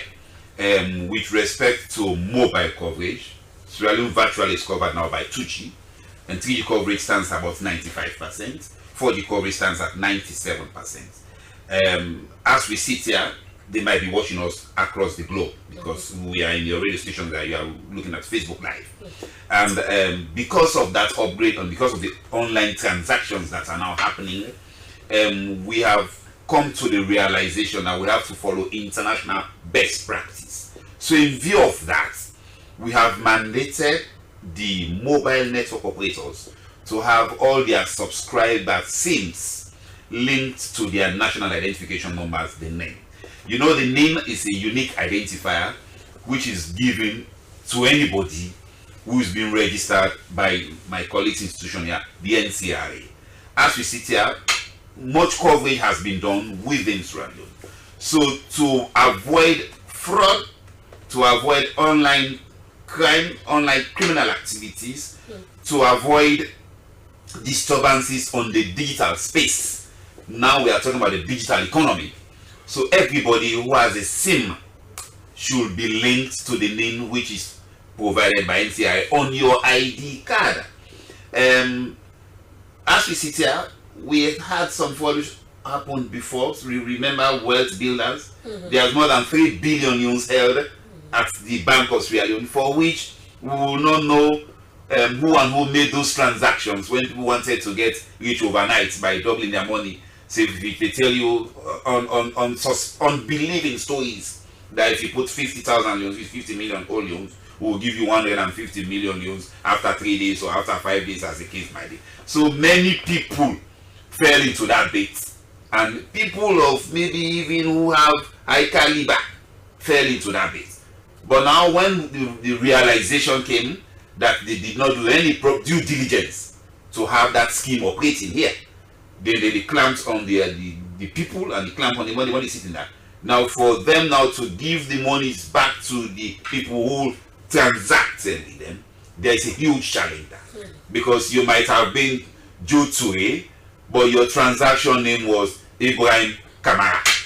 So in view of that, we said no, we cannot sit by to allow fraudsters take the space. If we are talking about digital transformation and digital transactions, online transactions, now what we have to do is for you to even get services, your NIN has to be linked to your SIM, so that KYC has been standing out before, but it has to stand out more than it has been standing out. So that we have to deep dive and drill down on knowing your customer, so that we know who is transacting, who is not transacting, who is a good customer on this transaction interface. So there are systems, and the systems of the mobile network operators and the systems of the NCRA have been integrated. They see one that they see themselves because they are now an application programming interface from which these transactions will go on, and then so that when your name is being linked to your SIM, it will be seamless. So your responsibility as a good citizen is to follow the directives that have been given to your service provider so that you continue to get service and enjoy your services in the comfort of wherever you would be. Okay. So take your name, access your service provider to have that link, the authentication, the verification, and the update done. Mr. Fode, this is a very good idea, and I'm sure Sierra Leoneans will welcome this because many people have involved in fraud activities. People using unknown number, unregistered number. So how are you working with the mobile network so that they don't dish out SIM cards that are not registered? Because you just move around, you buy a SIM card from anybody and you start using it. They will use that number to fraud you, and the next day that number is never working. How are you working with the mobile companies so that they work in partnership? Already, as you said, they are working with them, with NCRA, together with NATCA. Thank you very much. This is a collaborative word, and we consider them as critical stakeholders in this digital ecosystem. We cannot work in silos. We have made several engagements with them. As we sit here now, we have revised our subscriber identification and registration regulations 2020. Before now, when we get them selling SIM cards on the street, the penalties were so small that they wouldn't mind. So they will not mind to even pay the penalty because it was so small an amount of money. But we have revised that one together with them, and they have understood clearly now that no new SIM cards will be sold on the street without an authentic national identification number. So be that as it may, the existing subscribers which they have, all of those their databases have to be clean enough so that whoever you are, whether you are with Orange, with Africell, or with QCell, meet your service provider so that that number you have will be looked at with respect to the name and linked to the SIM that you have so that you'll be protected. The issue of having SIM cards all over the place should now be a thing of the past. So whoever is going to be hooked on their system, on their network, should be identified, verified, updated, and authenticated with an authentic name. Okay, that is clear. Yes. That the issue of pre-registered, pre-activated SIM should not be a thing of. No, Mr. Fode, let us talk about this name. This national identification number. Now we have millions, if not thousands, if not millions of our compatriots who are already with their national identification cards, and issued already. In fact, there is now a deadline issued by NCRA for people to collect. Otherwise, there is going to be an increase in the cost or price of the identification cards. Now, are we talking about probably after the expiration of the cards already issued, for this particular stuff to commence? I mean, you having your name on your ID card, you mean, or probably the NCRA is going to, like, for example, add or incorporate this name stuff on our ID cards. How is that going to work actually? Thank you very much for the question. Government is always forward-looking. As we sit here, we are virtually, in one way or the other, all of us here are government institutions, and all of us have set deadlines. The NCRA has set a deadline, NATCA has set a deadline, Bank of Sierra Leone has set a deadline with respect to transactions on the bank, whether opening the bank or existing customers, the case might be. My colleague will deliberate on that. It's our responsibility to ensure that we protect our citizens. It's our responsibility to ensure we even protect the service providers. It's our responsibility to ensure that people who are applying their trade, now there are a lot of online transactions going on. So those online transactions have to be protected. We cannot allow people to have a field day So in as much as we are not allowing people to have a field day, we are not saying we are not going to belabor on challenges. Challenges are all over the world. Whether you go to the moon, there are challenges. You go to Mars, you go to the United States, wherever you are, there are challenges. But we are saying we should also drill down and deep dive to mitigate those challenges. As we sit here, all of us have relations which we talk to, whom we send monies to, whom we transact with. So we are not saying, even in the event where those of your relations do not have the wherewithal to get a name, say for example because of 145, for heaven's sake. But my grandmother in 235 miles away from Freetown here will be looking at me on her phone. That means the systems are up and running. So if the systems are up and running and I am able to give my grandmother a smartphone, or you are able to give your uncle, your aunt, your niece a smartphone, or even a button phone, for heaven's sake, we are saying challenges apart. Let us make efforts to have your things linked to your name, because it's for the good of you and it's for the good of Mama Salon. Okay, now so that Mama Salon will develop in leaps and bounds. Let us try to get something clear here. Let's clarify. Let's do some clarifications. Now, Mr. Javumbo at ENCRA, Director of Information, Education and Communication. Now, how is this going to happen when you've already issued thousands of ID cards, to compatriots, and now there should be name added to these cards? And how is that going to happen? Or probably the question was, are we now looking forward to probably it commencing with new issuance? Or let us know that. How is that going to work as it stands right now? Interestingly, the name is embedded, it's engraved on the national identity card. Oh, it is already? Yes.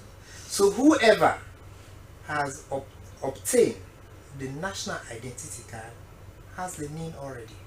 All you need to do, take your national identity card to your subscriber, be it Orange, Africell, QCell. Once you go there, just go there with your national identity card. So okay, I've come for you to link my name to my SIM. They use that your identity card, they ask for the identity card, you give it to them, they look at it, they link it. Use that same ID card, you go to Orange, they will do the same thing. Okay. Use that same ID card, go to QCell, they will do, even you have up to 9 or 10, 15, it's just that one ID card you use. And quite interestingly, it is not because you've just taken your ID card, that will be the time you have the name. No.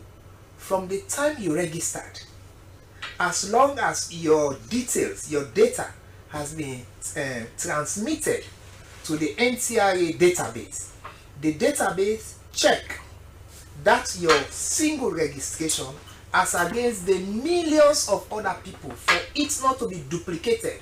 When once the system is certified that this data, these biometric features I've had now, it is not identical to any other one inside this system as against the 7 million, the 8 million I have. None other one is identical to this.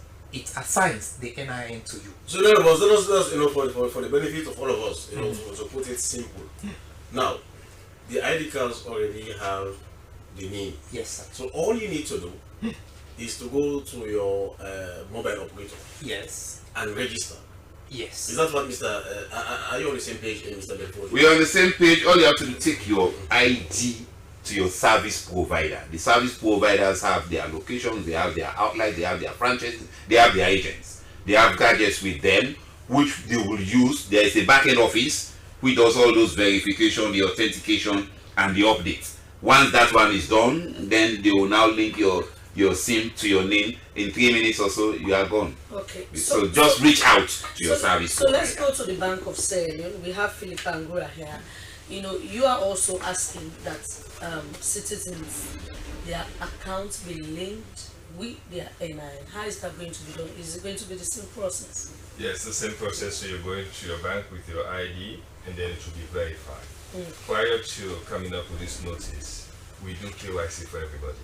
But it was a little bit cumbersome. You go to ID, we don't verify the ID. All we do is photocopy the ID that you come with. And also with regards to identification, prior to the prepaid meters, we had the postpaid meters. And with the postpaid meters, it means you bill at the end of the month. Yeah. So if you move to a new apartment, automatically your name becomes the owner of that particular meter. So when you move another person, so it's easy for you to be traced in terms of bringing utility bills to show proof of address.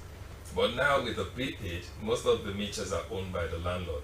So which means it's difficult for me to provide a proof of address. So most times what the bank will say, go to the landlord to just sign to confirm that you live in that house. So all of this, we're using them because it used to work when we had the postpaid meters. Because every time you move, the new tenant becomes the owner of that meter.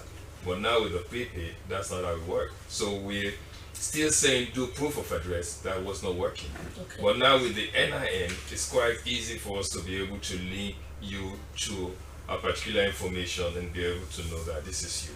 And also, we know the benefits of doing that. It's not just about know your customers, just one part of it. Another part of it is the interoperability of the system.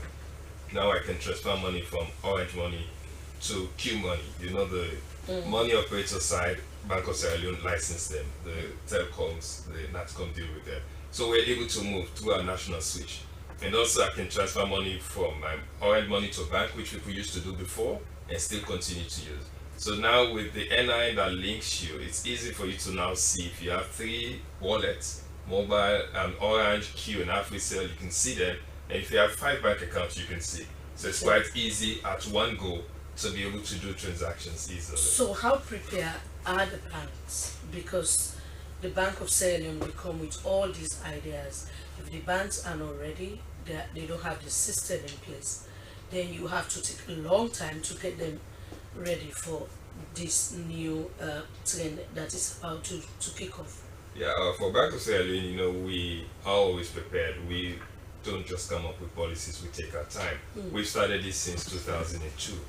We inform all the banks. During the time NCI was doing a massive registration, we knew that's the way forward, so we've informed the bank. We've done a pilot with NCI. They provided us a system which we link all the banks, and we pilot the system with the bank staff.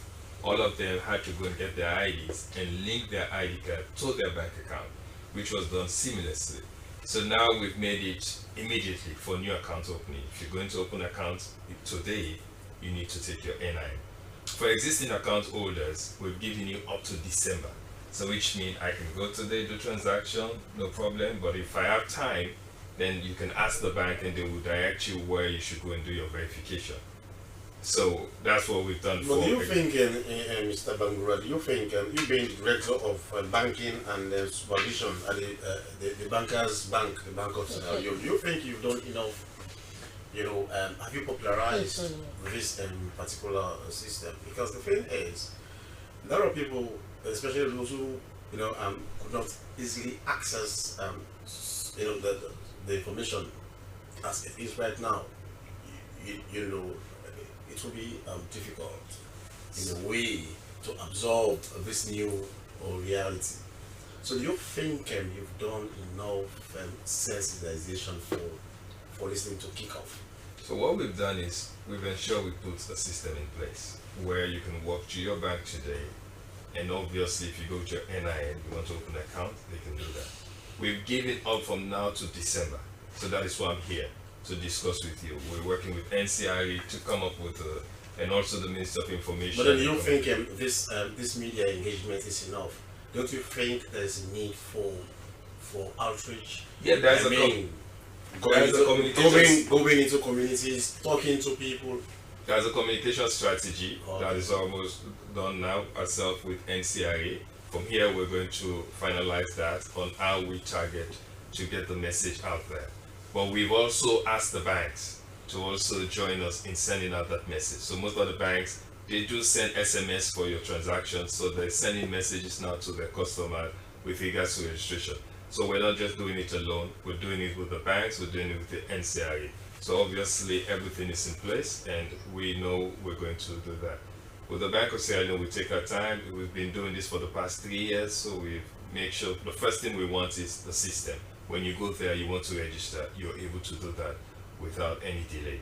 And that is why we're giving enough time. I like the synergy, the synergy among ENCRA, the NATCA and VAT of the Bank of Sierra Leone. That is, this interagency synergy is really good. But the thing is, I think MDAs need to borrow a leaf from you, because the collaboration is really, really great. But the thing is that let us talk about the sustainability of this collaboration, of this synergy. Because the thing is, now this system is going to commence soon. Now, in fact, there is one that is immediate. New account holders, those going in for the first time to open accounts in different banks. And for us who are already in the system, the deadline is in December, which means, after December. Now, the question is, after December, what happens? Mr. Bangura. So when you go to do transaction after December, you will be allowed to do the transaction after the registration. So basically, if I come January 1st and I want to do a transaction, they will ask me for my ID now, and I verify, and then I can do transaction. But prior to December, you can go and do the transaction without registration. Nobody will just inform you if you've registered. That's where you can register. So we give you time. We don't want to obstruct your transaction. We want to be. So again, it still boils down to the issue of engagement and publicizing this particular idea, because you have people who do not have the opportunity to follow the SLBC or even the media engagement that we are talking about. For example, those in the regions, in the far to reach areas, yet they have their bank account, which they normally operate. So how are you planning to work with the banks? Because this is an idea from the Bank of Sierra Leone, but this has to be implemented by the banks themselves. So how are you engaging the banks so that they will engage their customers, because they are working directly with the people and you are working with them, so they need to engage the customers? Yes, unfortunately, like Sumaya mentioned, we have a good relationship with this NATSCA and NCIA. Part of the people that we supervise are the mobile money operators. So we can use them to send messages to their customers. We have the banks, we have the microfinance institutions. We can also use them to send messages to their customer. But apart from all of that, we are also working on a communication strategy ourselves to ensure, that is why we were here together, to be able to educate the populace so that they understand. And even Ministry of Information and Communication is also going to take part of that, because they're also responsible to send messages on behalf of government. So we are a government institution, so they will obviously come on board to support us. But we've taken this very seriously, and we're going to ensure that everybody get the information, and we ensure, because we need to let them know there's a lot of benefits in this. All right. And we'll talk about that later with the credit reporting. All right, thank you very much. Here is Philip Bangura from the Bank of Sierra Leone. This is Good Morning Sierra Leone, coming to you live from Broadcasting House, New England. We'll now go for a short commercial break, and the program continues right after the break. As a mother of the house, whenever I want to prepare palm soup, there's no need pounding palm fruit. All I need is Nkulenu's Ghana's original palm soup base. My soup is done, and its preparation, it is not difficult at all. Nkulenu palm soup base, it's easily done with no difficulties. Just take few ladles and your soup is done. And its flavor, it's amazing. This is Nkulenu's Ghana's original palm soup base. And this is Nkulenu's Ghana's original spiced palm soup base. Iron fruit and turkey berries are naturally added. Also available Brown Gold Natural Cocoa Powder, Sunny Gold Brown Sugar, Neat Fufu Flour, Shito, Pisa, and Moringa. All available at Nyami Ado Enterprise, 1 Lower Waterloo Street, Freetown. Nkulenu palm soup base. Ghanaian original taste.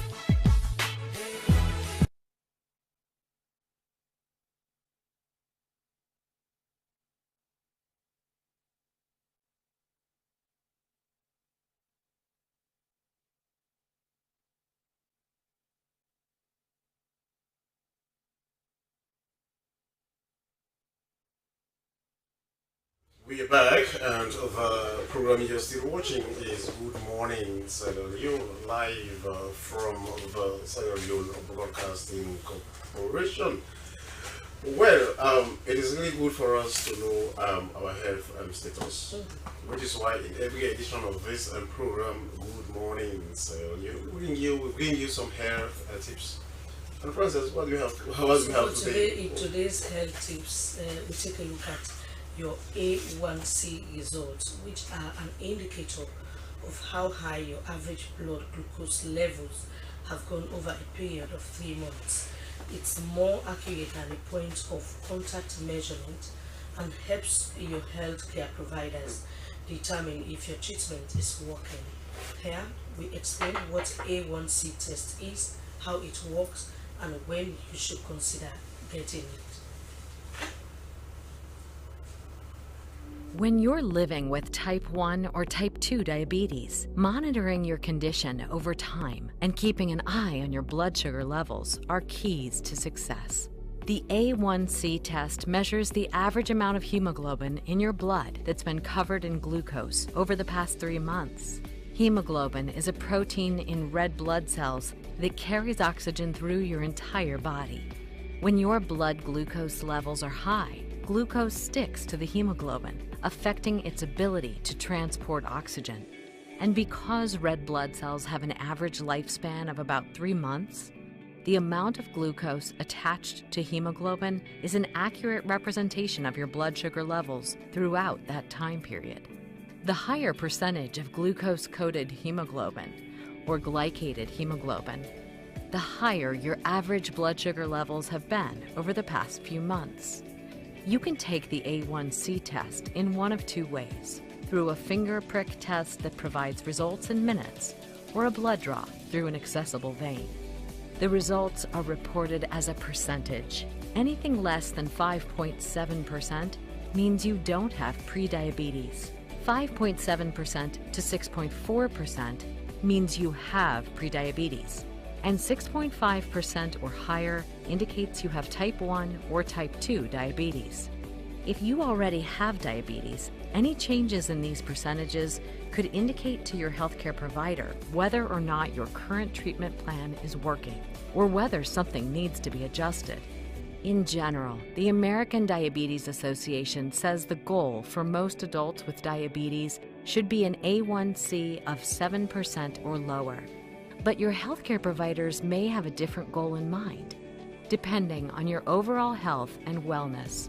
If you are curious about taking the A1C test, or you're unsure what your results mean, talk with your healthcare provider about your next steps.